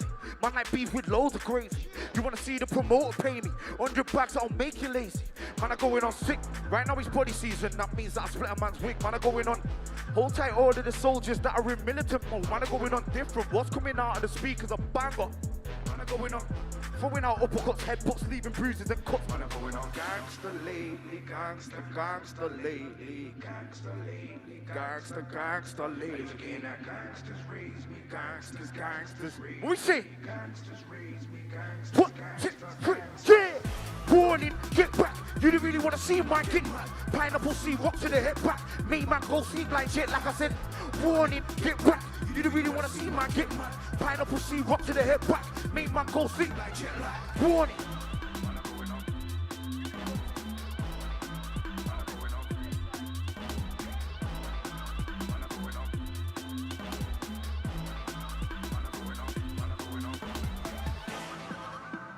Hold tight the Bugsy Malone supporters right now. I see you. Yeah? We're gonna go one more time. Yeah. Warning, get back. You don't really wanna see my get back. Pineapple C, rock to the hip back. Make my go sleep like jet, like I said. Warning, get back. You don't really wanna see my get back. Pineapple C, rock to the hip back. Make my go sleep like jet, like warning.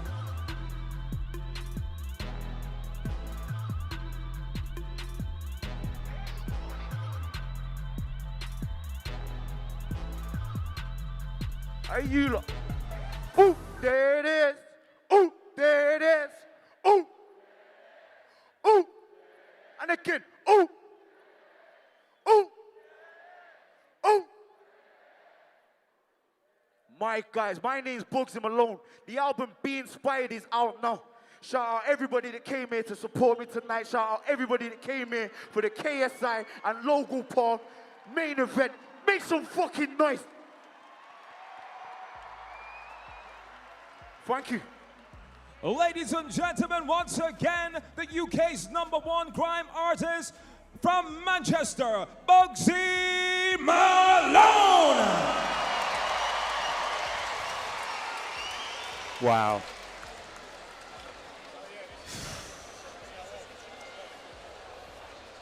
Let's go, champ. True Geordie, Joe Weller, Lawrence McKenna sitting ringside. From the king of the north in music to the king of the north in YouTube, lads. Welcome back. It's quite the contrast. Loving it. Two massive figures sitting around the ring, and, well, we're down to the crunch moments here. This is it. I mean, you can feel it. Everywhere you look, people are fidgeting. They don't know where to put themselves. The because, nerves increasing that's what now. it is, because we are about to see Jake Paul take on Deji. No one wants to sit down, do they? No one wants to. They're all nervous. The amount of talk that has gone into this fight is insane. I mean, I've never heard the word pussy used so much in all my life, and I watch a lot of adult entertainment. Genuinely, it feels like this is more bad blood than the other two brothers. I think the other two brothers accept that this is a little bit of competition of the #1 spot, whereas Jake and Deji, there's a real dislike for one another. There's actual, I heard, when I was on the phone with Logan was like, I actually respect KSI as a content creator. I can never imagine these two saying anything like that about each other. This is hatred. Question for you, though. Which one of them do you think it's motivated more? Because you were at the weigh-in yesterday, standing between the two guys. Well, I asked Jake a question when he was on my 100th True Geordie podcast. What a podcast. He said, because I said, like, in terms of controlling your anger, he said something that was quite sort of dark. He was like, I'm going to keep it cold and calculated. I'm coming for that first round knockout, but when I see him stagger and he's wobbly, I'm going to put everything into what I got, you know what I mean, into his face. Ice in the veins, Joe. I mean, that is something that must be spine-chilling to hear for someone like Deji. I mean, that's the thing, like... Will it touch Deji, do you think? Because you've known Deji quite well. I think, like, obviously, Deji's used to hearing, oh, you're going to get destroyed, oh, you're going to get beaten up, but hearing a statement like that, I don't care who you are, but it gets you thinking. It gets you thinking... But we got the camera on right now, that's what I'm thinking. Yeah, it should be on our gobs. There we go. Beautiful. Right, wake up, lads. Like I was saying. Even the lads behind the scenes are nervous about this, you know what I mean? They just go, you know what, I think they were going, let's go avant-garde, put it on the side. You know the way I see it with this one, right, is that obviously Deji at no point is he wanting to show any fear. He doesn't want to show, I'm getting affected. But I'm sorry, the confidence that Jake is showing without actually getting petty, getting in, like, showing, like, he's, I don't know. Disdain. Yeah, like, being disrespectful. He's not doing any of that. Yeah. He's just being confident and composed, whereas I feel like Deji's having to resort to, insulting his family, insulting how he looks and stuff like that, are you triggered, mate? You know, that's what it seems like. Difficult to do, though. Jake did say that the things that Deji had said about his family were the driving force behind his training sessions. Wow. He says, when I get up at 5 a.m. in the morning and stuff, and I don't want to run, that's what gets me running harder. Well, we'll have seen him up on the monitors. He's walking from the dressing room. Fans around the arena. Well, you heard the shout go up. You can hear the cheers around the arena. Deji now, the chant is. Both these fighters comparable in terms of age. 21, obviously. Deji slightly shorter and 15 pounds lighter. I think the weight is incorrect because when we were at the weigh-in, this is the old weight. Right. Jake Paul has lost a lot of weight. Right. He is, in my opinion, about the same weight as Deji right now, but they look very different in body shape. Right. For me, there's no way Deji's 5'10". Sorry, he's shorter than me and I'm 5'9". Right. So, no, 100%. There's no way he's 5'10". Okay. We might have Statman Davis in here, but we might have some issues with the stats. The point is, Shout the stats. I think that these two boys are very evenly matched in terms of height and weight. And reach, by the looks of it. What I'm going to say is, if this was a bodybuilding contest, Jake Paul would be the winner. Yeah. He came in looking very cut, very defined. Yeah. Deji, a little bit thicker. But what I did see from Deji when I've seen him make the strides in his training is his coordination on the pads. Vidal said on our podcast, he's actually more naturally gifted than KSI is at boxing. he's just not as easy to coach as KSI is in terms of listening. What's going to be going through Deji's head right now? Because he is he's billed as the underdog in this. Yeah. Well, I think more than anything, it's going to be straight up nerves. I don't care who you are, you feel at least some nerves. And let's remember this, right? Obviously, all of us guys, we've been sitting in this arena, soaking up the atmosphere for hours now. The first time they will get a taste of this is when they walk out. And then they only have a few seconds before they start punching the other geezer. You know what I mean? The arena will open up in front of them. You hear the noise. Exactly. Did you feel it hit you when you walked out? 100%. It's like so much to take in. The fact, little things like you see your family, you see people you know, you see the cameras, you know, the lights, everything. Your enemies as well. Yeah, I mean, it's a lot to adjust to in a very short amount of time. You know what I mean? Boom, you're in the ring, someone's punching you in the face. Yeah, and they're coming straight at you because both these guys are extremely aggressive. Yeah. Jake Paul has said first round knockout. Wow. He's not predicted anything other than a first round finish. But does that mean he must be incredibly confident as well in his boxing ability? It is. Because the worry is, if you've chased Deji round for a round and you've given him everything and he's still in the second and you hadn't planned for that.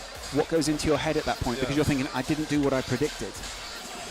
I mean, that could cause a bit of a crisis of confidence. But Jake seems to have taken this very seriously. He said, I put 150% into this. As well, I think the fact that Jake and Logan have trained together, Stephen tries spurring each other on. Stephen tries, Chris MD in the background. Wow, incredible. Keemstar as well. You got a prediction for this, Stephen tries? Yeah, Dwarf Mamba to come in and steal at the end. He's got it all day, mate. Okay. He's actually 5'10" in real life. It's surprising. We're That's just the analysis of Stephen tries. We are Sorry, just everyone. seconds away from the ring walk right now. Jake Paul is about to enter this arena. Incredible stuff. It stuff. is going to be crazy. What will the reaction be for Jake Paul expecting inside the some UK arena? It's going to be absolutely incredible stuff. Jake Paul enters the ring first. Ooh, you can feel it. You can feel it. This is it. Enter Jake Paul. Oof. Yeah, that's something that he's never experienced before, like facing someone, being in front of a crowd where it's only you and that other person, basically like fighting to the death. And I've done that over 200 times. Are you looking for me? Are you looking for blaze in this Deji, this ain't no game, dog. Fearless, you're playing with the realest. Welcome to the jungle where you're playing with gorillas. Jump into the rumble and we're breaking down the pillars. Trying to play the hero, there's no way you're coming near us. No way. And they can hear us cause we're bona fide. Yeah. We got that clearance cause we're known to ride. Yeah. We got that notoriety in the whole society. If you're looking for the bad guy, yeah, that guy is me. You looking for me? Knocked out on the canvas, and your family's watching you. All you're gonna hear is 1, 2, 3, 4, 5, 6, 7, 8, 9, 10. It's going to be a knockdown for this one. All right. I'm going to do it. You can hear the reaction around the arena for Jake Paul's video there. True Geordie, what are you thinking at this moment? The anticipation is electric in here right now. This is the biggest thing that's ever happened on YouTube. The arena goes silent for the entrance of Jake Paul. Let's get this party started! Coming to the ring first, from the United States of America, Jake Paul!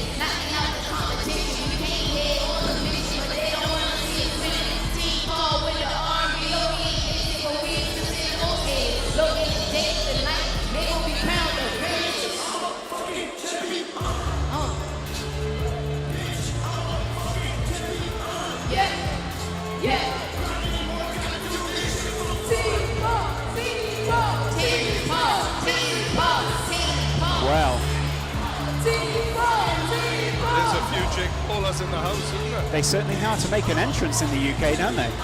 Jake Paul doesn't look one bit phased by this at all. This is performance art at this point. No, with no stress at all. Oh, yeah. Look at that necklace as well. I'm number one. Look at it.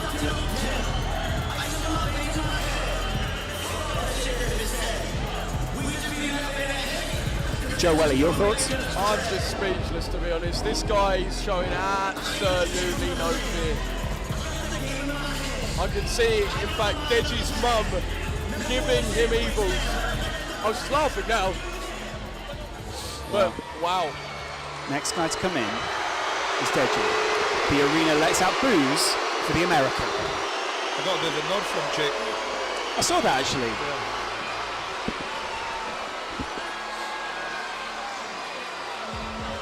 I tell you what, they came mobbed up, didn't they? I've never seen so many white jerseys step out. See, I think that's Jake Paul's mother saying, "Come on, baby." Yeah. She's you can see the passion. She's into this. Yeah, yeah, fully. You can imagine having your parents in your corner will really mean something.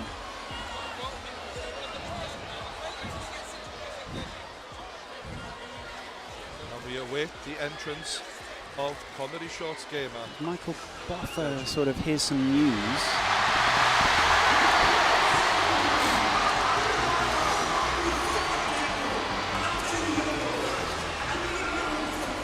Like a monster.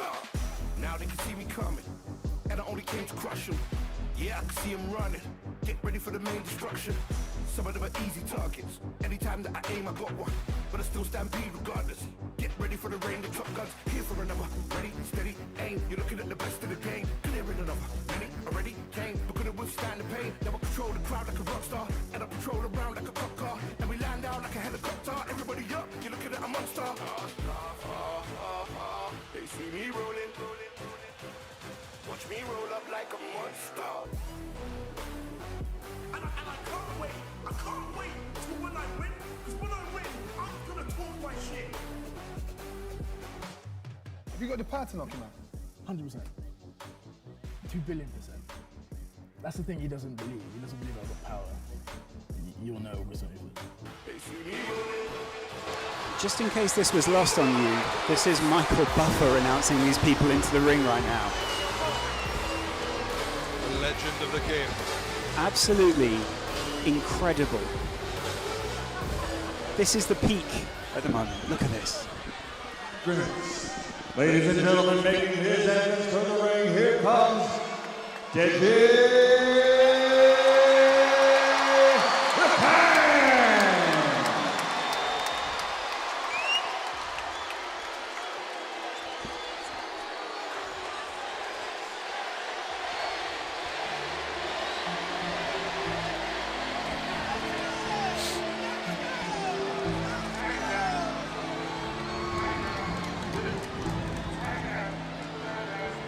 What is going through this young man's head.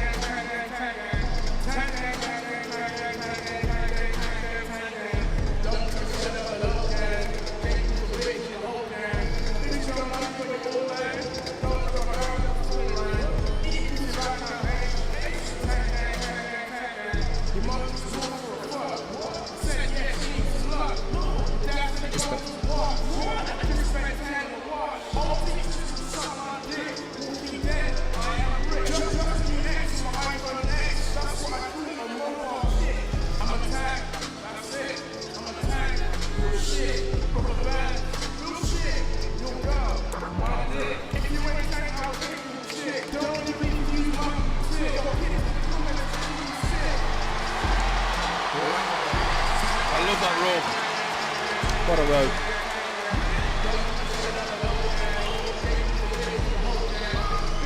This is so interesting right now. The tension between these two, you could cut it with a spoon. But quite a different demeanour between these two as well, isn't there? I mean, Jake looks ready to be absolutely unleashed, and Deji's quite slow walking into that ring, wasn't he? Huge difference in demeanour, energy, the way that these two fighters are holding themselves. Ladies and gentlemen, from Manchester Arena, Upload Events, in association with Maverick Media and OP Talent, proudly present our co-featured contest of the evening. It's mano a mano sports tonight, combat like the world has never seen. Our officials here at ringside and inside the ring, timekeeper at the bell from the United Kingdom, Steve Bradley. The judges from the United States, Delilah Ponce. From Italy, Gino Pizzanino. And your third judge, also in charge of the action at the bell, referee Gareth Morris. And now from Manchester Arena, 6 rounds of boxing. Let's go to the fighters' introductions. Introducing first, fighting out of the blue corner, he's wearing white and weighing in officially at 181 USA pounds. 21 years old, standing 6 feet 1. He's the team band leader, a TV star, recording star, YouTube star. From the United States of America, RNBO presents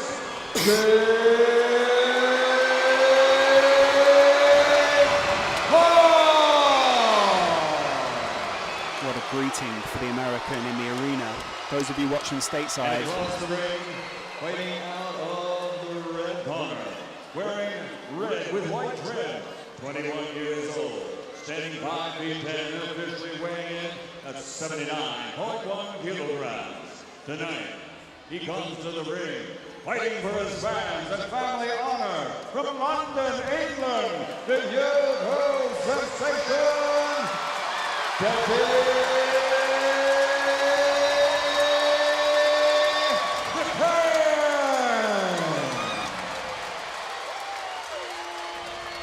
Well, that was a hell of an ovation for Deji there. and a hell of a greeting for Jake Paul. Deji getting the final instructions and encouragement from his team. What can you see over in Jake Paul's corner? Pure focus. Deji is getting screamed at by his trainers. They're trying to hype him up. Deji looks quite subdued right now, Yeah. calm. I don't know if that's a bad thing or a good thing, but he's very calm. It's very rare that you see Deji sort of so calm No, in this way, he's isn't normally it? quite hyperactive character. Jake, on the other hand, just looking ready to roll. Incredible energy, isn't it, from Jake Paul over there? I'm not wanting to blink because Jake has said first round knockout. First round is all he's been saying. So you're not expecting this to be a slow start, are you? You're expecting 100 miles an hour. Usain Bolt pace out the blocks. Do not blink. If you're at home and you wanted to see action, I mean, you've definitely already seen it in the last fight, but this one is set to deliver too. That's the voice of True Geordie there, sitting alongside Joe Weller, who competed last year in the boxing. Joe, your final thoughts before the fight? I mean, I'm seeing a complete contrast between these two boys. Deji's not making eye contact, no, is he? Jake is almost prowling the ring, marking his territory as the tank Deji stands in the corner. I mean, what's going through that young man's mind right now? What do you read For me, from I that, just Joe? see Deji. He's looking at the floor a lot. He's very much within himself. And is it focus? Is it fear? We're about to find out. He's listening to his coaches, that's one thing. He's definitely nodding to his coaches a lot. Whereas Jake is not really being instructed that much. Jake's punching himself in the face here. He's getting himself ready for this shit. God. Oh, it's eye to eye, man.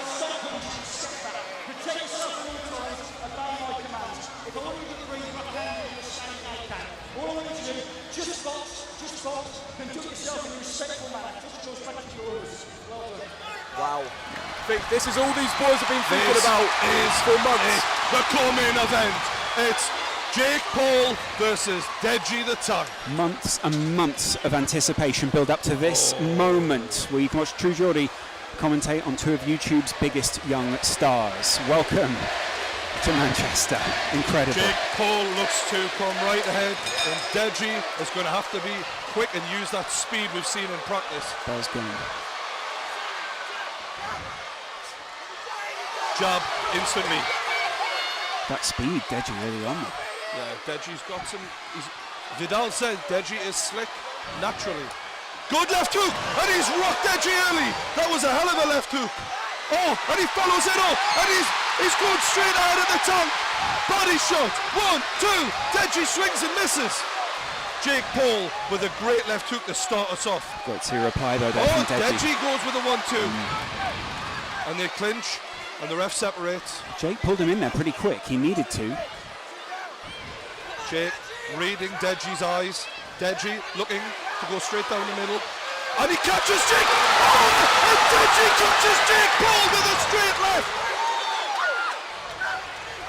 That was not a part of that game plan for Jake Paul. Right, left, body shot, right hook by Jake Paul. The minutes tick down, 2 minutes left. But the tank shakes it off. Keeps his hands up. The arena chants Deji's name. Will he react to it?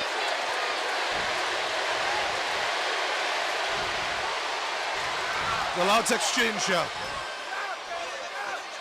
A lot of jabs, body shot. Jake Paul unloading. Deji answers with a right hook.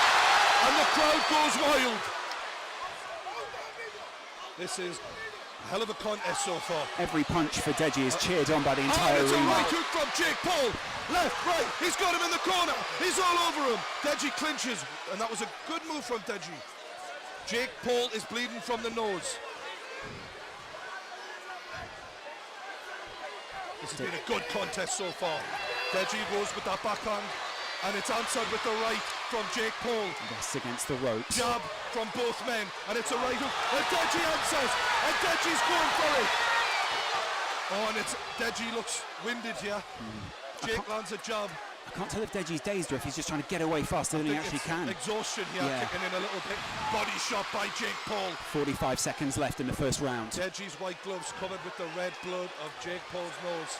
And that was a hell of a left hook, but it didn't land from Deji. He's got to start landing those if he wants to make an impact on this. The state of Jake Paul's face, though. And there's heavy breathing from both men here who are in a fight. Deji's trainers absolutely screaming at him from behind. Good answer from Deji. And this is a very even fight. For anyone, Jake Paul was shouting first round knockout. We are not getting that so far. The first round knockout is not happening. Jake Paul, he's going for it though. And it's answered by Deji, who shows heart. We'll hear the bell any second.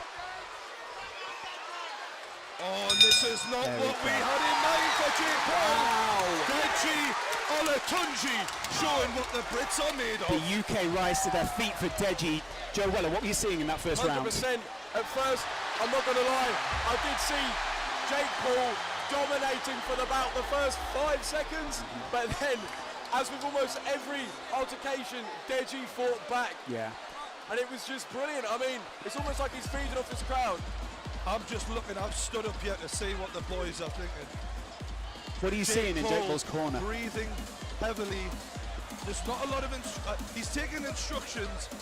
But I've got to think After predicting a first round knockout, this wasn't in the script. This is a shock for him. Mate, I'm not going to lie. Jake is breathing heavy. Look at his Well, when you torso. get smacked in the nose, as you know, Yeah, Joe, I do know. you struggle to breathe, mate. Correct. When you're swallowing blood, it's not pleasant. Correct. He's going to be sucking wind. Deji is in with a real chance after that first round. He may be a bleeder though, and he may be used to this at this point. Yeah, that's what happened to me. Yeah. Because I broke my nose in sparring a week before the fight. One tap and it would flood, so maybe Jake's got the same thing. Yeah, you don't want to build a false impression off that, do we? Paul, I have to say, first round probably still give it to Jake Paul. Yeah. Absolutely. But Deji did well to answer back and hold his own. All right, let's have it, boys. The voice of true Geordie there as we go into the second round. Jab to Deji's nose, and Deji tries to answer but misses. That Jake, speed. Jake moving well there. It's good speed, isn't it, Yeah, from Deji? he's in and out, Jake. Good job from Jake Paul. Deji's showing a lot of heart.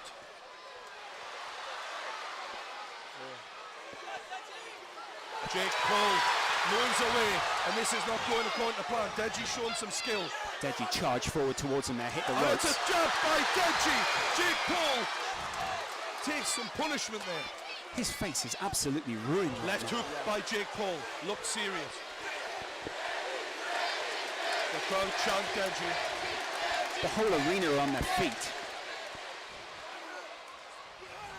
There wasn't a lot of respect before this fight, but they must be winning each other's respect right now. See that building punch for punch, can't you?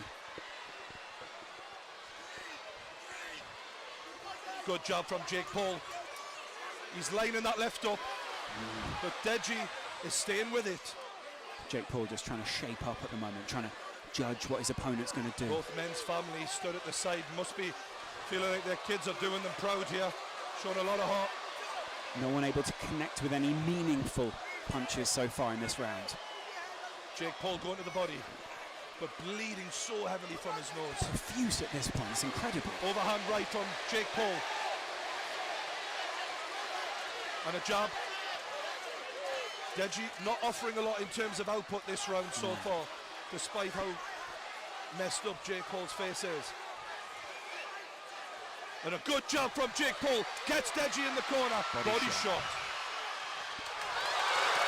The crowd react to the blood of Jake Paul coming off his face as Deji lands with a right hand. Jake Paul, known for being a pretty boy. I'm not sure how many of his girl fans will be liking the look of his face right now. Deji just landed a little slide punch as he moved away there. Referee wasn't happy with it. Oh, Deji was lining up a big right hand there. Referee having a word here. Deji just rests in the corner. The referee's having a referee word. allows them to wipe the blood from the face of Jake Paul. I do see Deji. He just got a nod from the crowd. He's feeding off him. Deji is growing. He but 100% is. He needs to have more output because currently he's getting outpointed. He's got to be. Yeah, and Jake Paul goes to the body. Moves away. He's cleared his vision, now he can move forward. I feel like the movement of Jake Paul's been quite good. Absolutely. He's been in and out really well there. He's also used his movement to move Deji around the ring, hasn't he?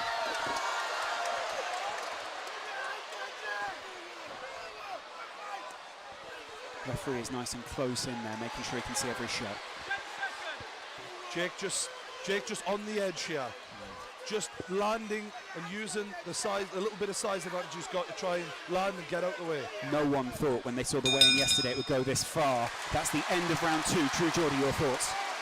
I think Jake Paul's winning the fight, but I think Deji is showing a lot of signs that he can still win this fight.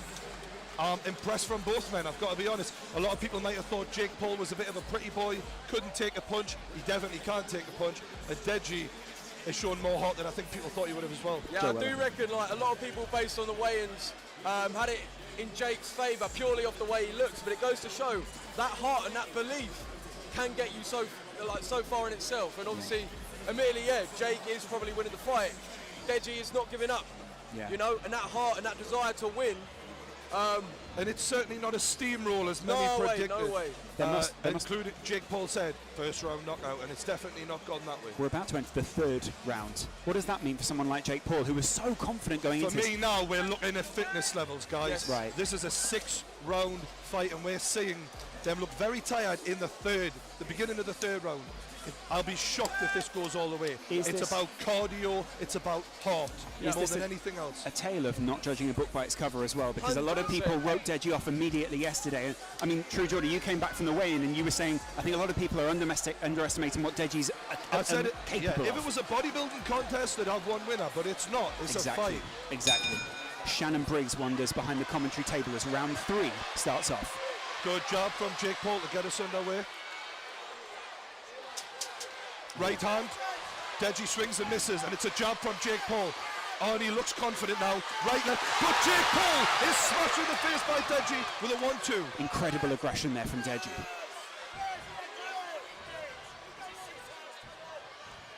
Deji is very reactive. He reads boxing quite well. This is what Vidal was telling us, and we're seeing it in action now. You're only really left to wonder what Vidal would have done with this fighter if he'd have stayed under his tutelage. He's doing pretty good so far. Incredible work. That jab of Jake is really effective. I think that is what's winning the fight for Jake so far, the jab. Jake's got this one on points so far. Heart-wise, Deji. Yeah, 100%. But like with that jab, as Geordie says, it just puts you off. It gets you off your rhythm. Do you know what I mean? It doesn't give you a chance to think about what you want to do. It's an important point to make, is 1 minute is gone in the third round. Left hook from Jake and a right hand from Jake. He follows it up with a left straight. Heard both of those land at the side of the ring here. Oh, and it's an overhand left from Jake Paul. But he leaves himself open, but Deji cannot capitalise. He's tiring now, Deji. But so is Jake. It's a grueling fight, this. Both of their hands have gone down quite a bit. Their defence isn't up anymore as they lock up. You can see they're both getting tired at this point, right? Yeah. The crowd is so animated at ringside. It's different than any fight so far. People are getting leery. Deji's corner absolutely screaming at him. Deji looks to close Jake down, but Jake moves away well, circling away. Deji against the ropes. There we go. Oh, and it's Jake who's in the corner, but he clinches and the ref will separate. The ref is covered in blood here. Yeah. That white shirt will not wash out in the morning. Right, left, and Deji's getting landed on, but he answers back with a straight right. He's going punch for punch here, isn't he? Jake must be impressed with Deji's heart here. Yeah. He thought he wouldn't be standing. And despite landing repeatedly with that jab, Deji is still there. Jake's face is absolutely ruined right now. This is a hell of a fight, lads. I've got to say, I'm really impressed with both men. Took a big punch as he moved in there, That though. jab Deji. of Jake is really doing the damage, though. That's got to be the difference so far. Drake, a few words in Deji's Deji ear breathing heavier than he has so far. We're seeing the wind. I just being made eye contact with Deji and his eyes were rolling a bit. Whether that's cardio or the constant jabbing, we don't know. Oh, and Deji answers with the right, but he misses after Jake lands another jab. That was wild. But that was bad intentions. That's what he swung and he meant it. He's trying to hurt Jake. Wild. End of round 3. No one in the arena would have thought at the beginning it would go this far. Fantastic from the lads. As both guys return to the corner. Jake kind of got the best of that round as well there, didn't he? Yeah, I mean, it wasn't as obviously like energetic as the previous two, but fly me, it is almost a 50-50. None of us predicted this. Like, It's kind of a 60-40 at the moment, isn't it? Purely on points. Yeah, pretty much. Yeah, pretty much. Yeah, True Geordie, what are your thoughts? I feel like we're going to start seeing the cardio really being tested now.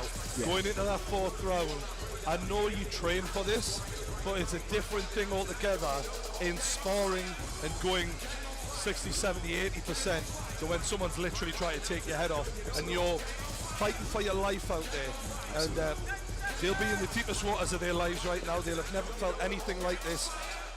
They'll be feeding off the energy of the crowd. They'll be feeding off the family. They'll be feeding off not wanting to lose. Let's see who wants it more, lads, because that's what it's about now. Jake Paul must be wondering in his mind at the moment. I was meant to knock him out in the first round, and now we're going into the 4th. Although he's up early. Yeah. He's up early. He's trying to get in the mind of Deji even now. Look, I'm fine. I'm fresh. Deji's He's still not breathing that heavy, Jake. I've got to say, Deji's definitely breathing heavier. Absolutely. But in the middle of the fight, we'll see how that takes its toll.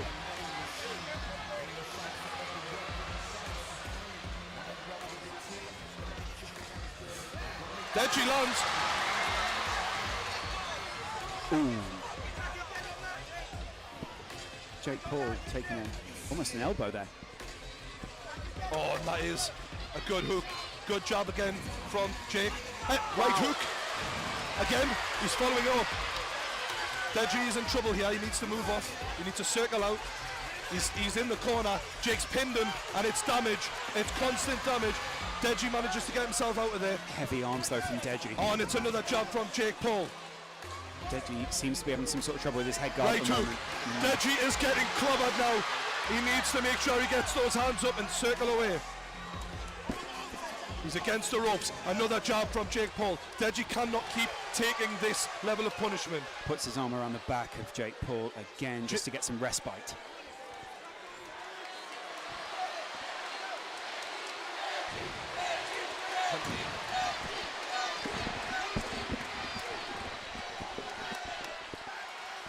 Jake Paul, he's in trouble, but he spun him around, and Jake Paul switch, he shakes it off as if it's nothing.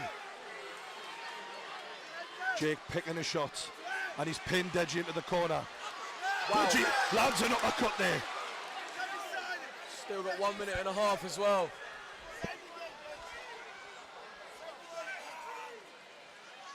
Jake pacing himself here, looking to pick the right shot. Deji looking to react, and he does so with the right hand.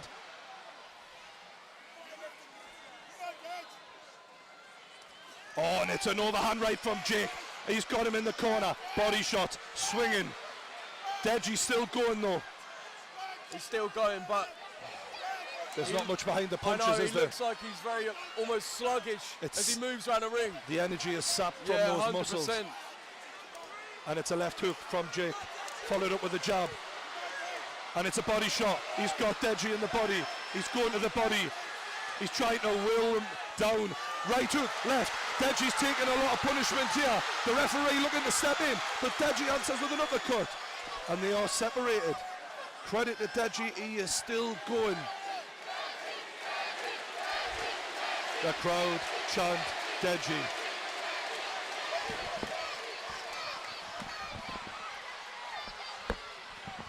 Deji tries to adjust his head guard. Does he secretly want a breather though? I feel that that's Without what a it might doubt. be more than anything. This is him wanting a breather. 100%. It's a good tactic though, to be fair to 100%. him.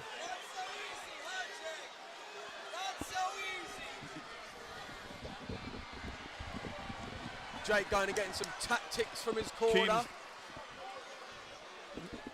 Keemstar just shouted, "Not so easy, is it, Jake?" Not so easy. He's ribbing him. The crowd are in Deji's corner, but Jake comes straight ahead with a left hook, straight in Deji's face. Body shots. Deji answers with a left hook of his own. And that's the end of the round, and a big deep breath from both boys. I really do see Deji struggling cardio-wise. He's literally leaning on his coach as he sits down.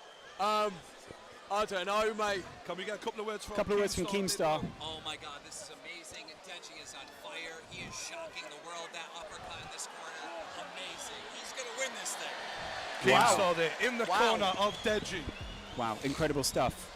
Jake Paul sits back, and I mean, he will be slightly in shock at this point, won't he, Joe? Yeah, I mean, when you've built it up in your head that your opponent's going to be one way and they're not like that, it can't do anything but throw you off at least a bit.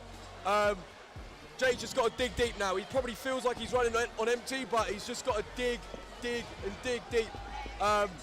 Likewise with Deji, obviously, Jake does still seem like he's using his tactics, using his boxing. He's not just fully swinging at nothing, which Deji does seem to do a little bit, but we'll see. How's it going to pan out? Mate, it's been a great fight so far. I'm really impressed with the boys here. Yeah, absolutely incredible stuff here by the side. It's interesting to see the reaction as well of the crowd, isn't it, at this point? Because everyone is reacting so well to the way that Deji has led this fight. I kind of feel sorry for Jake a little bit because he's obviously winning the fight and no one's giving him any credit in the arena, but he's coming for the W, and so far it looks like he might get it unless Deji can do something dramatic. And he's certainly trying. Just about getting through it at this point for both these Oh, a fighters good now, left isn't it? hook from Deji.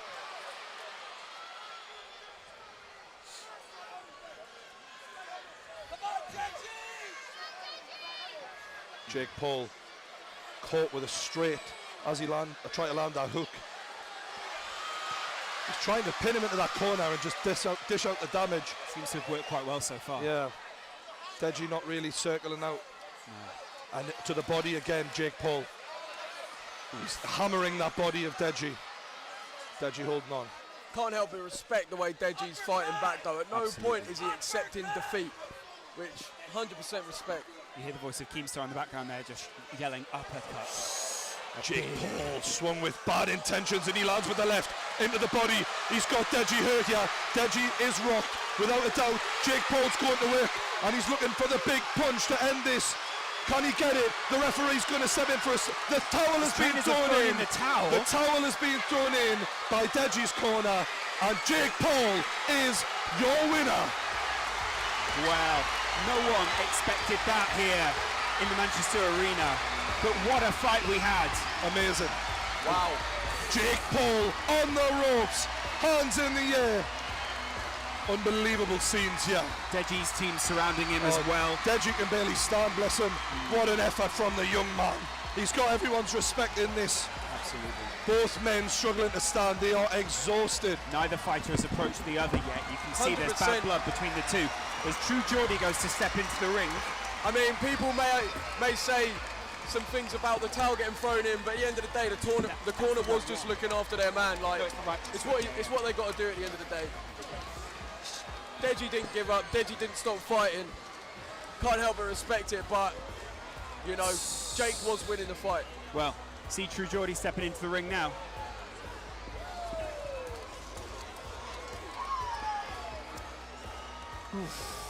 Joe, that was pretty brutal to watch, wasn't it? Unreal. I mean, obviously, it felt like from the opening bell, Jake Paul's face was busted up, but didn't stop him. He picked Deji apart, didn't phase him too much being busted open, but the deserved winner, you've got to give it to him. Absolutely incredible, yeah. And how would this now play on Logan and KSI's minds? Well, True Geordie waits in the ring to hear more from both of the fighters, I'd imagine. Who will we hear from first? Probably Deji. More and more people getting into the ring, as if this was the final fight. It isn't. You are still tuned in for KSI versus Logan Paul. That's the thing. We've had so much cracking action, oh, yeah. and we've still got another one to go. Yeah, it's incredible. Honestly. This stream has been epic. Ups and downs along the way. Different personal moments from each of the fighters. I know. Obviously, YouTube aside, all of that, the numbers and everything, every single person that stepped in that ring has given it their all. And you can't help but take your hat off. It's incredible, isn't it?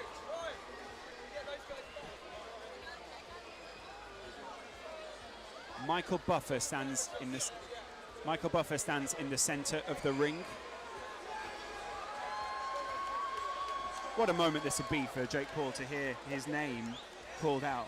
100%. You see, obviously, Deji's team consoling him. How is this going to affect him? Yeah, absolutely. Going forward, you just got to hope that he can, if anything, learn and grow from this. Yeah. In some way, you know. And definitely, this will, if he takes it the right way, reinvigorate his YouTube career. 100%. I mean, it's all about how he deals with it now. If he's humble and honest and open with the fact that he's lost, then it's great. And that's what we like to see, a handshake from the boys. Yeah. And a few words. Very, very lovely to see. That's beautiful. See the camera sweeping in. You've seen a very personal moment there from a long distance. That hate seems to have dissipated at this point. Yeah.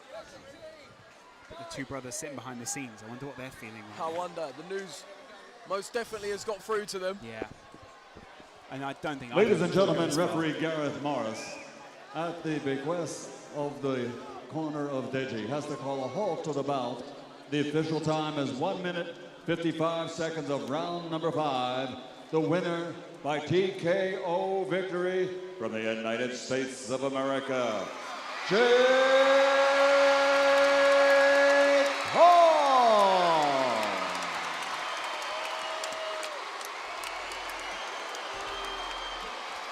A round of applause for Deji. He gave all he had. Let's give him a hand. Good to see the crowd clapping their hands for the boys. All right, I'm here with your winner, Jake. I'm here with your winner, Jake Paul. Jake, that was not the way you expected this fight to go, but you got the win. How do you feel? I feel amazing, man. I worked so hard for this. Deji fought an amazing fight. I respect him. I hope he learned a lesson about the things that he said, because he said some shit about my family that wasn't cool. So hopefully he can learn from that. But much respect to Deji. No hard feelings. But I feel amazing right now. This year just in general has been tough for me, man. Controversies, friendship fallouts, lawsuits, the list goes on. It hasn't been an easy year. And this fight for me was fighting against all of those things. It wasn't just some boxing match. It was putting my heart on the line to show myself that I can conquer those things, that I can overcome adversity. No matter how hard situations are, I wanted to give up. And tonight, I'm gonna celebrate this win, but I'm also excited to announce that I'm launching a clothing line called RNBO. Classic. Classic. As if. Rise and be original. That's my saying, guys. You gotta rise every single day. Fight like a champion, be original. Go to shoprnbo.com right now. There's only 500 shirts, so go fast. You've obviously had a lot of help from a lot of people to get to where you are right now. Is there anyone you want to thank that springs to mind? I want to thank a lot of people. I had an amazing boxing team, first of all. I want to thank my coach, Milton. He put so much time, effort, and energy into this. He's amazing. I'm so excited that we won tonight. I want to thank my sparring partners, Nico Valdez, AJ Garzum, Nick, RJ, Alex, anyone that has helped me spar. Thank you guys so much. I want to thank my family for being an amazing support system. My mom and dad, people can say whatever they want about you guys, but you guys are amazing parents. I want to thank my beautiful girlfriend. I love her. She sacrificed so much for this.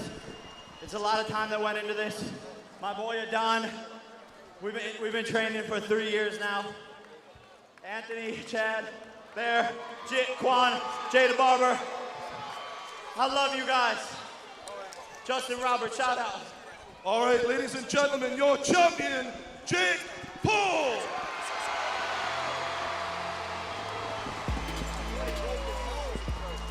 Well, we're hearing ringside here that you got to give Deji credit from Michael Buffer. But wow. 1 second. I'm here with a man who fought his absolute heart out tonight, Deji, who's got the respect of everyone in this arena. I just want to say, I know I let a lot of people down, but I'm telling you right now, this isn't the end of me. I'm going to come back from this. There's no way in hell this is the end of me, and there never will be. I know I let a lot of you down, and I'm sorry. But I promise I'll make it up to all of you. All of you, I'm so sorry. But Jake Paul, he surprised me. He hit hard, honestly, but I stayed in there. He said he was going to knock me out in the first round, and that never happened. I lasted till round 5, and I want you all to remember that. I know a lot of you are saying, I know you're probably tweeting me now saying, you did bad, you suck, all of that. I understand. You can't say that. In my opinion, I didn't fight as well as I should have. But I'm telling you right now, this is not the end of me. Thank you all. I want a rematch. I don't care. I'll fight anyone. I need to prove myself that this isn't the end of me. So thank you. Deji, you have nothing to prove after that. You fought like a champion, mate. Ladies and gentlemen, Deji! Deji there, fighting like a champion but not quite coming out on top. I know. I'll tell you what, right? I know I've just accepted Alison Gibbs' request. Just before we go, Jake Paul says he's got something to say. You said you wanted to call someone out. Oh, please don't be me. I want to call someone out. I want to keep on fighting. I love the sport. Chris Brown. Wait, what? Whoa. Chris Brown. I know you were supposed to fight Soulja Boy, but I think it's time to get in the ring with someone your size. So Chris Brown, I want to see you. And the Ace family, I love you guys, but I want to play y'all 5-on-5 in a basketball game. Austin McBroom. Wow. Well, he really used his platform well there. Yeah. Incredible As I was saying, stuff. I know I've accepted Anderson Gibbs' request, but if Deji wants to fight again, wow. I mean, I'd also be open to that. A call out live on the stream from Joe Allen. I mean, I wouldn't be against Doesn't it. get any better. I like what I saw in him. You know? Well, let's move on to the next fight though, because it's now the main event. Yes. KSI in the UK versus an American hero, Logan Paul. It's incredible stuff this evening. We've already seen an American down an Englishman, but will we see it again? I mean, that's the thing. Is it going to impact the boys, KSI or Logan? We don't know. But one thing we do know is this place is going to be a very hostile environment when Logan Paul enters the ring. I don't know if you guys can actually hear it on the stream, the atmosphere in here. It's been building up throughout the night as we've seen more and more punches exchanged in the ring. But that fight really made a huge difference. Made a huge difference to the atmosphere within the arena, because people suddenly realised what was on the line. Reputation was suddenly on the line. I think that's the thing more than anything. You get in that ring, between the dressing room and that ring, it all becomes so much more real. What's at stake? What's on the line? Yeah. You know, you feel the audience. It's no longer over the internet. Yeah. No longer over screens. This is real. It is happening. I see my family in the crowd. I see my friends. Months and months of work. And that's what it all comes down to. Gone into this moment, yeah. It's really incredible stuff. And these two are proper athletes, aren't they? They're not just sort of YouTubers who are playing anymore. Yeah. Yeah. Trying to get True Geordie to sit down here, but he's talking to Michael Buffer of all people. I mean, if Michael Buffer talks to you, you don't go, yeah, in a minute, Michael. You go, yeah, absolutely, Michael, let's chat. Your voice is velvet. You know what I mean? Incredible work there. True, Geordie. And he's back. You get back to the headset. Tell us a little bit about what it's like to step up into the ring there, and what the view's like, what you can take in. Yeah. I mean, I didn't know when these boys were going to... but Jake wanted to talk to everyone, didn't he? But I got to do my little catchphrase. You said you wanted to call someone out. To be honest with you, I'm a bit worried because the belt that we had for the next fight has gone missing, and I don't know. Missing? I don't know where it is. It was down there. No, it's under the table. I don't know where it's gone. Like seriously. Really?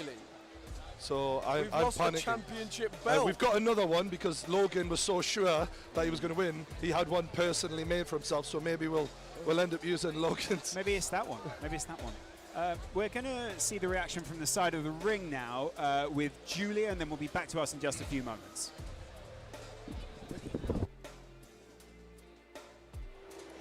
Right, we are back ringside after our first of the really big matches. Wow, the energy in the room was spectacular. I think coming into that, I think they were both kind of surprised as to what was happening.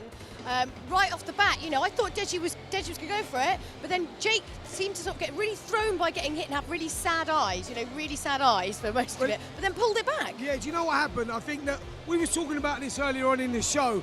Jake Paul's come over here, he's come to the Lion's Den, 18,000 people, Booing. and he's come out after the first round. He was totally gone, he had nothing left, the adrenaline took over, and no matter how hard you train, he had nothing left. Deji took the fight to him, fair play to him. Then Jake Paul got his second wind. He started taking over, got back into his boxing, worked behind the jab, and systematically and slowly broke Deji down. And Deji showed some heart there. Last 2 rounds. Unbelievable. Yeah. You called it, you hit it right on the head, champ. He, you know, Jake established his jab. He stayed with it. He was poking him downstairs with the jab, and he tried to overhand right a couple times. You can see that he was technically more sound, but Deji showed so much heart. It was unreal. Yeah. I mean, it's just, it's funny because, I mean, with boxing, like you think it's all going to kind of go one way, and I thought, like, you know, I wasn't too sure how it was going to sort of play out, but then he just brought it right back. It's quite amazing. How do you switch that around? Well, do you know what it is? That's the beauty about the sport that we're in. You never quite know exactly what's going to go on. You go through all those layers. 1 minute you think, like after round one, I thought, wow, Jake's done. All it takes is one punch. He's got nothing turn it left. around. One body shot, one head shot, change everything. And he turned it around, and then he slowly got into a rhythm. Deji showed a lot of heart, courage, soul, determination. We've seen that right through the card tonight. Yes. Doesn't matter at whatever level. Doesn't I matter. mean, these guys give it everything. They put everything on the line, and that's all you can ask. I mean, that was a great performance. I'd love to see that again. Yeah, I was very impressed. But you know what really impressed me was the fact that, you know, Jake Paul called out Chris Brown. I mean, he called out Chris Brown. He also took the opportunity to promote his clothing line as well, which was super classy, obviously. But there you go. But that'd be an interesting fight, though, him and Chris Brown. I would love to see that fight. Chris Brown, if you're out there looking at this, champ, let's go, champ. Well, you know what the mad thing is? I think the way this show's gone, it could possibly happen, because I think this is going to go from strength to strength. They put on a tremendous show here this evening. I believe so. Do you remember there was a very old MTV show called Celebrity Deathmatch, which was a stop motion animation thing, right? I do. How we all laughed. We're like, what a ridiculous concept. But now we're here. Now, It's here quite we funny. are. Here we are. That's right. What two celebrities would you like to see fight?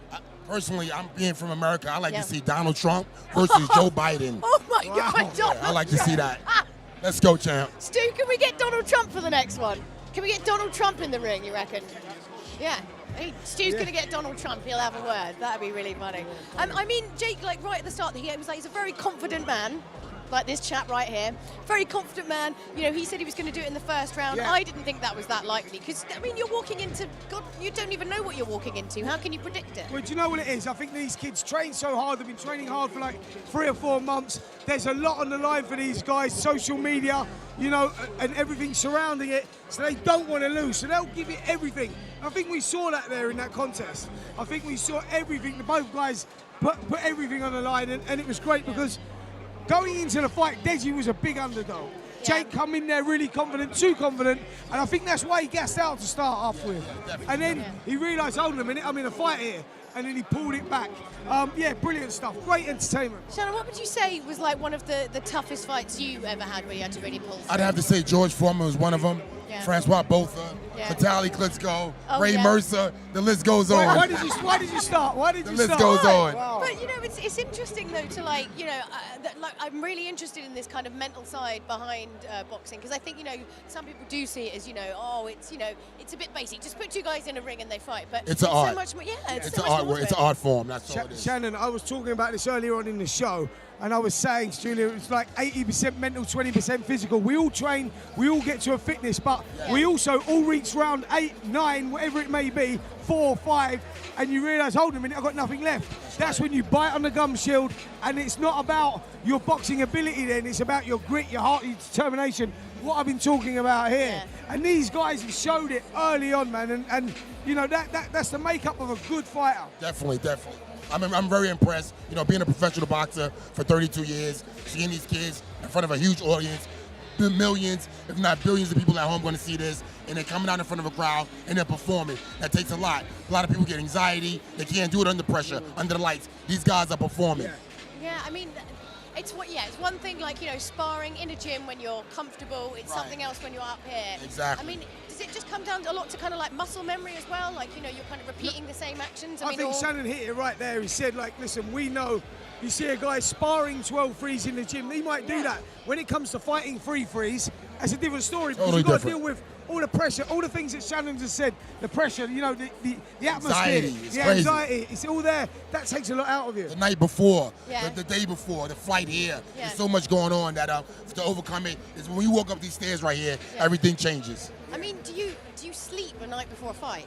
I didn't sleep too well, I've got to be honest. Is that not a thing? I tell you what goes on in life. I mean, I don't know if this was the way for you, Shannon, but for me, I used to lie there and think about how the fight could be done, how it could be won. Like, you know, all the bad points that could go on in a Definitely. fight. Could I pick myself off the floor? Could I do? There's this mad thing that's going on in your head. And you can't, so you haven't got a lot of time to sleep. Yeah, I mean, do you think most of these guys would have been having quite late? I mean, what do you think? Do you think KSI got any rest? Do you think? Well, listen, I heard KSI in the hotel this morning, and he was relaxed. He was shouting at breakfast. He looked cool. He looked chilled.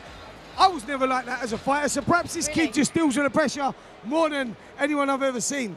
Yeah, I don't know. Yeah, well, I was quite impressed when I seen Logan earlier. Yeah. He was relaxed, he was having fun. But you know what? Like I said earlier, all that changes when you go up those stairs. Yeah, sure. So, okay, before we go into our final fight, I'm a bit The war. excited. Do you have any predictions? Say now or forever hold your peace. Yeah, this is a tough one because look, I've watched both of these guys. I've actually watched them develop over the last 2 or 3 months. I've seen them improve. Now that we went to the last open workout on Wednesday. Yeah. It's a flip of a coin, man. You got JJ, he's slippery, likes Could to you move. get off the fence, please? No, I'm going to get off the fence. I'm going to get off the fence. He slips, moves, likes to keep it at range. Logan looks good, he looks strong. He's been in that MMA ring. He's been a wrestler. Yes. And for that reason, I think you could just lean towards him. Right. He could be the bookie's favourite. I'm on the fence, but I got to tell you, I'm leaning a little bit towards Logan. Ooh, But I learned tonight, what I learned tonight is don't sleep on anybody. Yeah, all these guys are tough. They're performing for their fans, so you can't sleep. I'm leaning towards Logan, but you never know. What do you want to see in this fight then? Just do you want it to go? I think do you want to it to be quick? see. Now I want to see what we've seen through the whole night. Yeah. These guys going out there, giving it everything, giving entertainment for the show. fans, Yeah. putting on a show. And I know they will do that, because both of these guys will walk through hot coals to get the victory. I love that. And so, I said walk through hot coals. Yes, Let's go, champ. that's it. Yeah. I mean, we to could get jazz up the victory. ring for the So, next one. I think they're going to give it everything here this evening, and it really is balanced. I've been watching them all week at training, and there's not a lot in this. Listen, I'm on the fence again, Yeah. but like I said, I'm expecting a great fight. Well, I think we are all hoping for that. So, guys, thank you so much for chatting to us. We Thank are going you. to throw Yeah, it it's over to been the fun. commentators for one last time for our final fight, which is KSI versus Logan Paul. It's finally happening. That's right. Well, now we're at the main event. They told us to hype the fight up. Have they not been watching the True Jody YouTube channel for the past month? I mean, who hasn't? Jesus, Is the big question, really, right? I've been doing bits for this. And when he says bits, he means literal hours of video, editing, all that sort of thing. Fantastic stuff. Head over to the True Jody channel, take a look at that. But, Joe was sitting in between us there. Joe, what were you thinking at this point? So, boys and girls, I'll tell you one thing. Time for a story. So at this point, you are fully in your zone. You are trying to picture yourself as anyone that stands in front of you right now, I am destroying them, right? And it just so happens to be this opponent. I don't care who he is, I'm just going to destroy him, right? In amongst that, obviously the news that how would the brother defeat that thing That's play what I'll into say. their minds? The news of that, the previous fight is obviously going to filter through. Will that impact them? Deji, is JJ going to get affected by that? Honestly, I think JJ mentally prepared for Deji to maybe already lose. I think he's accepted that. He said that on the podcast. Yeah, he said that. Way in advance, I think it's not going to be a shock, as bad as that sounds. So I don't think it's going to affect him. In terms of Logan, it's going to do nothing. I mean, surely, but hype him up. Feel like this is our night. It's meant to be. And here we have him. There's the boy. nightmare. KSI. He's wearing the Union Jack. Breathing strong. Looking good as well. Yeah. Great shape. No, he doesn't look phased one bit though, does he? It's JJ, mate. There's one man who's No been around stress. all night. Never one man in the stressed. background of all the successful fighters. Vidal is looking at a clean sweep if he wins this one. Yeah. And, I mean, frankly, Vidal's training alone will take you up 4, 5, 6, maybe even 10 levels. Yeah, that does. I said to Joe, if KSI had had a different trainer and Joe had Vidal, that is the kind of difference that maybe Joe could have came away with a win last time. That is the difference that Vidal makes to you. Well, it's interesting. I do think that, like, obviously, you see the way that every single fighter that is coached by Vidal, the way they've performed, the way they've been regimented, you know, they look like a different breed to their opponent. Do you know what he said know to what I you? mean? What's that? As he walked away after a Nissan Gib? What did he say? He said, "See you later, Joe." Oh, and I was going to ask him to be my coach. Would he do that? Train me instead? I think that's what they call a conflict This of is interest what in the this is industry. why I'm leaning to going against Deji instead, because Deji's not coached by Vidal. Now, the flip side of that is obviously that we've He's picking seen fights with everyone tonight, Joe. So this is it, True Jordy, me and you in the ring. No, honestly, though, we've seen one guy now who's also been coached by Jake Paul. Sorry, Jake Paul's been coached. Wilson Supreme. Wilton Supreme. Sorry, I think they're called. And he coached Golden Gloves champions. He coached Shannon Briggs. This is what he does. Like Logan said to me in the podcast, he's known for making a fighter in 3 months. Exactly. That is his thing, which obviously sort of laughed at the time. Well, it's a good job. You've got 3 months then, isn't it? And I said, the main thing that JJ's basing his being better than Logan on is that he cannot catch me up in boxing skill. And I said to Logan, do you think you've got the time for that? Logan said, I've had more than enough time to literally bury him. To be honest, I think this is just going to be a real close fight. Yeah. Don't get me wrong, I'm leaning towards JJ in terms of boxing skill, but I can't say that for definite because I've seen 10 seconds of Logan. If I'd even had a minute of Logan, I'd have a more educated guess. Do you think we can take anything from what we saw Jake doing out in the ring, or no? In the same way we can't take anything I from thought Jake what looked pretty good at times. I just think that not as good as I maybe anticipated. Yeah. Yeah. As an athlete, more than that. I thought Jake's boxing technique looked decent. Yeah. But I thought he'd have more of a physical advantage over Deji from the way, and I thought maybe the gas tank will be there. Maybe he'll have more power. But actually, he wasn't as fit as I'd anticipated him being. Absolutely. Really. People around the world watching right now, welcome you from everywhere. The streams are going out globally. I think there's not a country that this stream isn't touching right now, so welcome. It's good to have you. You've reached the main event. You made it here. You might be out of popcorn. You might be out of Doritos, nachos, something like that. Pizza. Grab whatever you've got around the house. It's Bed time. in. It's time. Yeah. Let's have a look at this. These two guys head to head. By the way, Logan is coming towards the ring walk now, so he's moved minimal out. difference. But one thing that is different, I would say, is that 4-inch reach advantage for Logan. Absolutely incredible. But the thing is, when they haven't been boxing long enough to make that kind of advantage pay, I don't know how much of a difference it'll make. I mean, this is the thing though, I feel like in mine and JJ's fight, him having that big reach over me really helped him out because his whole game plan was about keeping me away with that jab. And now that Logan's arms, they're longer than JJ. And to be honest, is he going to be able to when implement I met that? Logan, the one thing I did think was like, Jesus, his arms are big. For a Yeah. guy who isn't that heavy, he's a well-built kid. Like he's Absolutely incredible. When you look at MMA fighters, people who are huge for that weight class, like a Chris Weidman or, as a middleweight, literally Logan Paul is built like that. Like he's huge for that weight category. However, like we've seen throughout all the other fights, appearance can be deceiving. It just can. It just A can. beautiful Like, person can go down in the ring. there we go. I mean, like the thing is, the skill. That's the thing that well, it's the biggest thing for me. That experience that JJ has, not just in boxing, but in being coached by Vidal Riley. Yeah. And not only that, whenever JJ told me, he's like, I performed the crowds who booed me, who hated me, I didn't get affected. Last time, he was being booed. This time, he's going to be cheered.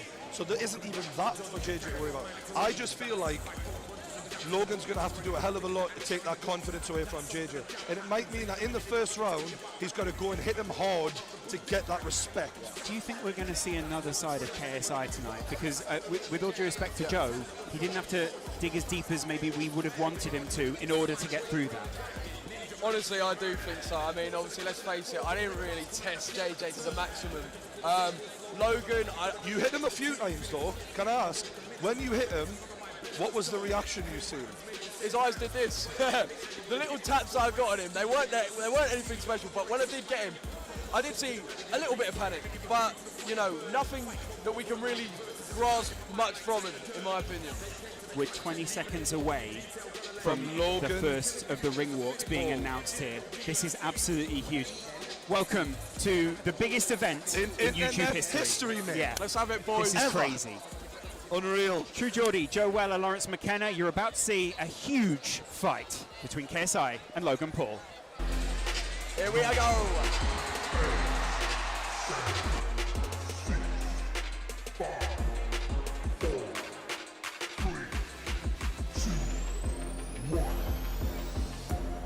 When people are tweeting at you, you can't do shit about it.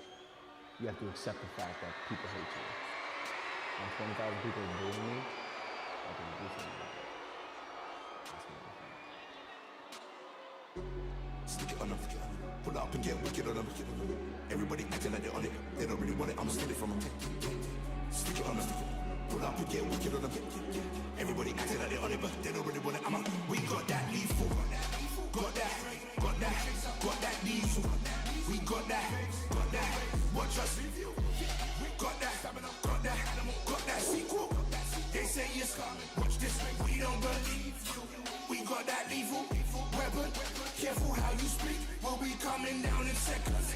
Lethal weapon, coming down in seconds. They don't really want it with the new speed.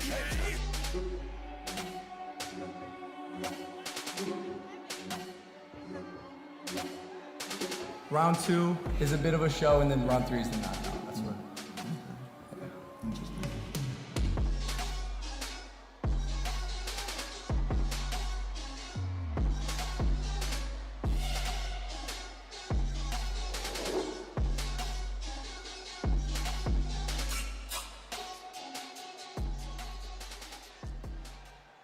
Manchester, this is the moment we've all been waiting for.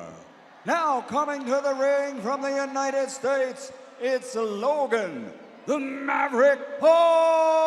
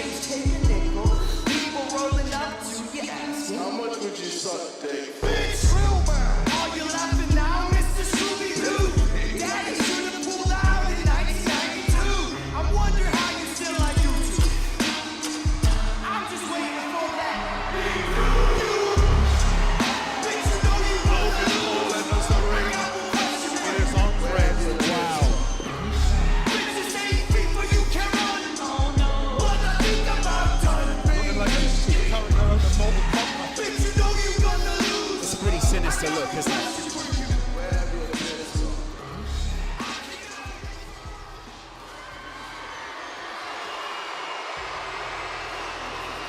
This is suddenly very different inside the arena.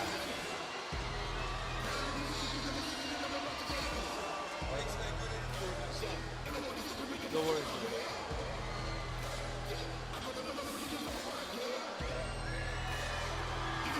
Logan with his name emblazoned across the back. We hear it's going to be a couple of minutes until KSI enters the ring. So Logan's got quite the weight in there. What do you make of him? Just had Logan's dad come up to me and thank me for the interview, which was nice of him. It's, wow. Interesting. One of the socks is longer than the other for Logan. Is that to do with an injury or something? Rough. What is it? Yeah. I did hear he had a knee injury a while back. He is built like a brick, though, isn't he? Oh, he's a like, big boy, that's for damn sure. As one of his trainers fixes his hair, his physical structure, his skeletal structure is just bigger than JJ. He's just, his wrists, his arms, everything about him is just bigger. And he's worked around that, hasn't he? He's made that even bigger than it was. I mean, but can he make it work in He a looks like boxing an ring? athlete, lads. He looks like a born athlete. Absolutely. You don't see lads like Logan Paul kicking around, do you know what I mean? We hear that JJ is close to his ring walk now. Always one to make a late entrance. Making his opponent wait. Mind games, he never stops. Those thoughts tick around, tick, tick, tick, tick, tick. What music will he enter to? It's got to be his diss track, surely. Let's see.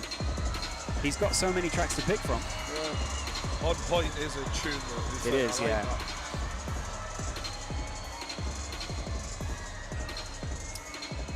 Logan looking very focused, that's what I would say. There's no messing. It's funny when you see the international flags, isn't it? Suddenly you realize there's whole sets of people behind each of these two huge YouTubers. Both of them representing very different sides to the UK and the US. Here comes KSI.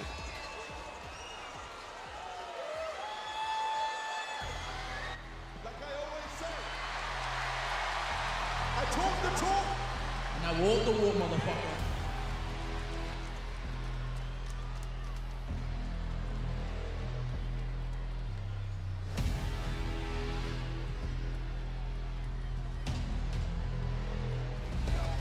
No looking back, focus on taking control of the map. Forever we rise at the code of the cap. Rolling and you hear the roses we stamp.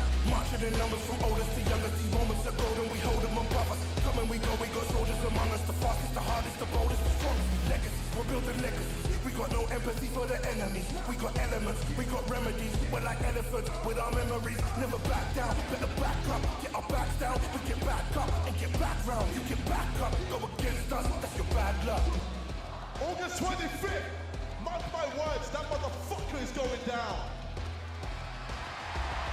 I don't play in this bitch. I don't play. Watch.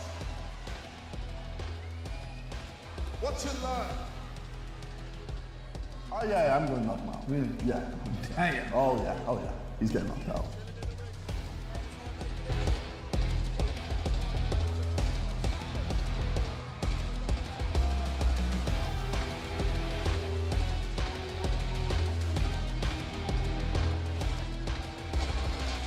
It's ring walk time for KSI. And now, making his entrance to the ring, here comes the Nightmare KSI!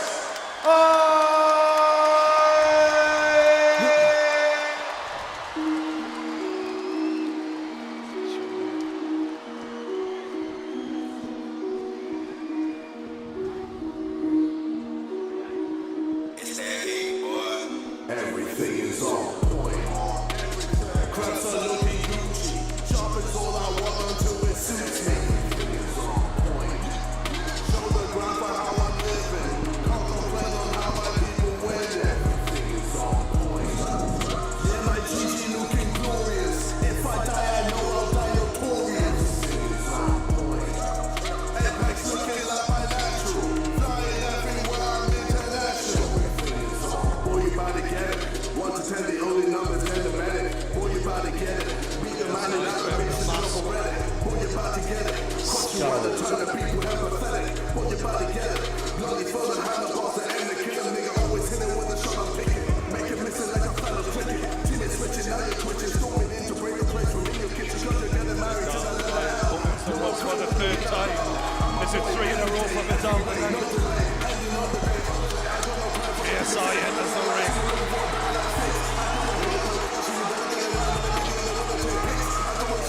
The belt enters with him.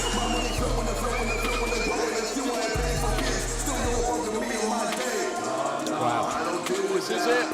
I'm gonna say.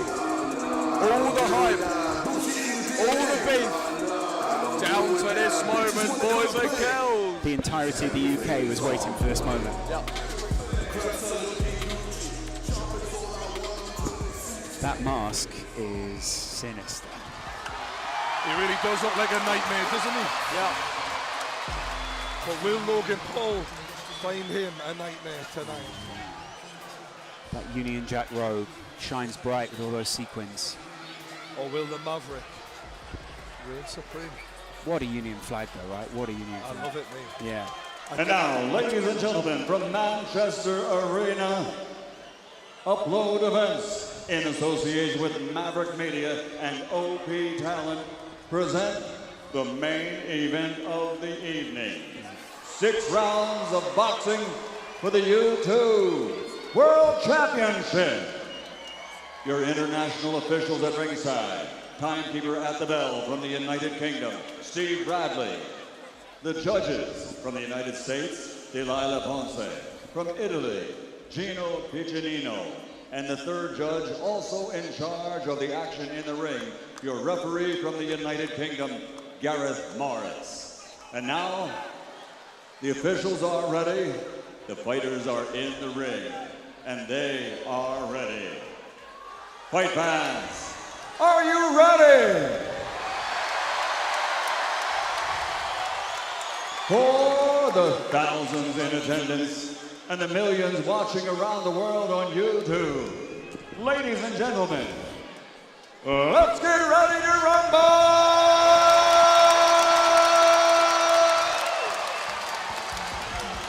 It's worth every penny. Wow. Every cent. I love it. Every dollar. Introducing first, fighting out of the blue corner, with trainer Milton Lacroix. He's wearing black, 23 years old, standing 6'2", officially weighing 190 pounds. From the United States of America, America's #1 YouTube star, actor, recording star, video superstar, making his YouTube boxing debut, the challenger, Logan the Maverick Paul!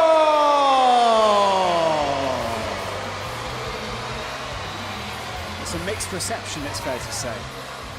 And his opponent across the ring, fighting out of the red corner with his trainer Vidal Riley, wearing the Union Jack colors. He's 25 years old, 6 feet tall, officially weighing in at 84.9 kilograms. He's the UK's #1 YouTube social media superstar from Watford, England, the reigning, defending, undisputed YouTube boxing champion of the world, the Nightmare KSI.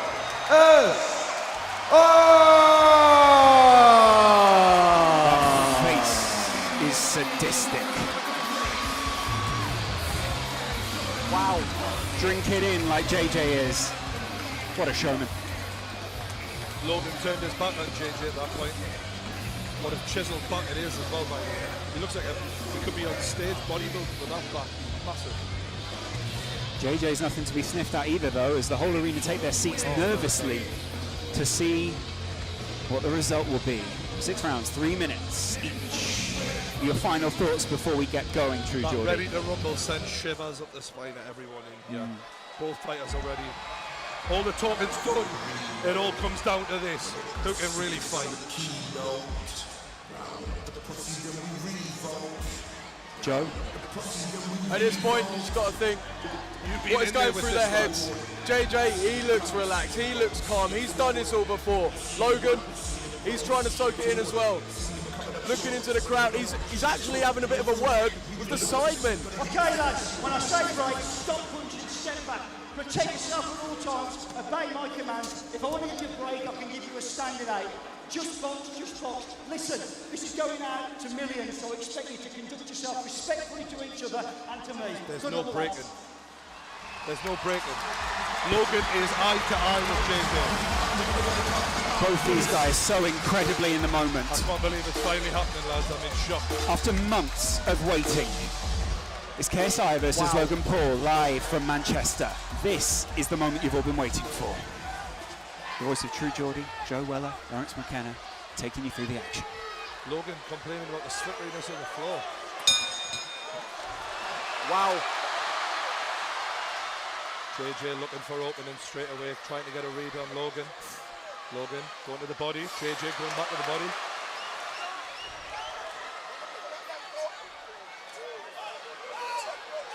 Logan extending that jab out. Although he's throwing it with the arm a lot, he's not really putting his body into it yet.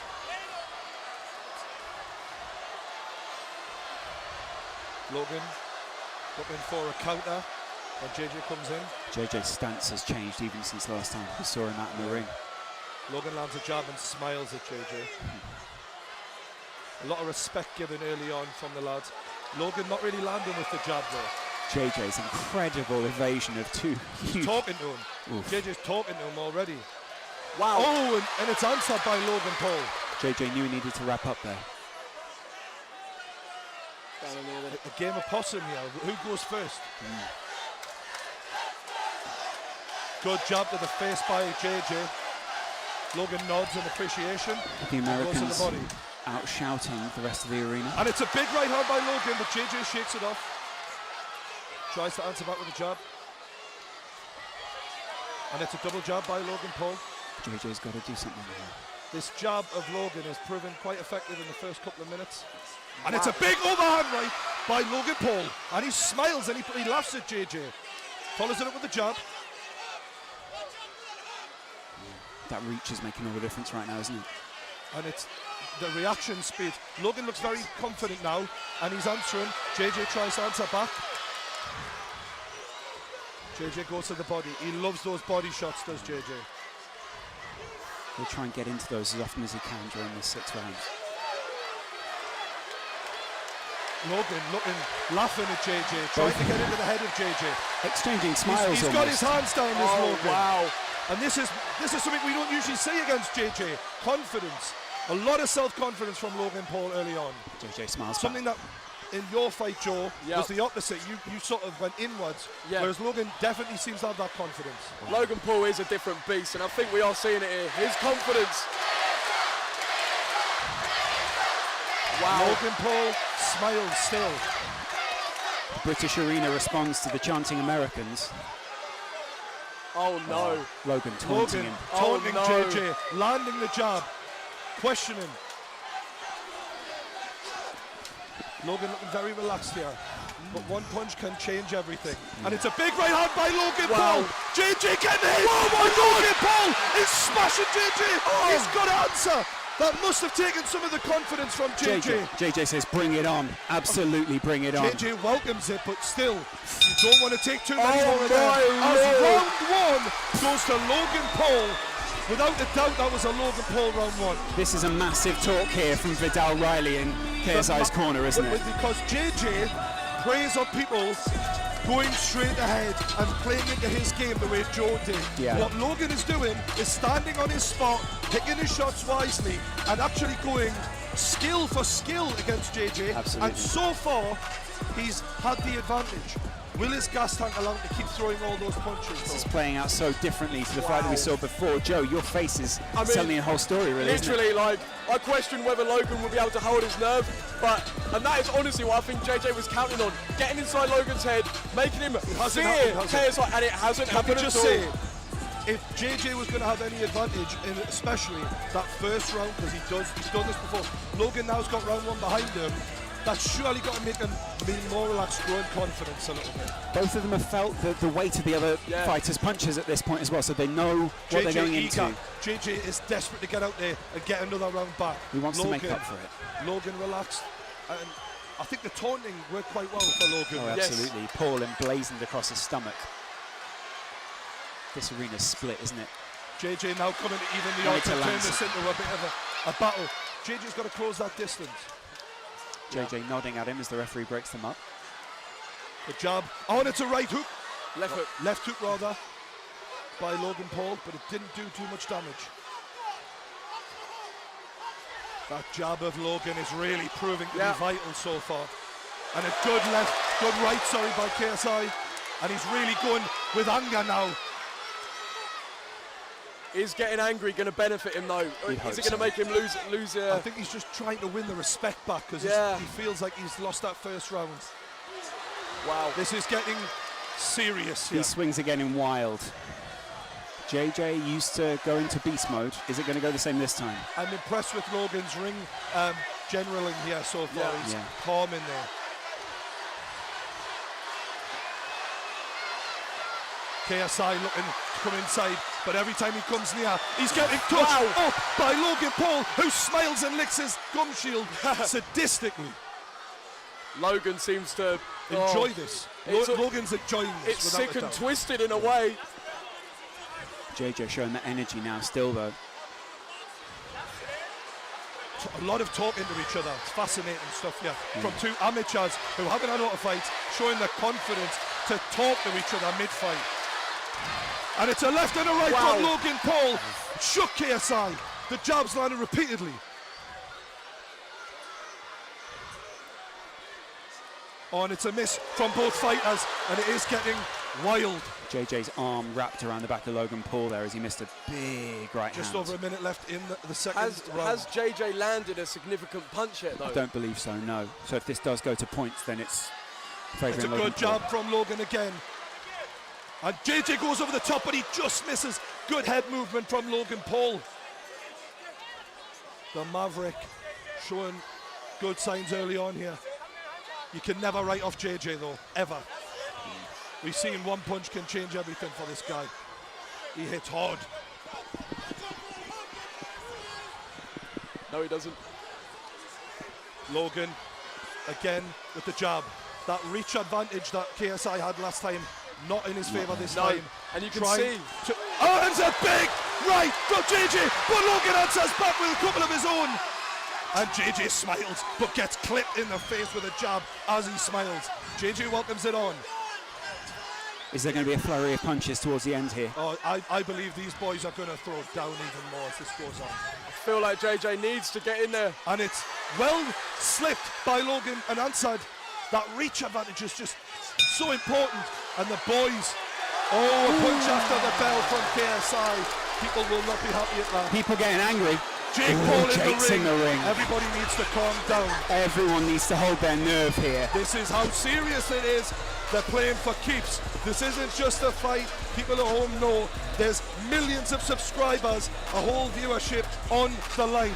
Everyone, they've built this fan base on being number one. This is important to them. Yeah. So important. Their own brand. JJ's trying to take it the way that he wants it to go. He wants to get inside Logan Paul's head So here. far, guys, 2 rounds to 0. Logan Yeah, Paul absolutely. The thing that I think we're seeing as well, like I mentioned in the video I made, JJ's technique to get inside and make opportunities for himself to land aren't happening because, like I said, I think that is where the technique of JJ is letting him down. Whereas Logan is using those physical advantages, the height, the reach, and I'm not sure who hits harder, but it doesn't look like getting hit by Logan Paul is a pleasant experience. Yeah. Exactly. It's not fun. It doesn't look like JJ's managed to land anything he's wanted to land I feel like this so is a far. pivotal moment here. Yeah. If JJ's going to win this back, he needs to win this round. Absolutely. He needs to win this round, desperately. 100%. If he doesn't win this one, it's 3-0. Logan Paul paces towards the Logan Paul looking relaxed on the ropes. commentary desk. A word in the ear of KSI by the referee, maybe about a punch after the bell. And now the lads go together. This referee's let it go well so far. I'm excited to see what he's done. Logan feinting with the jab. JJ looking to answer, and it's a big one too. And JJ swings with the right but misses. JJ is getting frustrated. Logan with his tongue out. It must be frustrating to get that jab in your face and not be able to do anything about it. Overhand right misses from JJ, but he's going close to Logan. Every time JJ comes and tries to get on the inside, Clinch. Logan is just hitting him and clinching. And that clinch with that wrestling base, you know it's going to be a strength. But JJ comes, and Logan's in trouble a little bit here. But he clinches again, and it's working every time. Yeah. Few petty little body shots there, though. JJ knows he needs this round back, and he's fighting with everything he's got. Logan's just as scrappy, though. I like how I'm impressed with Logan. He hasn't got his hands up all the time, but he seems to judge those punches well so far. However, the chain is open, and if JJ can just connect the once, it could change this. And he has connected on the side of the temple from Logan. Logan knows. I think JJ's being very aggressive here.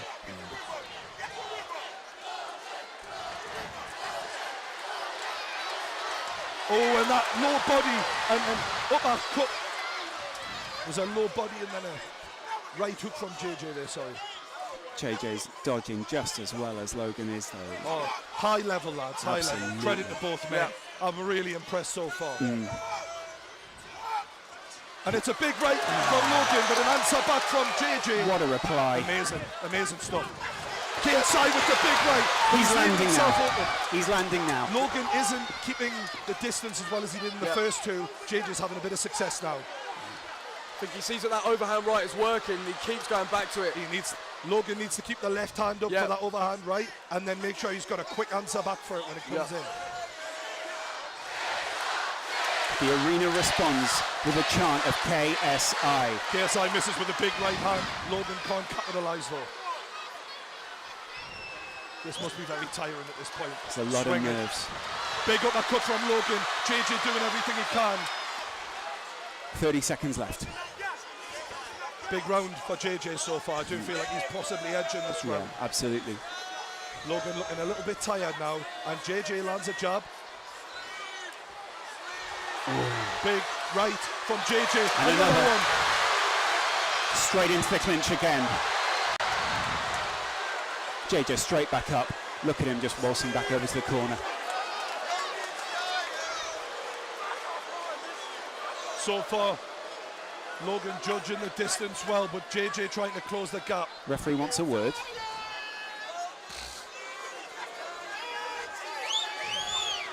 Serious words had by the referee now. Rightly so as well. You don't want to see it get scrappy like this. We want to see both these fighters at their very And best. they are back on their way. Bell will go any second. Both lads leaving their chin open.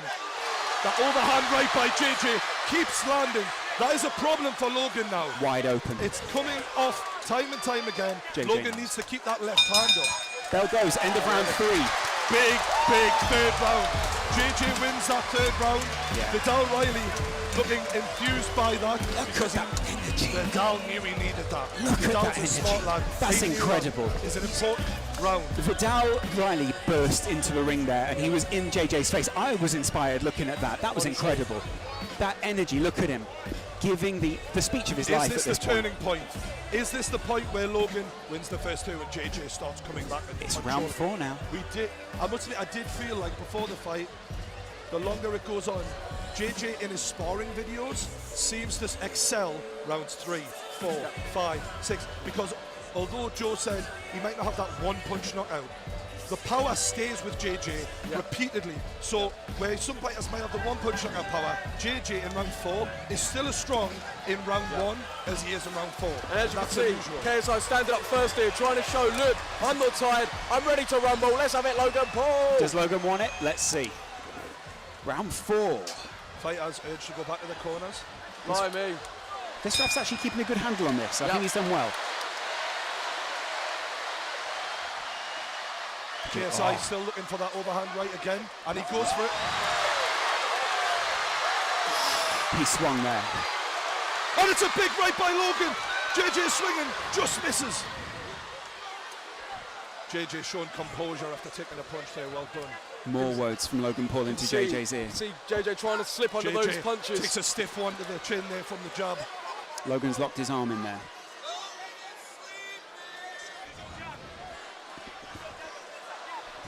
Big breaths from Logan Paul, and JJ looks like he's excelling a little bit in energy. Logan seems to be slowing down after a strong opening 2 rounds. JJ's still light. Both lads so close. If JJ lands that right, I get the feeling that's going to change this boxing match. Just pushing JJ out the ring there. JJ playing for the drama a little here, I like that. Logan looks shattered now. Yeah, he looks he a does bit look a tired. bit tired, doesn't he? That was significant. Referee's trying to stop them from clinching. It's a great effort so far by both men, gotta say. This is the fight we wanted. The two kings of the industry going head to head, giving it everything. Still light on his feet, isn't he, looking at the KSI? Yeah, Logan looks a bit heavier on his feet. Yeah. JJ looking very confident all of a sudden. Look at him. He's growing. His corner rocking with him. Logan's corner look a little more worried. Big, stiff backhand from Logan, answered by JJ, and it's a big right from JJ again. I think Both of them, men. yeah. Both men taking some big shots here. Both of them landed there as well. They're leaving a lot of this to reactions, it feels. Not a lot of defence and a lot of reaction. Both trying to go for the counter punch. Yeah.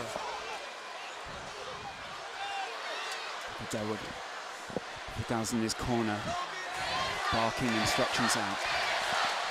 Right hand by JJ. You can see the energy just slowly sapping from both boys here.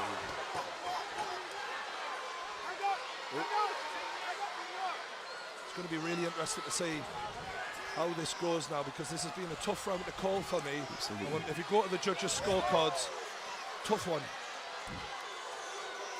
I feel like JJ's being the aggressor. Yeah, he has. So I'd probably edge it for JJ.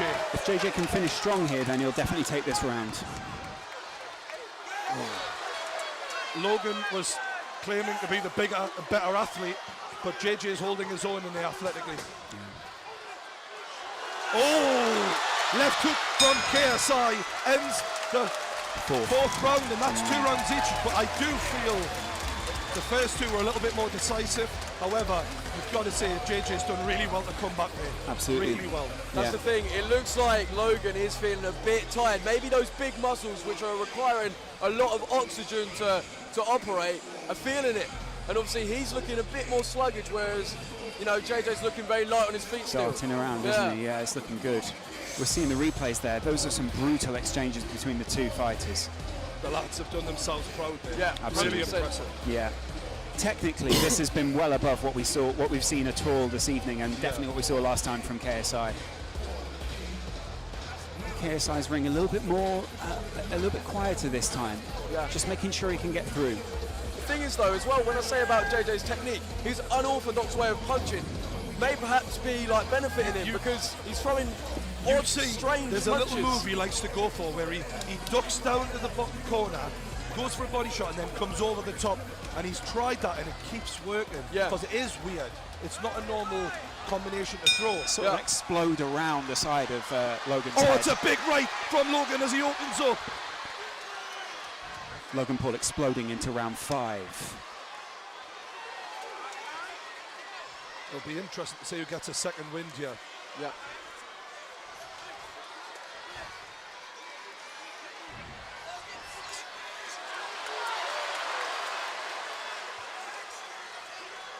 This has been a fantastic show so far. Absolutely. All right. Logan Paul walking towards JJ.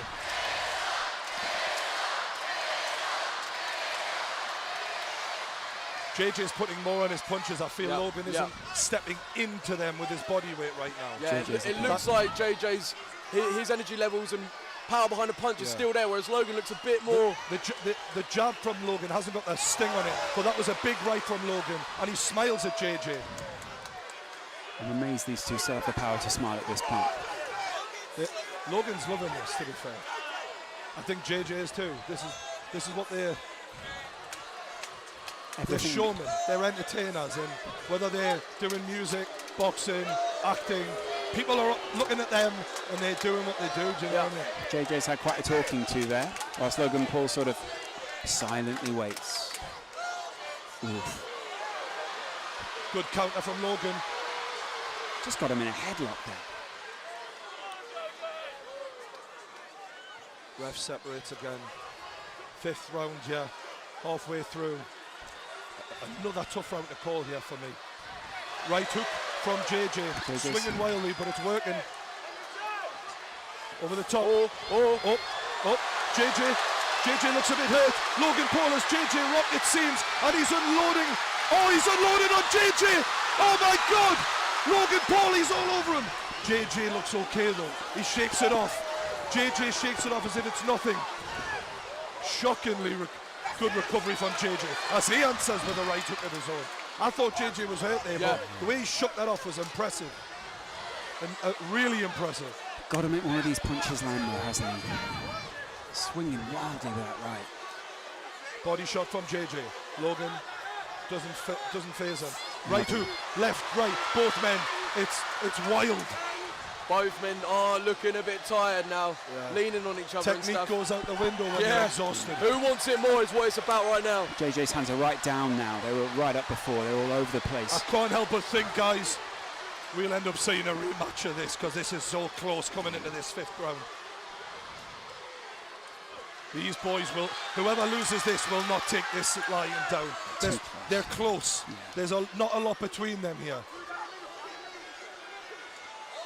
Oh, and it's a good left hook from KSI. And it's the end of the round. That was a right hand. Logan got that just in time there. Look at Logan. Good right hook, from JJ. Logan looks to be leaning on the ropes. He's looking tired. I do feel like before that right hook landed from JJ, the round was going to Logan. Yeah. But that right hook I don't know, maybe that edges Maybe it shifted it, yeah. I'm glad I'm not a judge, lads. Yeah. It's the only meaningful punch that we really saw there, really, wasn't it? Yeah. Coming into this 6th round, it feels like if someone can win this round and dominate it, we're looking at a winner. JJ's corner are absolutely geeing him up right now. Logan Paul's corner are a little bit more subdued, but trying to look him dead in the eye and say, you've got this. It's the final round. Wow. This is what it all comes down to, boys and girls. Lads. This is it. This is the final round. This is the last 3 minutes of boxing of the evening. Yeah? Oh, yeah. This is it. I'll take Everyone's that. on their feet. The final round. It's Logan Paul, KSI. They touch gloves. This is it.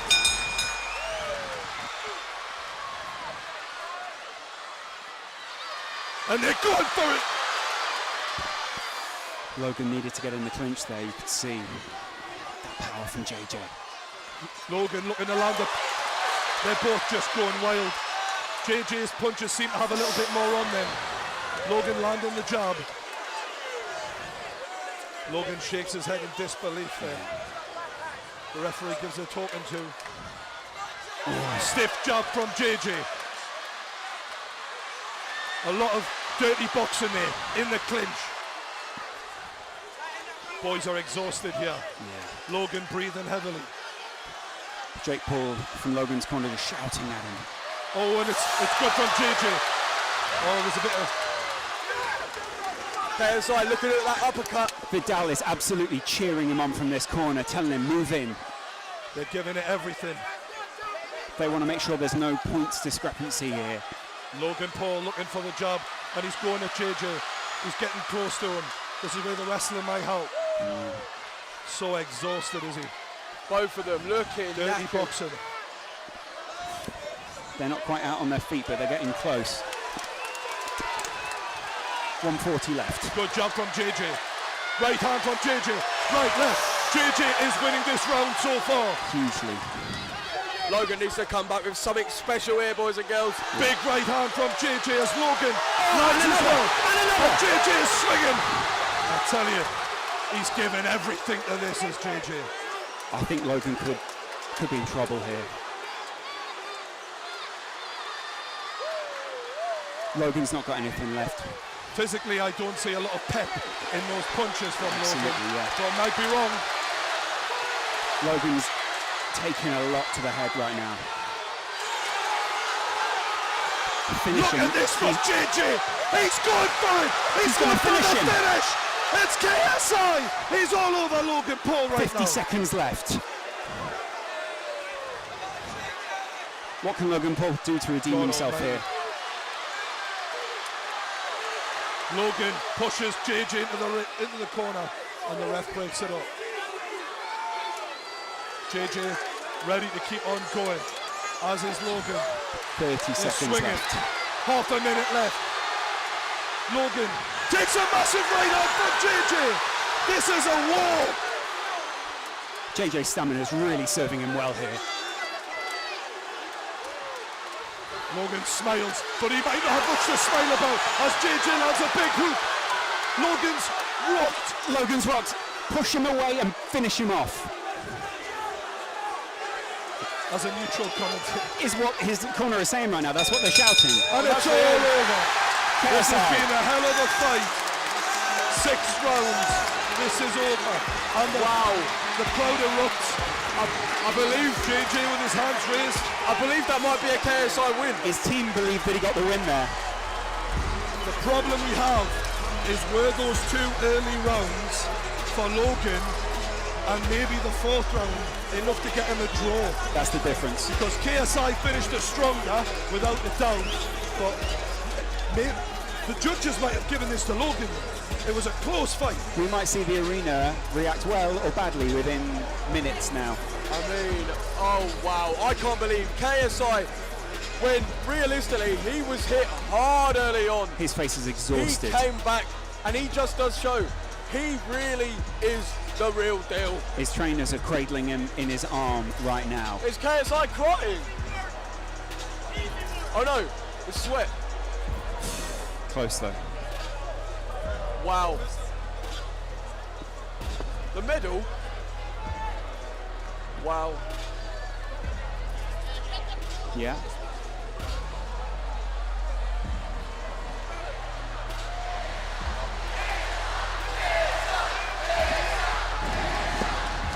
Who do we reckon, boys and girls? KSI or Logan Paul?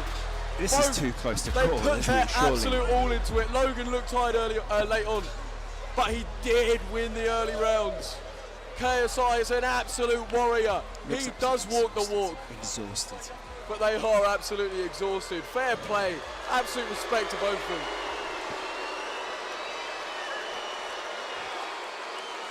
Well, how's the arena going to react to this decision, Joe? Oh. I can't call it. Yeah.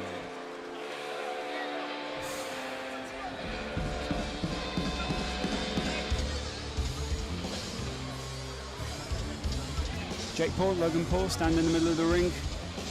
Those guys were called out just a few months ago in the Copperbox Arena in London.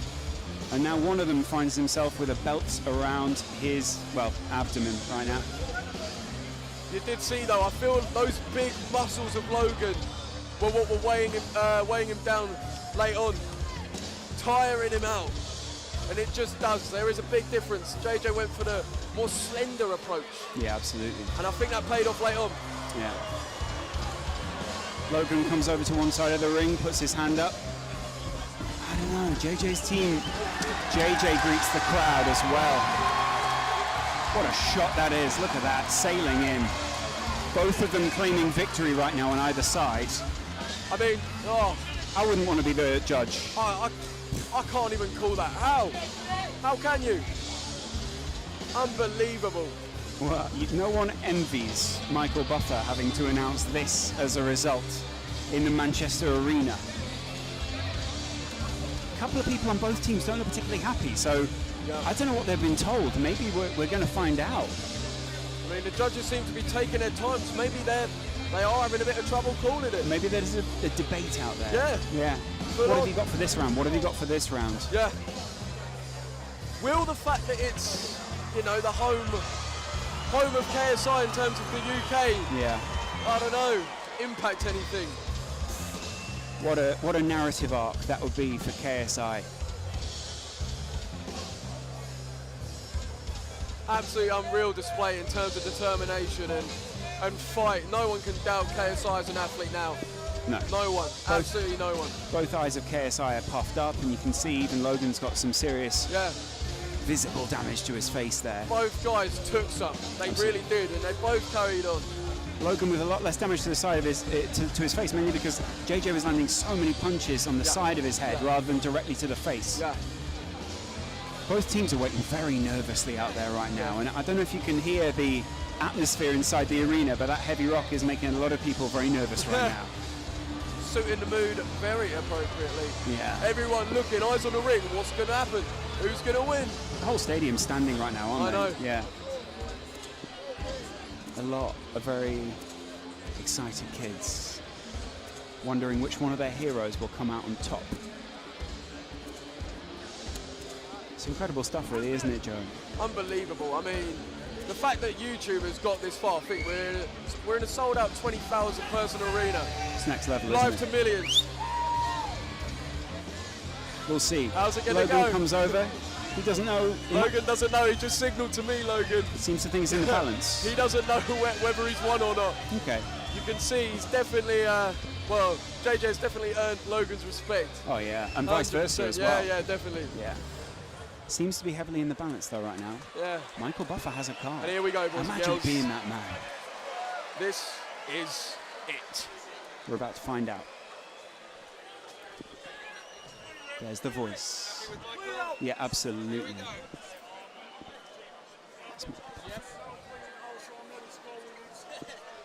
Ladies and gentlemen, after 6 rounds of action, we go to the scorecards. Referee Gareth Morris scores it 58-57. He has it for KSI. Our next judge has it even at 57-57. And our third judge has it 57-57. It is a majority draw. It's a draw. Let's hear it for both fighters after 6 straight rounds of boxing.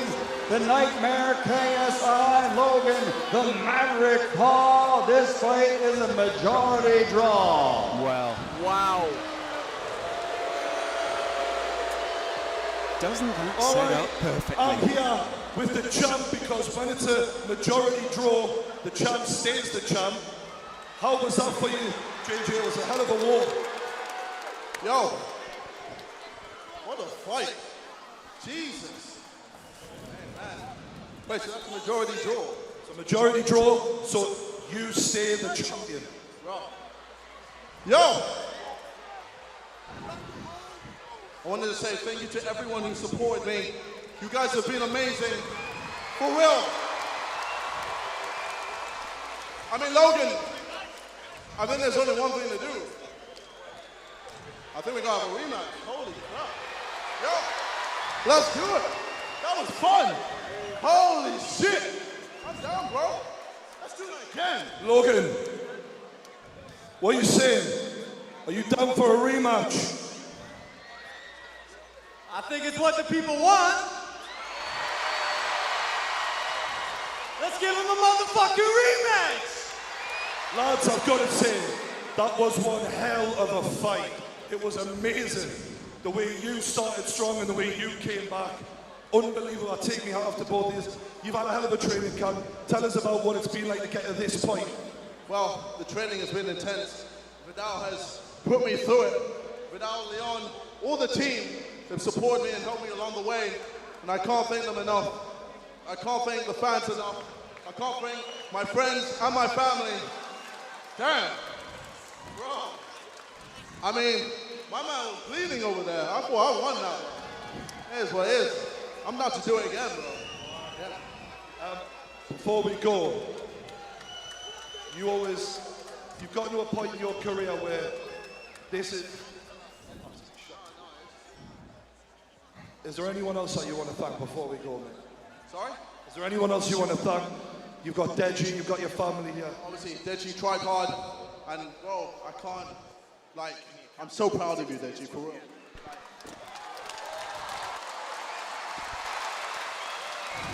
Hey, I don't mind wearing this, I'll do it again, baby. Hell yeah, let's fucking go. Ladies and champion, your majority decision, still the champion, KSI. Logan, dude, man, I'm in shock right now.